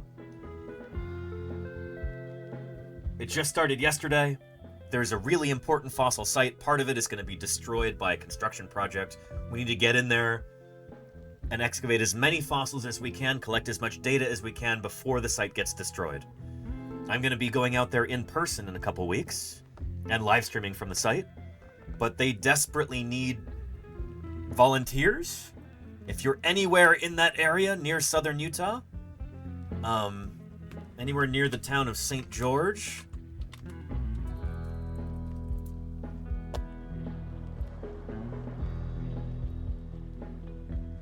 there's St. George right there in the southwest corner of Utah. So here's Arizona, here's Nevada, here's California. It's within easy driving distance of Vegas right there. Not too far from Salt Lake City, it's still in Utah.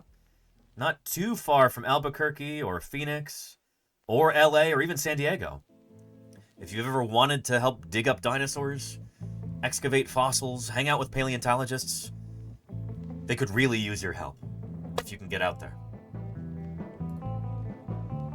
So you can volunteer, or if you're not nearby, you could donate.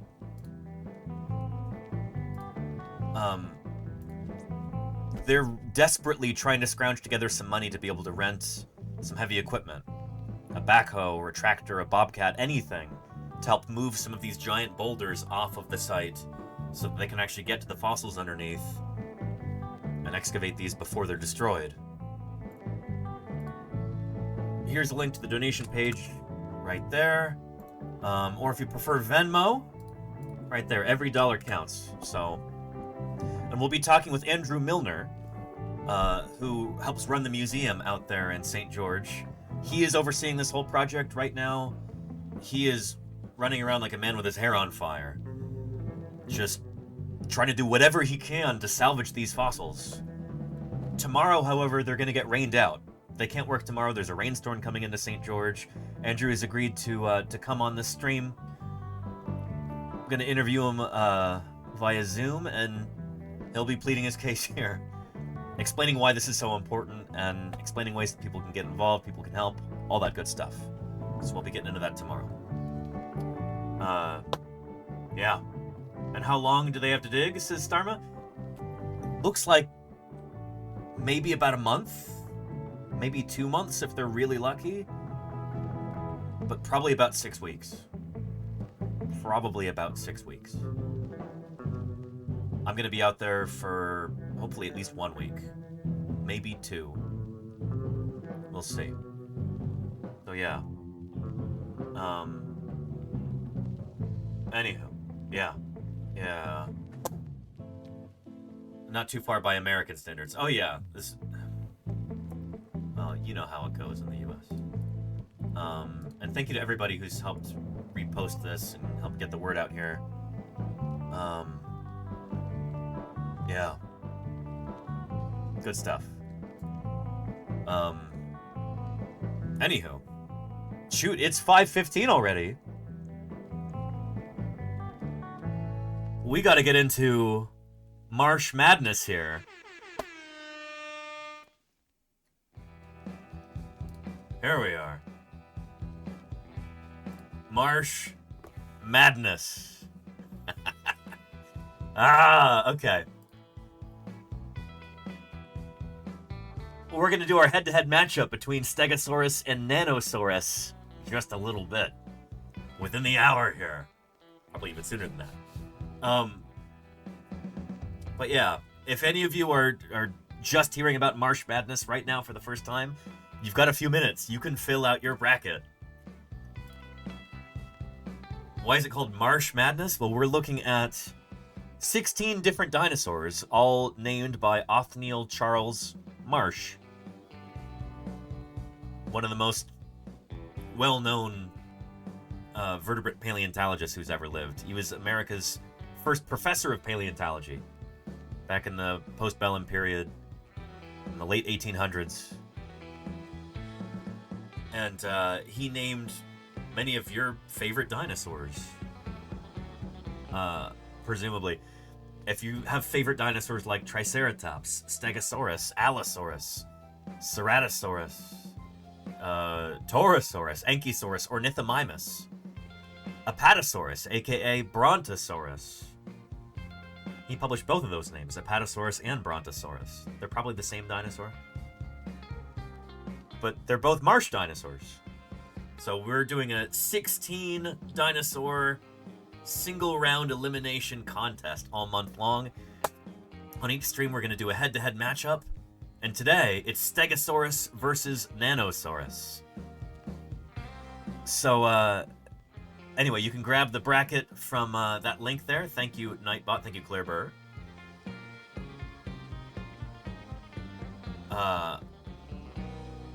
Feel free to download that and fill it out. I've already filled mine out. It's just for fun, you know? Maybe there will be a prize for the person with the bracket that's closest to our final results. I don't know, I haven't determined that yet. But here, I say Dryosaurus is going to win it all. My money's on Dryosaurus. But we'll see. But today, it's Stegosaurus versus Nanosaurus. So let's go ahead and get into that, shall we?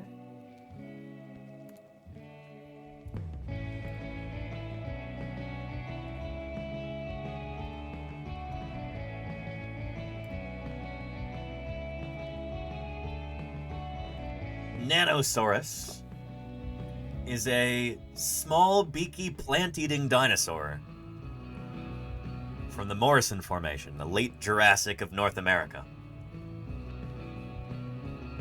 So here in our bracket, all of the dinosaurs from here on the left side are all from the Morrison Formation.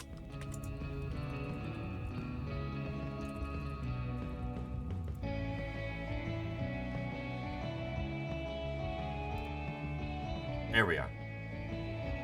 So these are the same dinosaurs from Dinosaur National Monument in Utah. Some of the most well-known dinosaurs to the general public. Dinosaurs like Allosaurus, Stegosaurus, Diplodocus, Ceratosaurus, Brachiosaurus, Brontosaurus, aka Apatosaurus, who's right there in the foreground. These are all dinosaurs from the Morrison Formation. They all lived at the same time and the same place. They were all coeval, or shoot, you could even say, And they were roommates. Oh my god, they were roommates. yeah, they lived at the same time and the same place. Cheek by jowl in the same environment. The Morrison Formation. So those dinosaurs on the left side over here are all from the Morrison. They all would have interacted with each other, presumably. There might be some time differences in there too. We're still kind of figuring out the stratigraphy of the Morrison. But yeah, think of these dinosaurs as all living in the same environment, same time, same place. Yeah. And Dr. Irrefutable and Community Time. remarking on this already. Stegosaurus versus Nanosaurus. Stegosaurus is ranked number 1. That's our number 1 seed. Nanosaurus is number 16. There could be a chance for a huge upset here, or Nanosaurus could beat Stegosaurus. It would be a true Cinderella story there. Yeah. I don't know why they call it Cinderella story. It's not like Cinderella beat up someone who's supposed to be way tougher than her. I don't... Where does that come from? Or maybe that is how the story goes. I don't know. I don't know like the original Germanic folklore details. Because they go dancing, it's weird. It's just communities, I'm sure. Yeah. Cinderella could bawl like a mad woman, says Dr. Herb. Yeah.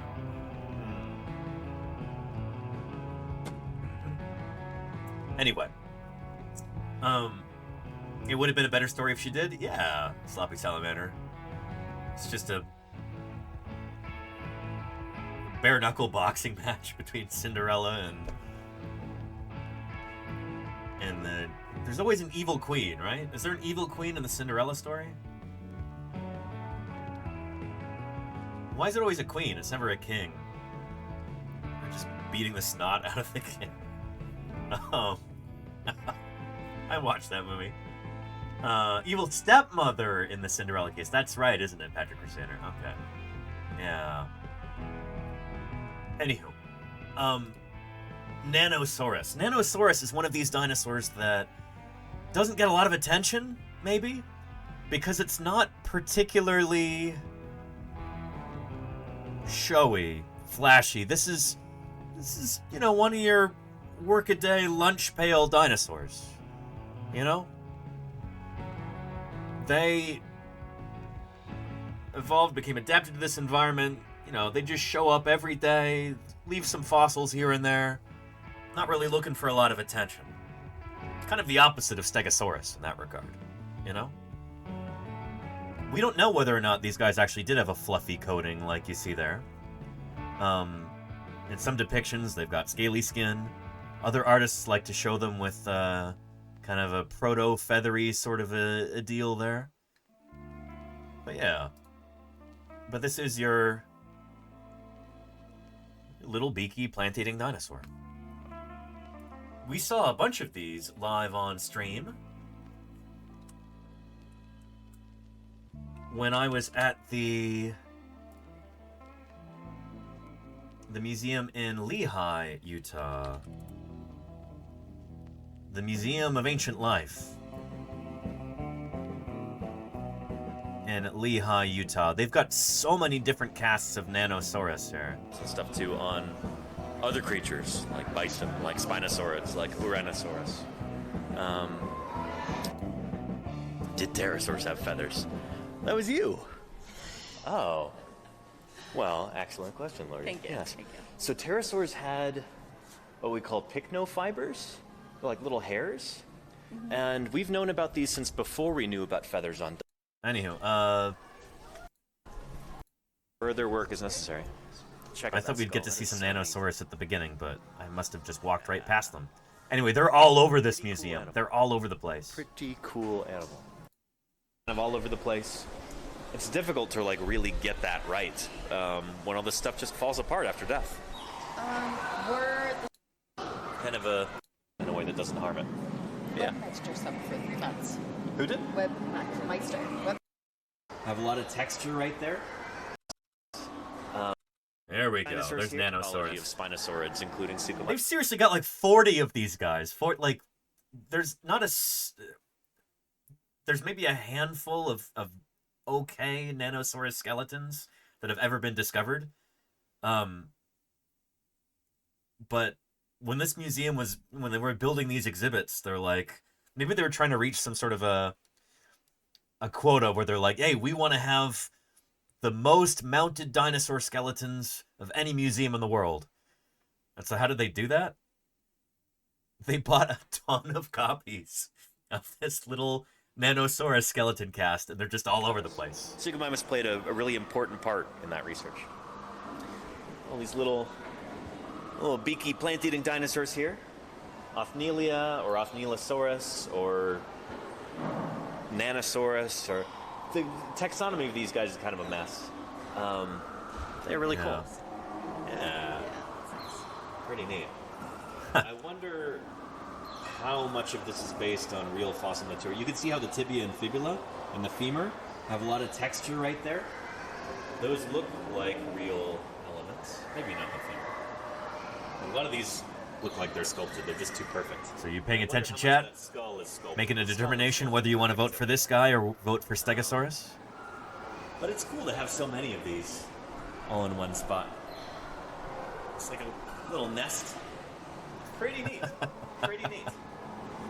And I like how there's an area for kids. A little tunnel for them to run through in there. That's really cute. There might even be some more of them in there. I'm not sure. I'm not going to go running through there myself. Java says their metatarsal are not fused yet. Yeah, that's right. Yeah. And these guys still have... It's interesting. Some of these ornithopod dinosaurs have like derived characteristics, like they'll lose the hallux. Dryosaurus does that. You won't see that digit 1 right there. Yeah. But these guys still have unfused metatarsals. You're right. Kind of. I don't know if they ever fuse the characteristic. Do ornithopods do that? That they have like an arctometatarsalia condition sort of thing? I'm trying to think. I'm not positive they do. Anyway, I was talking about the tunnels for kids to run through. I wonder if this is an allusion to the idea that these dinosaurs may have actually raised their young in burrows. Yep. Like Eryctodromius from Idaho, from the Cretaceous. I think these displays are probably produced before we knew about Eryctodromius, but yeah, anyway. These guys may well have raised their young in burrows.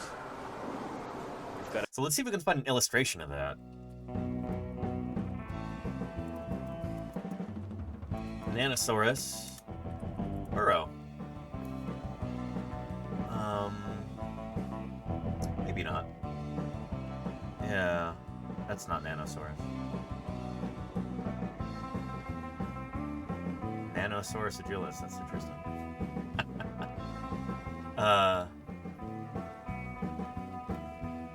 Anywho, good stuff.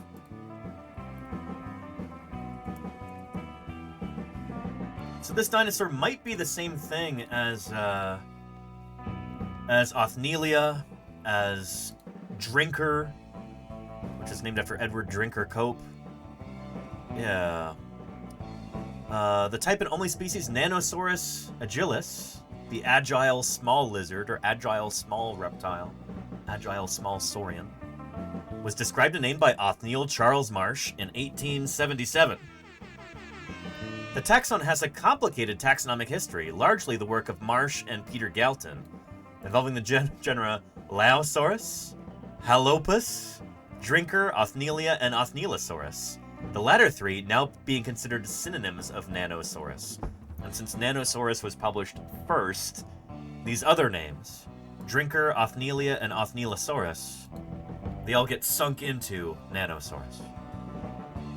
It had historically been classified as a hypsilophodont or fabrosaur, types of generalized small bipedal herbivore, but more recent research has abandoned these groups as paraphyletic, and Nanosaurus is today considered a basal member of Neornithischia.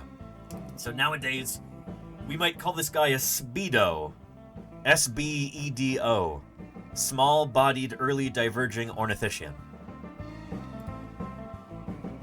So, I think they mentioned that in this article, right? I'm actually going to be working on these guys pretty soon. If I get some good news about a project proposal. But anywho, little beaky plant-eating dinosaurs, these guys have got a special place in my heart.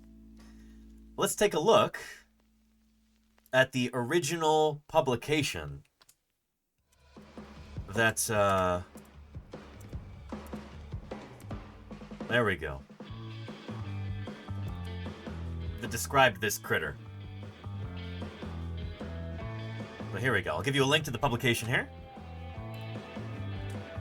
Yeah.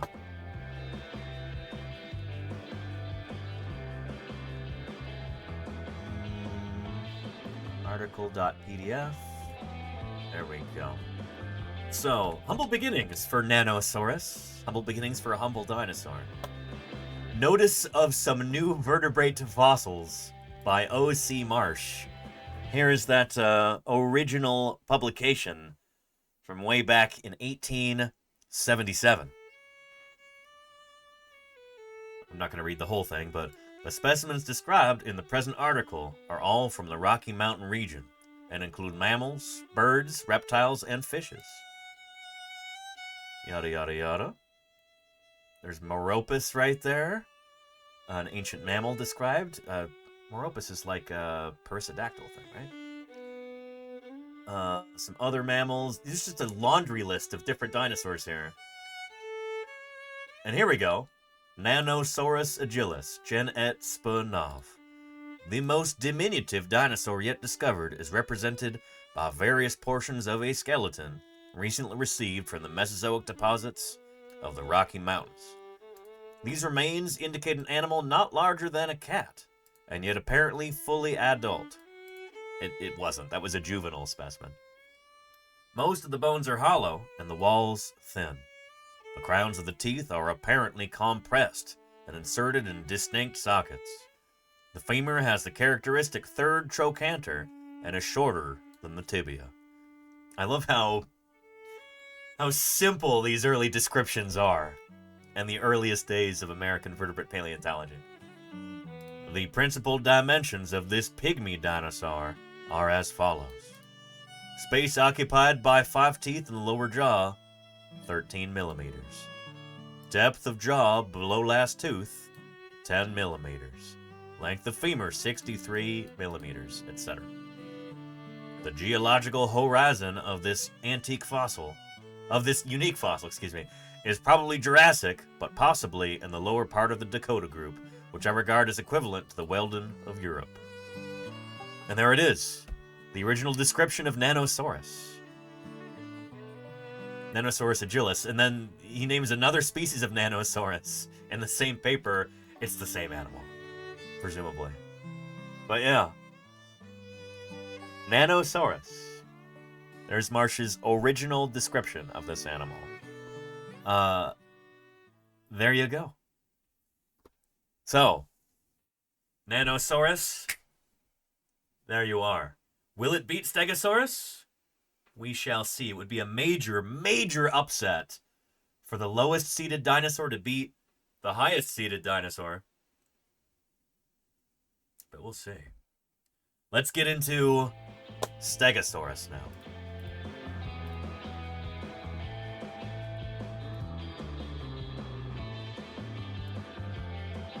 So I've encountered Stegosaurus on a number of different occasions. We've got a Tinicolag at different museums. And in this same one where we encountered Nanosaurus, I certainly encountered Stegosaurus as well. So let's track down that dinosaur. Well, this is Hesperosaurus right here, which is another stegosaur. It's considered a different genus, probably is distinct. But here's a Stegosaurus spike right here. Stegosaurus that I've seen before, but I think Stegosaurus skulls are also often like misportrayed in a lot of reconstructions. And there's that Thagomizer right there. That array of tail spikes. Yeah, so Stegosaurus had this too, obviously. Here's a really neat display. Check that out. This looks real right here. This looks like it could be a cast. Yeah. No, this looks real. It must be, this is the part that was exposed, which is why it's so much lighter colored. And bleached by the sun. The rest of it is not sun bleached. Look at that tail spike. That's enormous. Just crazy. Look how sharp it is, too. It doesn't look like it has keratin preserved over it. It's just the bony sheath. And these spikes got enormous on some of these animals. Maybe this is a different species. Maybe this is just a fully mature animal. But check that out. That's nuts. Yeah. Very, very cool. Imagine, or maybe don't, imagine getting stuck with that. Ugh. not be a good day. That would not be a good day. So I have here a 3D printed Stegosaurus tail spike. So again, there's an array of 4 of these at the end of the tail. This is 3D printed actual size. This is just the bony core. So in life, all of these grooves right here that you see on it, that kind of weird, gnarly surface texture, that is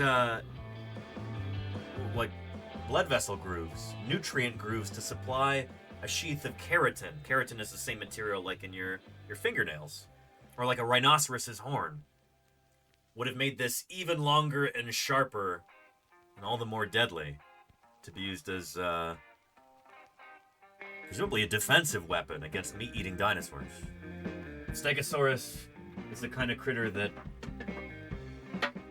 you would not want to get into a fight with. We encountered a Stegosaurus skeleton in, what was it, at Western Wyoming Community College, I believe it's called. There we go. There it is right there in the thumbnail. Yeah. Kind of an old-fashioned mount here. You see the front limbs are sprawled. Just gonna get this sitting right here. Mine too large. And I'm really impressed with just the closer you can get to skeletons like this, the bigger they look. And this is truly impressive. So this is the same skull that I actually had. You can see why this dinosaur is so popular. Although I'm now realizing I printed mine too large. This is where's my Stegosaurus skull for these here? Yeah. So this is the University of Wyoming Stegosaurus specimen they've got over in Laramie, I believe. But yeah, it is a big animal. There's a lot of things about this skeleton that we would change nowadays based on what we know about Stegosaurus. For instance, you've got that tail. Hang on. Don't get ahead of yourself there, Danny. That skull is this skull right here. There we go. Mine I did print too large. It's much larger than the original. I should really reprint this once I find proper scale on it. But yeah, Stegosaurus skull right here. So this is one that was not superbly well preserved, and so it's not got a great deal of detail. And then the scan, the file that I downloaded, that original scan, not particularly detailed either. But as you can see, it's not like the original has got an order of magnitude more detail or anything. It's just, yeah. Would change nowadays based on what we know about Stegosaurus. For instance, you've got that tail dragging along the ground right there. We might have too many dorsal plates, too. I counted 21 on this earlier. I'm supposed to have about 17? They probably vary. I wouldn't be shocked if Stegosaur plate number actually varied between individuals of the same species alive at the same time. But yeah. Not the beast is that is a small skull for a creature that size. It definitely is. These are probably not, grazers walking around, just hoovering up all the plant material in sight. These guys are probably pretty selective feeders. You can see how narrow that skull. And Chief Beef, thanks for the follow. Welcome to Paleontologizing. It's good to have you here. Probably pretty picky eaters. Yeah. Yeah. Should I boop the snoot? There is he.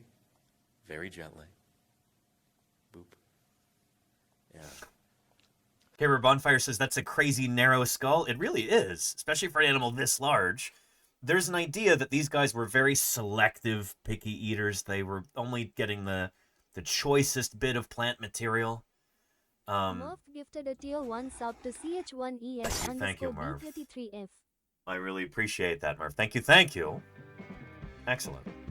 Here, I've shown this before, but there's a really cool illustration in a book kind of playing in this idea of Stegosaurus being kind of a picky eater.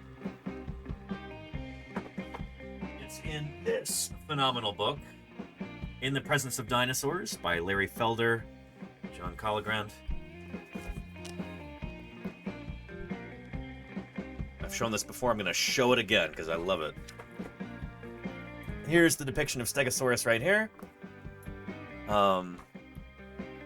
I suspect this would have been a gorgeous dinosaur in life, you know?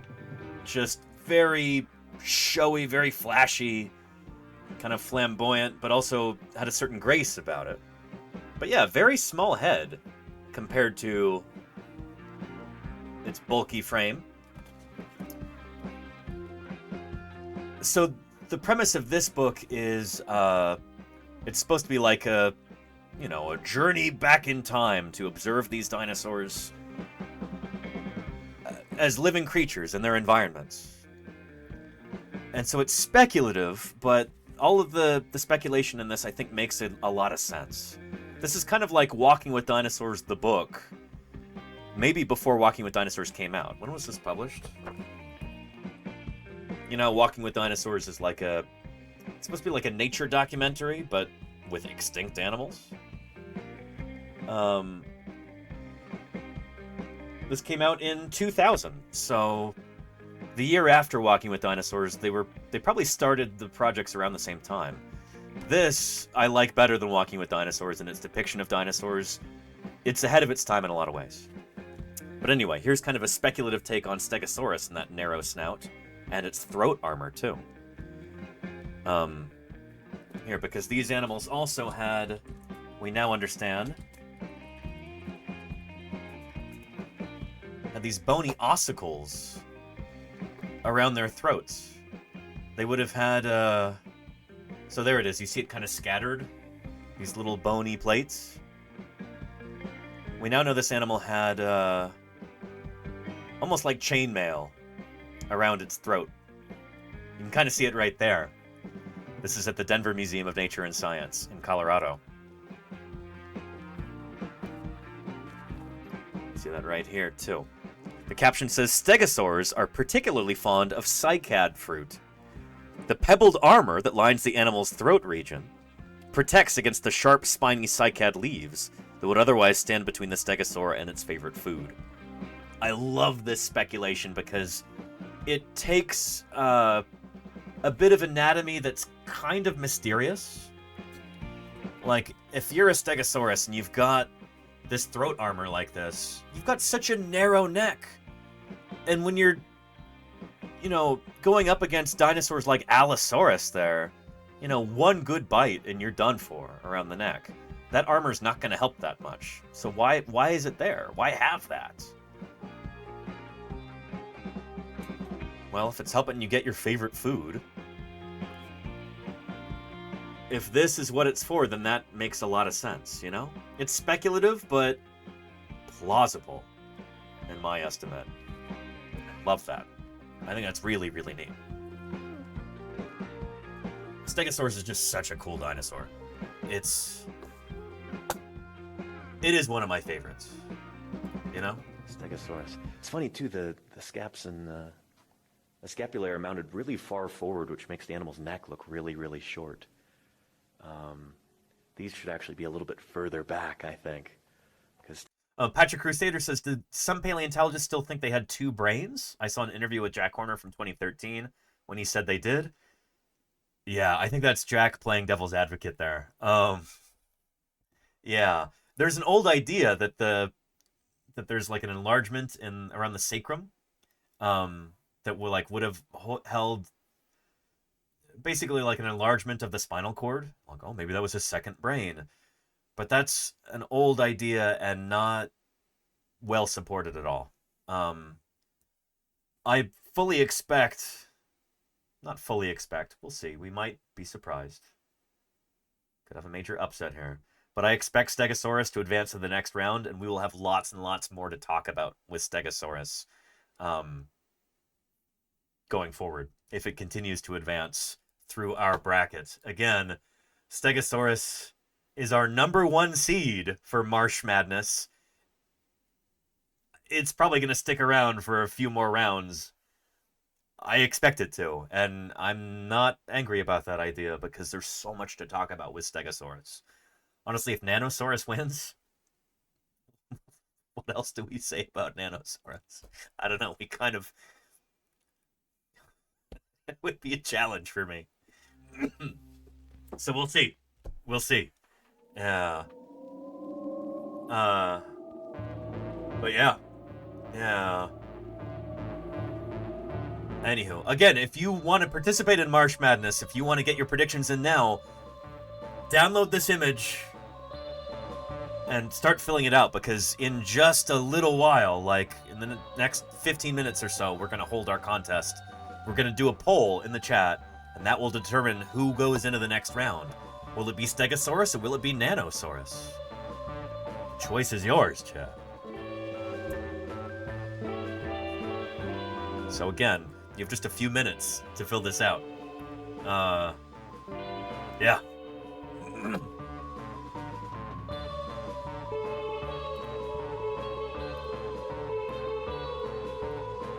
Stegosaurs like this, they've actually got, you know, not the shortest of necks. And the neck would probably come up at an angle, too. Like, you know, not low slung like this. Yeah, this is a really probably a little bit more upright. old more depiction alert. of Stegosaurus right here. Classic depiction, but very much out of date.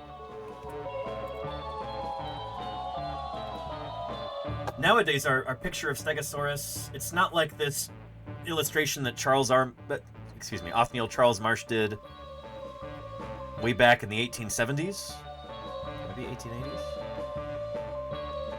See how sluggish this animal looks? Look at how close the head is to the ground. That wouldn't be what these animals were really like. We now understand that he put the shoulder girdle too far forward, and he reconstructed the neck too short. Take those arms, push him back a little bit. Closer to the hind legs. Give it a longer neck. This is what Stegosaurus should look like, much more like that. So Scott Hartman did a really excellent Stegosaurus skeletal reconstruction here. This makes a lot more sense. The animal's got a neck that's longer, more flexible. It's able to reach down to ground level, eat plants, go up a little bit. It's got what we call a wider feeding envelope. So a wider range at which it can feed. It can eat plants up here. It can eat plants down at the ground level. It can also dip its head further down to below ground level if it's drinking out of a pond or something, you know? Lordy says, looks like my cat when it's stretching. Kind of, yeah. Anyway, this is a much more up-to-date picture of Stegosaurus. And there's somebody who did an illustration kind of reflecting this. There's a lovely depiction of Stegosaurus Stegosaurus right there. Yeah. Although I would like to see those plates even more brightly colored. I suspect maybe even like this. There's a very proud Stegosaurus there. Again, done by Scott Hartman. This is great. Did they actually have rainbows across their plates? I don't know of any animal that has this exact color scheme, but brightly colored plates, I'm going to say yes. Rainbow, probably not. Can't say no for sure. But yeah. And Patrick Crusader says, isn't there one similar dinosaur that has more pointy plates? Not one similar dinosaur. There's a whole family, Patrick Crusader.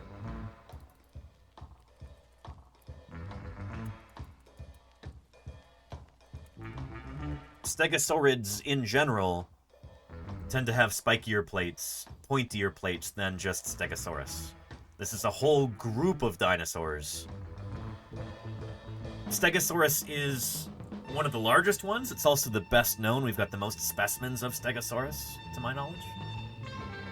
But yeah, you've got dinosaurs like, I think this is Tuojiangosaurus right here from China.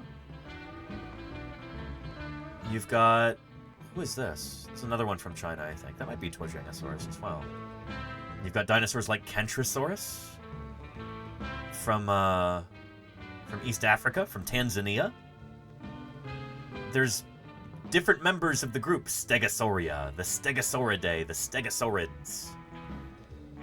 The Stegosaur family. And some of them are pretty spiky indeed. We also don't know the full pointiness of Stegosaurus's plates. Because since those are just the bony cores there, we don't know how much keratin is there and how pointy it would be. That's not fossilized. All we're looking at is the bony core, you know? Those forelimbs and those hind limbs. Look at the disparity. And blame for that loss. I watched a video by a paleontologist that with Stegosaurus attacks Sarah hiding in the Lost World. Doesn't have the ability to turn its tail downwards. That's true. When the tail spike goes down into the log in that scene, it doesn't make any sense.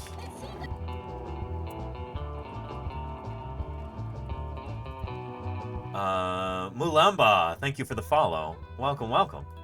It's good to have you here.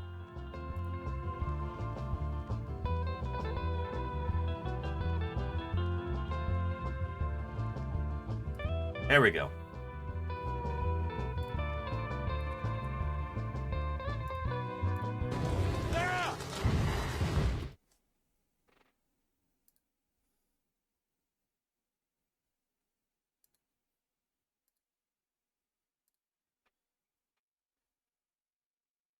So this part right here? Yeah, that doesn't make any sense. That tail swings from side to side. It had, like, inverted over and the tail spike's pointing straight down somehow?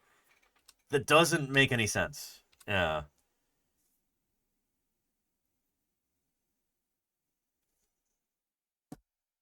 It should have been coming in from the side.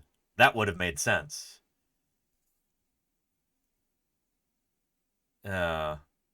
So anyway, blame for the loss. Whatever paleontologist you were talking to or saw a video of, they were correct.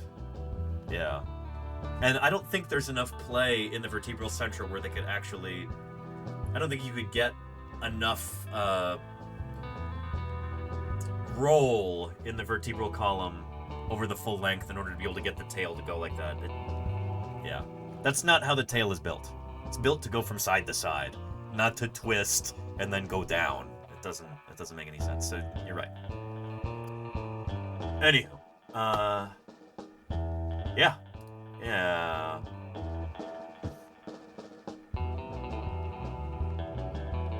And very cool family of animals. Yes, indeed. The Spinosaurs are so incredibly... Stegosaurus, excuse me. So incredibly cool. Just the difference in the length between those hind legs and those arms. That is really nuts. Really cool. These animals are probably pretty well adapted for rearing up on their hind limbs. At least, looking at the pelvic girdle on this animal. A Bob Bacher idea. Sense to me. That they could kind of stand up on two legs if they're trying to browse high up in the treetops or something like that. But it's still kind of a mystery what exactly these animals are eating plant-wise. It's easy to imagine them being kind of specialist feeders. Maybe being pretty picky. Maybe they're only eating or mostly eating things like cycad fruit or, I don't know. Like we talked about earlier, yeah. Horsetails or something. But, I don't know. There's that illustration with the Stegosaurus rearing up. There's much work to be done on ornithischian dinosaurs and what in particular they were eating. Avocado toast, perhaps, says Jim. These guys evolved... The Stegosaurus itself was about 145 million years before the invention of avocado toast. Or avocados, for that matter. Yeah, no avocados during the age of dinosaurs. Cool. Stegosaurus lived at a time before there were any flowering plants at all. Flowering plants did not exist when Stegosaurus was around. It's, Stegosaurus predates flowering plants by probably a solid 10, 20 million years at least. So here is an illustration of Stegosaurus. Bacher calls it Diracodon here. I don't know if it was Cope or Marsh. It's probably Marsh. Named Diracodon, but this animal's almost certainly just Stegosaurus. But rearing up on its hind legs like that. And yeah, Bacher's argument is like, well, shoot, if elephants can do this, at least in a circus, Stegosaurus seem even better adapted for that. They've got these really long hind limbs, really short arms. They seem really well adapted for kind of rearing up on their hind legs like this in order to get at higher vegetation. I think that's an idea that needs to be tested further, but it's certainly intriguing. So, yeah. Terminator Pig says, I heard somewhere avocados were food for extinct giant sloths. That's actually a myth. If we weren't talking about Stegosaurus right now, we'd go into detail, but ask me on during another stream, and we can talk all about that. Anywho, Stegosaurus, just incredibly iconic dinosaur. I happened to pull this book off the shelf so I could get the other book out, just to make some space. And here's Stegosaurus on the cover of Dinosaurs of Utah. Stegosaurus happens to be the state fossil of which state, chat? Which U.S. state has Stegosaurus as its state fossil?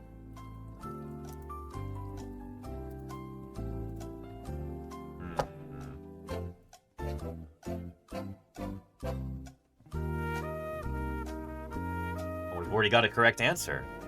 Yes, indeed. Community time? It's Colorado. Yeah. The Colorado state fossil is Stegosaurus. So yeah, iconic animal. Absolutely iconic. One of everybody's favorite dinosaurs. It's just... it's really something. Yeah. And thank you, Creatrix Braid, for those 14 months of support. You know I appreciate that. Yeah. I was trying to whisper during the stream so as not to disrupt other people in this academic building. And then who in the chat can tell me what this is right here? What's become the official term published Not in the official. literature for this It's array actually more of an tail informal spikes term. there? It's been a little overstated how official it is. What do we call that? Anybody tell me? Yeah, there you go, Jim. The Thagomizer. This array of tail spikes, most likely used for defense. We actually have a number of theropod dinosaurs with like really grievous injuries to certain bones in their bodies. And those at least seem to match up with those wickedly long spikes there. Yep. Pretty cool. Yeah. Blame for the loss? Absolutely, teeth fossilize after a dinosaur dies. Yeah, teeth are usually one of the hardest parts of the body. They're often even denser and more kind of robust than bones are. And so teeth, not only do they preserve really readily, because they're already really hard and robust and tough to start with, they're more likely to fossilize, but also dinosaurs were constantly replacing their teeth all the time. So, at least in some cases, there would have been some individual dinosaurs who lost teeth during their lifetimes because they're just constantly churning through teeth. Like, you've probably heard that sharks do this. Most animals with teeth do this, constantly replacing their teeth all the time. There are probably some dinosaurs across the vastness of the Mesozoic where some of their shed teeth started to fossilize before they were even dead. While they're still alive, still walking around doing their thing, some of the teeth that they shed decades ago were probably already starting to fossilize in certain places. The teeth that they had spat out after being done with them. So yeah, dinosaur teeth absolutely fossilize. And we've got a hype train going. Thank you, everybody. I really appreciate the support. Yeah. And Tan Glechi, well, welcome. How are you doing? Town and set up camp. Excited about that, and that's great. Conrad with a K. Thank you. Sprightly, graceful animals. That is really funny looking. This is a terrible reconstruction of this animal. It just makes it look really just stocky, frumpy, just... I hate it. I hate this. Potatosaurus, says Figment Pudding, yeah. Where's its neck? Exactly, Murph. This is not what this animal would look like. No. Stegosaurus would have been a very elegant creature, I think. No, I like to think of Stegosaurus as being kind of sprightly, graceful animals. You know? Almost kind of... There you go, Claire. Yeah. With how showy they were. You look at those dorsal plates on the back. These enormous osteoderms that these animals evolved would have been... Osteoderms like this one right here, in fact. Yeah. So here is a Stegosaurus osteoderm 3D printed. It doesn't have the nice surface texture like it should. I might have to change that later with some water putty. But yeah, Stegosaurus osteoderm. Even longer in life, covered by a keratinous sheath, probably really brightly colored, I would imagine. You're not going to go through the trouble of evolving enormous osteoderms like that for display without having them be brightly colored, in my opinion. So, yeah, it's probably a really garish, almost obnoxious animal. And, you know, here it almost looks kind of ponderous and slow. And, you know, dragging its tail on the ground right there. We know these animals did not drag their tails. That tail should be held aloft. That's a different right up in the air like that, waving those dorsal plates around saying, hey, look at me. Yeah. Yeah, very cool. Yeah. And Billum def... Anywho, again, you want a better depiction of Stegosaurus? Here's one from, this looks like a Greg Paul skeletal from back in the day. So this is Stegosaurus circa, like, mid-1990s, maybe late 90s. And here's an even more up-to-date depiction of Stegosaurus right here. So that tail held aloft, the neck upright and alert like this too, and just this long row of plates just waggling around. But an eye-catching animal. Very flashy. So Stegosaurus, very flashy player. Demands attention.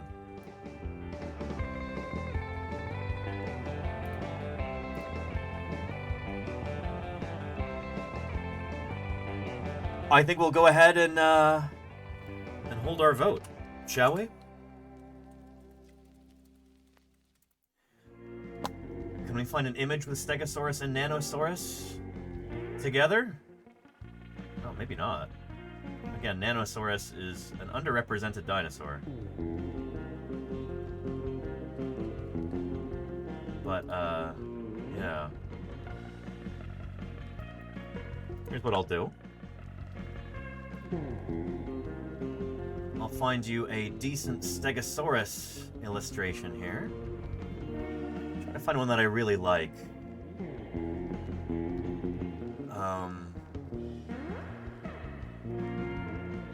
It's actually not too shabby. Little clunky though.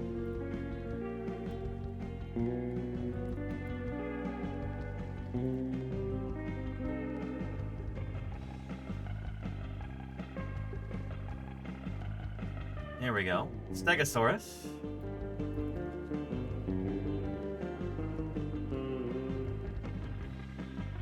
And Nanosaurus. Pull up an image of both.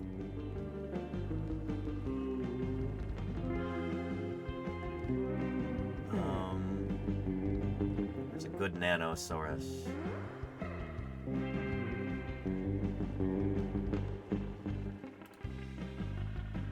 That's not too shabby.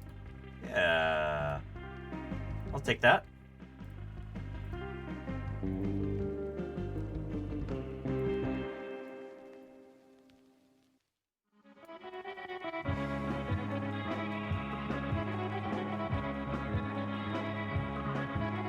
Okay. Stegosaurus and Nanosaurus. Let's hold our matchup here, shall we?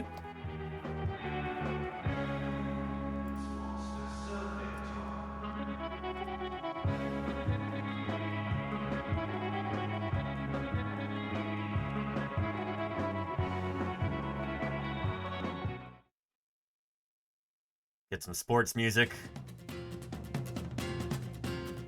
That's not what I want here.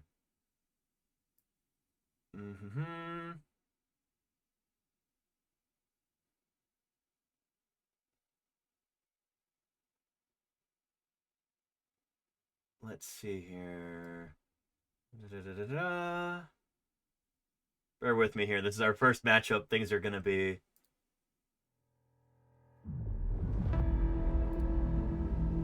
There we go.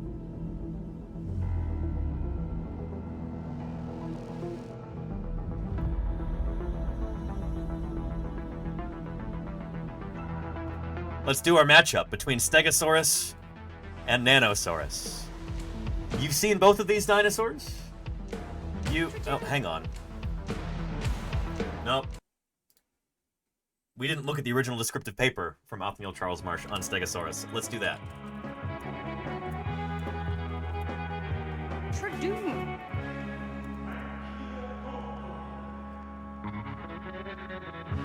There we go. Stegosaurus first published in 1877, the same year as Nanosaurus.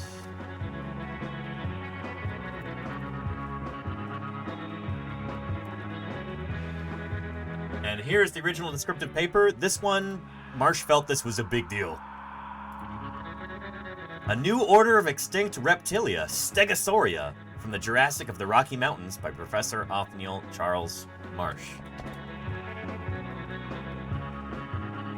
Short paper, but he's naming an entire order, so like a big group of animals based on this critter that is so unique, in his opinion.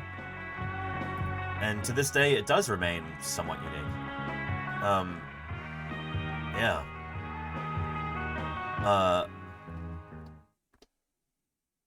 Whoops, hang on. Sorry, wrong button. The land of make-believe. Wrong button. Here we go. Let's take a look at the original descriptive paper here. The Museum of Yale College has recently received the greater portion of the skeleton of a huge reptile, which proves to be one of the most remarkable animals yet discovered. It was found on the eastern flank of the Rocky Mountains, in beds which I have regarded as corresponding nearly to the Wealden of Europe, which may be classed as Upper Jurassic. It would be Upper Jurassic. Back then, they had such a poor understanding of the stratigraphy that... Yeah. Is it Cretaceous? Is it Jurassic? They're still figuring it out at that point. The remains are well preserved, but are embedded in so hard a matrix that considerable time and labor will be required to prepare them for a full description. The characters already determined point to affinities with the dinosaurs, plesiosaurs, and more remotely with the chelonians, that's turtles, and indicate a new order, which may be termed Stegosauria, for the typical genus here described. Stegosaurus armatus, gen et Sponov, new genus, new species.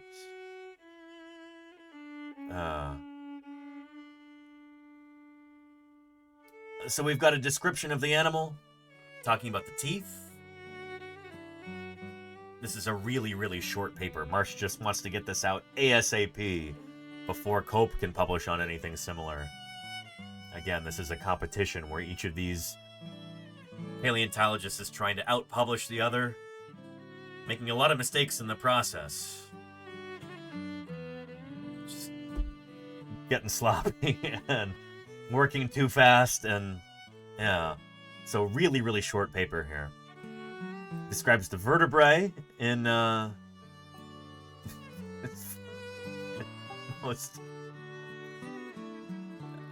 most undetailed terms. The vertebrae have biconcave, their neural arches being co-ossified with the centra, and their chevrons articulated. Great. The limb bones indicate an aquatic life. This is so funny. This is before he really knew anything about these animals. He's rushing to publication. Oh yeah, he lived in the water. The body was long and protected by large, bony dermal plates, somewhat like those of Atlantocheles, which is a turtle, Protostega. These plates appear to have been in part supported by the elongate neural spines of the vertebrae. Anywho, yeah. The present species is probably 30 feet long and moved mainly by swimming. For its discovery, science is indebted to Professor Arthur Lakes and engineer H.C. Beckwith of the U.S. Navy, who found the first remains in Colorado, near the locality of the gigantic Atlantosaurus montanus, and in essentially the same horizon. November 15th, 1877. There you go.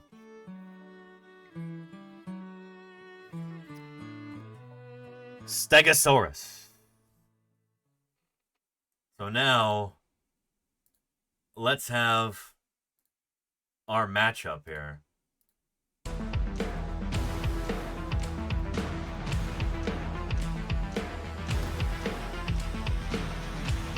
Let's go ahead and do our poll. Who will advance to the next round? Will it be little Nanosaurus here? Our bottom-seeded dinosaur? Will there be a major upset where it beats Stegosaurus, the #1 seed? I want everybody to vote not based on... well, based on whatever you want, honestly. Which dinosaur would you like to see advance to the next round? A big part of this is going to be, which dinosaur would you like to see us talk about more? If I can... I'm not going to put my thumb on the scale, but I'll hold my thumb, I'll hover it above the scale here, and I'll say it's going to be really difficult for me to come up with more to say about Nanosaurus. I could do it. But Stegosaurus would be much more interesting going into the next rounds, because there's so much to say about Stegosaurus. I could find so many different videos. We've got lots of 3D prints of Stegosaurus stuff. So that being said, choose which dinosaur you would like to see going into the next round. And if you want to vote according to what you filled out in your bracket, absolutely do that.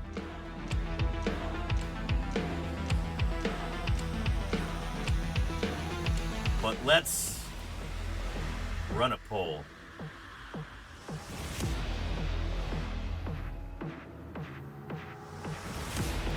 Here we go. New poll.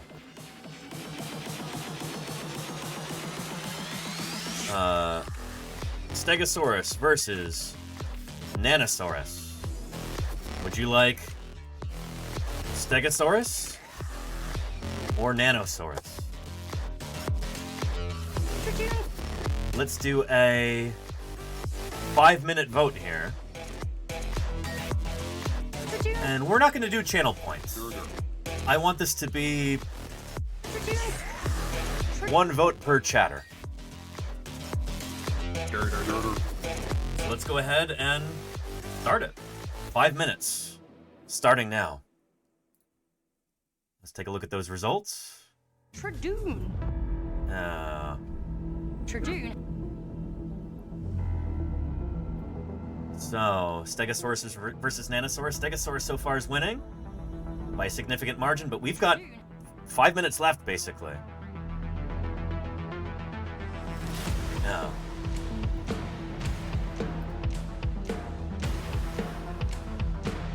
there's the bracket right there. Stegosaurus versus Nanosaurus.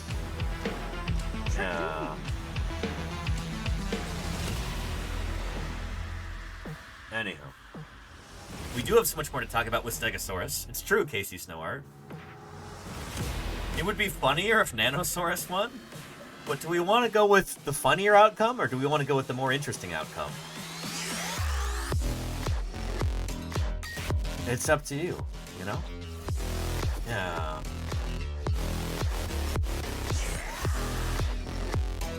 And Blame That for Loss says, Danny, if you had to guess which of the 4 eras of dinosaurs had the most fossils found? You mean periods? There's 3 of them. Yeah. The Triassic, the Jurassic, and the Cretaceous. Triassic, Jurassic, Cretaceous. By far, the most dinosaurs have been found in the Cretaceous. By far, the fewest dinosaurs have been found in the Triassic.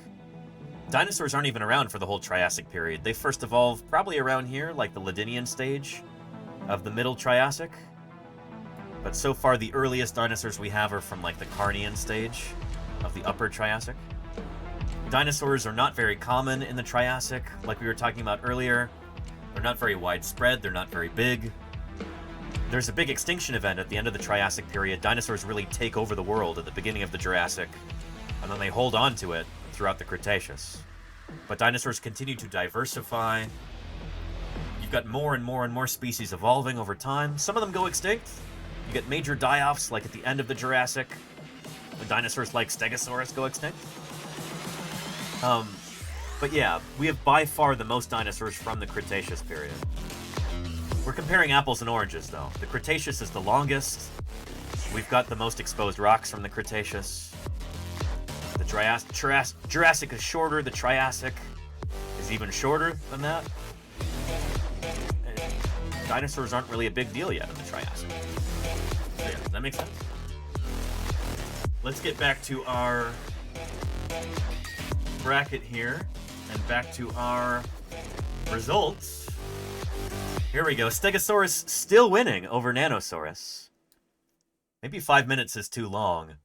Although we are more than halfway through. We've got about a minute and a half, I think. So get those votes in now. So far, we've got 48 votes for Stegosaurus and 17 for Nanosaurus.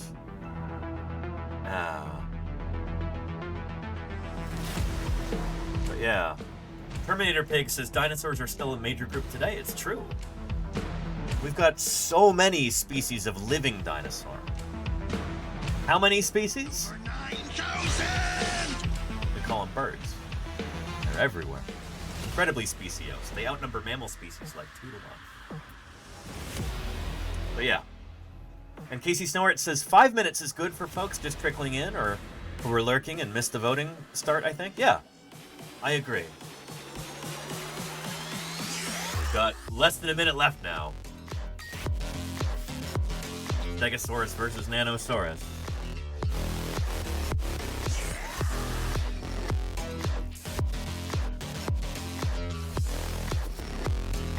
There, I can even go like this. Yeah. Stegosaurus still definitely winning.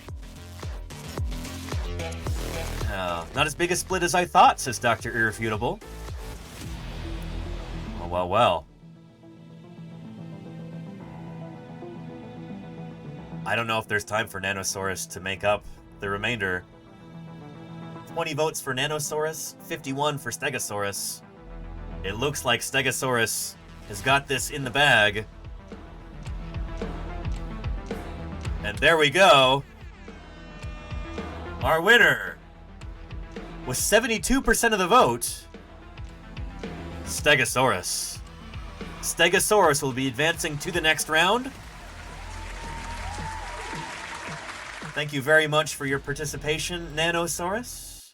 We learned a lot about you, and all dinosaurs are wonderful and fascinating and worthy of study and appreciation and admiration.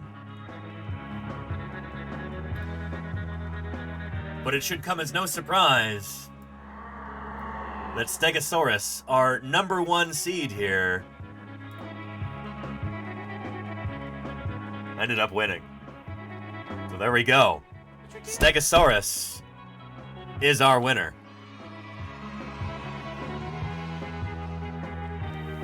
Let me go ahead and, modify the bracket here. Copy image. Let's open that up in old Photoshop here. Yeah. Terminator Pig says Stegosaurus won on name recognition? No, we talked about both dinosaurs. It's not just name recognition. Oh boy. Here, hang on. We gotta clear some space on the hard drive. Photoshop won't open. Give me a second here. Empty recycle bin, that might do it.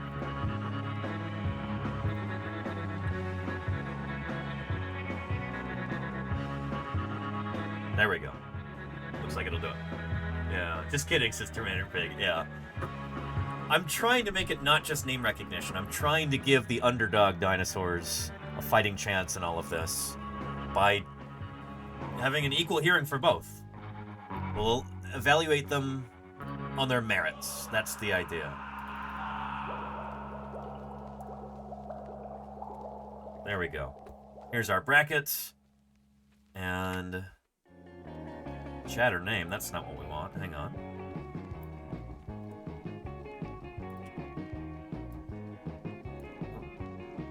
No, we don't want that. We want a rectangle here. Let's get rid of that. Excellent. Merge layers.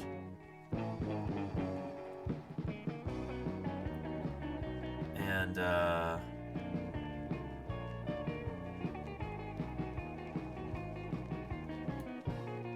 there we go. Official results.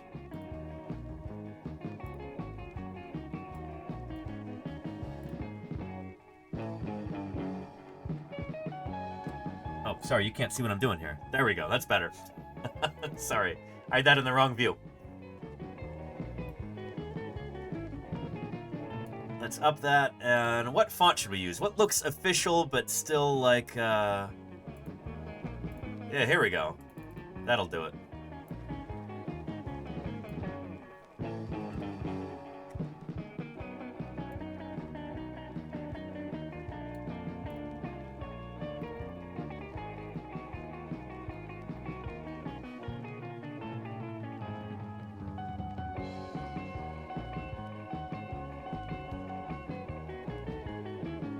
June.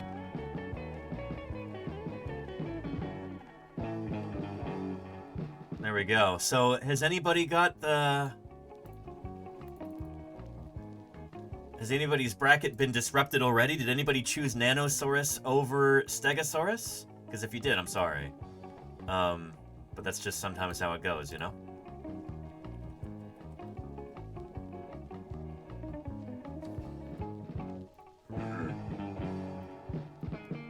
Nice.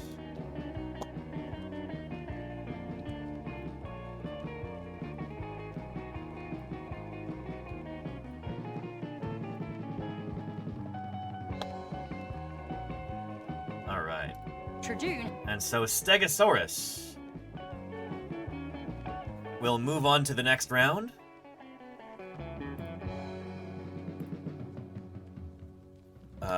Let's take a, well, here.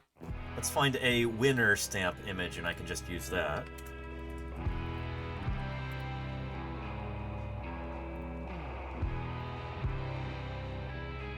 Copy image. Paste.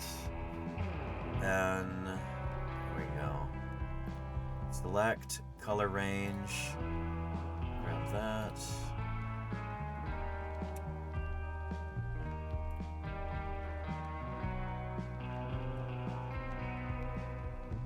Here, we're going to want to save that actually as... We want to save that in a layer so we can use it in the future.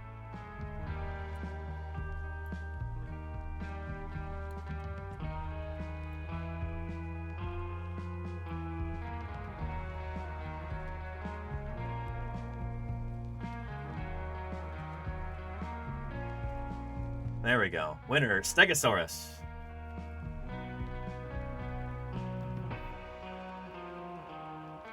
And Nanosaurus.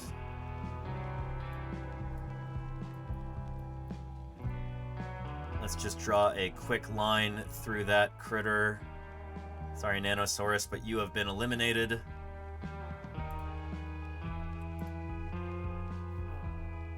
There we go.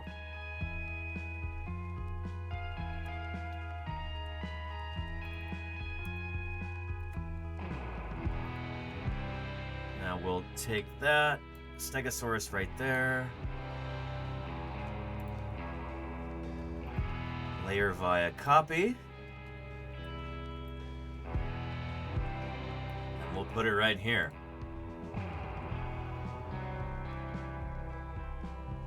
So Stegosaurus, what was our final results there? 72% of the votes. 51 to 20. Yeah.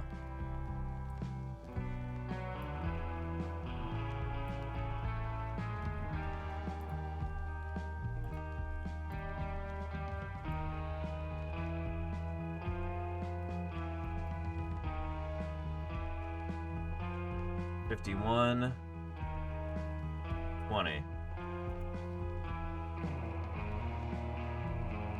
Oh, is it Lorem Ipsing right now? Goodness. So A, delete. 51 to 20.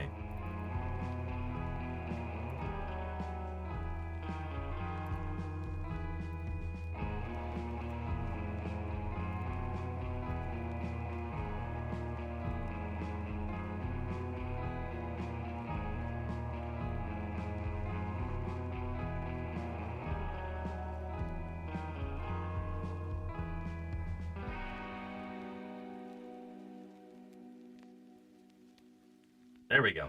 Excellent. Beautiful.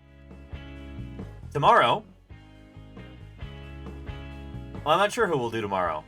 Maybe we'll do one on the other side of the bracket. Maybe Dryptosaurus versus Perconodon, or Barosaurus versus Torosaurus, Nodosaurus versus Ornithomimus. We might as well just do this bottom corner over here. I think that makes sense. But,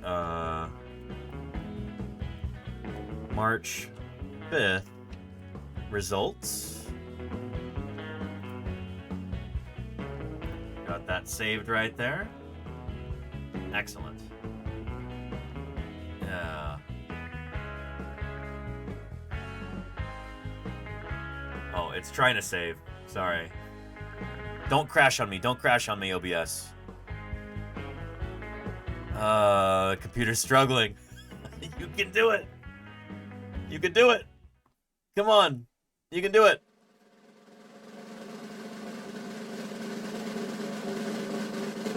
There we go. Excellent.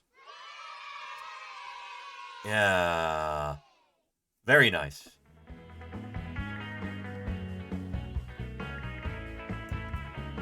And then let's save this as bracket results. There we go. Nice. Okay, let's post that up on Blue Sky.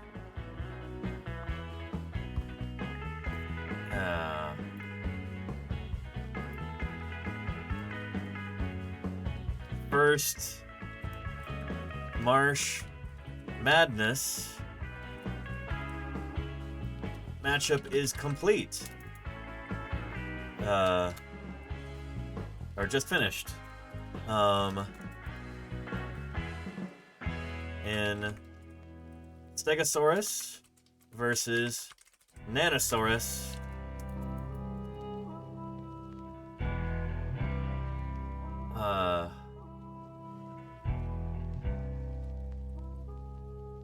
The plated prevail.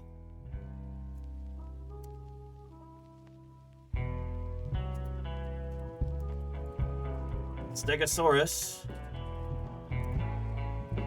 Moving on. Something's coming out of here. Look, there's a bird. To the next round. That's good. Rhacodactylus. Tony, I just heard it inside. Holy cow. I appreciate the raid, Rhacodactylus. How are you doing? That's a sizable raid. Thank you, thank you. Welcome back to Paleontologizing. Reiko, how was your stream? I was gonna raid into you later, but I'm sorry I'm too late. We just finished our MarshMadness matchup for today. Stegosaurus versus Nanosaurus. Who do you think won? Anyway, if anybody's not yet following Rhacodactylus, you're missing out. He's a cognitive scientist, an active researcher in why people believe weird things, among other stuff. His streams are always informative, even when he's just trying to speedrun video games. But his Wednesday streams are often when he focuses on science, and I always enjoy raiding in. Reiko is one of my favorite people here on Twitch, and I was thinking about this morning, Reiko. I really want to start working on a project together. I know we were talking about working on a couple of papers. I really want to get one of those started once I find some time. But I'm going to start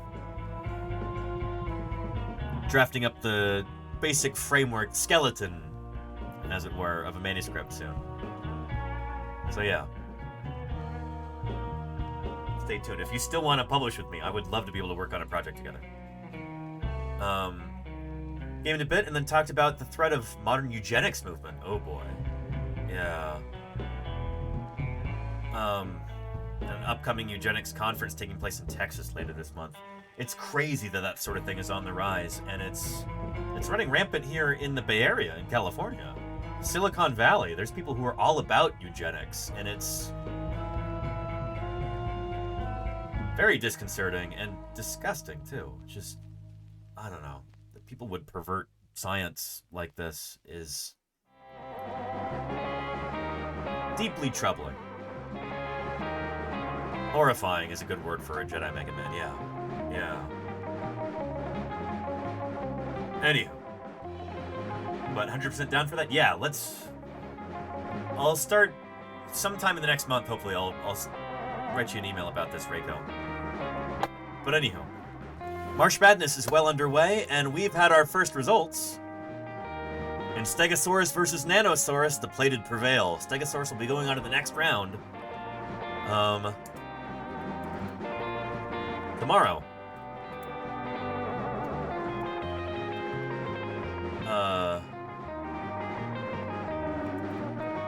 Was it any surprise?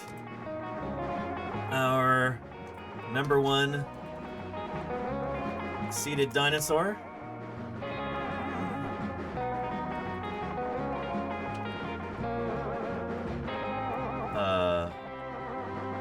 would make it through.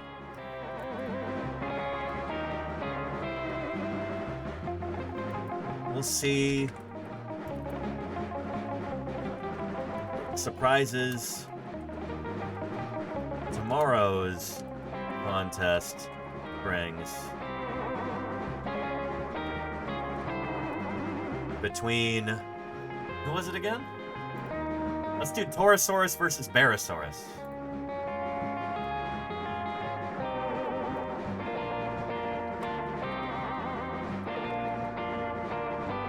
And that's too many characters.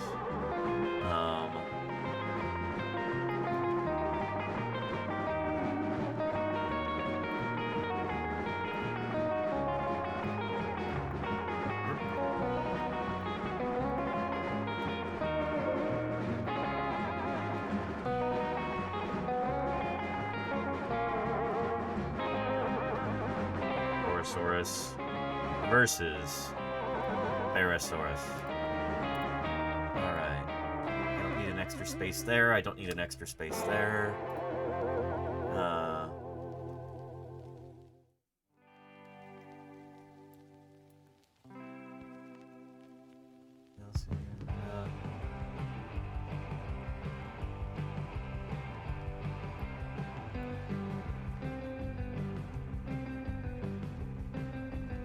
I gotta get rid of the dot in versus. It's not correct, but it gets us to our character count. Alright, and let's upload that image. March 5th results. There we are. Alt text. Let's see. Today's current Marsh Madness official results with Stegosaurus beating Nanosaurus to move on to the next round.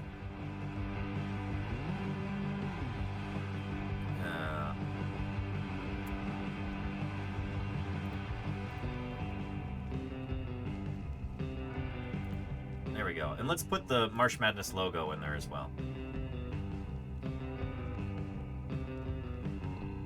Or maybe not. That's okay. I think we're ready.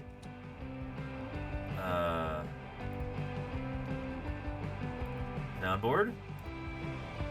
Hold on to your butts. Let's post it.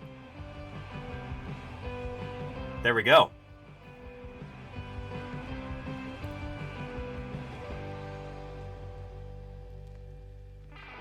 Yeah, nice. Here is a link if anybody would like to engage with that post. And there we go. Marsh Madness, day 1. Stegosaurus moves on to the next round. Tomorrow, Barosaurus versus Torosaurus. It's Morrison long-necked diplodocids versus Hell Creek and Lance Formation.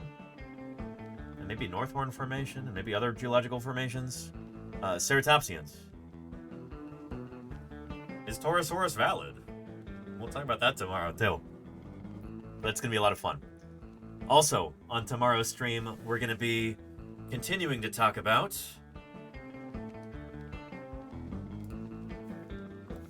the upcoming emergency excavation. Well, upcoming. It's happening right now. Emergency excavation in St. George, Utah, of this really important fossil site. I'll be there in a couple weeks. Tomorrow we'll be interviewing Andrew Milner, live on stream via Zoom, about this project. He is leading the way on this. We're going to talk to him about why this is important and how you can help. I got to send him an email tonight, him and the rest of the team, about some of the stuff. Also, like setting up an Amazon wish list for equipment that they need that we can help contribute potentially. Gotta figure out when I can actually go out there in person and how I can live stream from the site and all this stuff. So I gotta wrap up this stream. We're more than half an hour later than I was hoping to wrap up. So, wrapping up starting now. Thank you to everybody who's about to appear in our credits here. Couldn't do these streams without you. We can't raid into Rhacodactylus, that he raided into us, so let's see who we can pass the science along to tonight. Let's go right into Science Streams.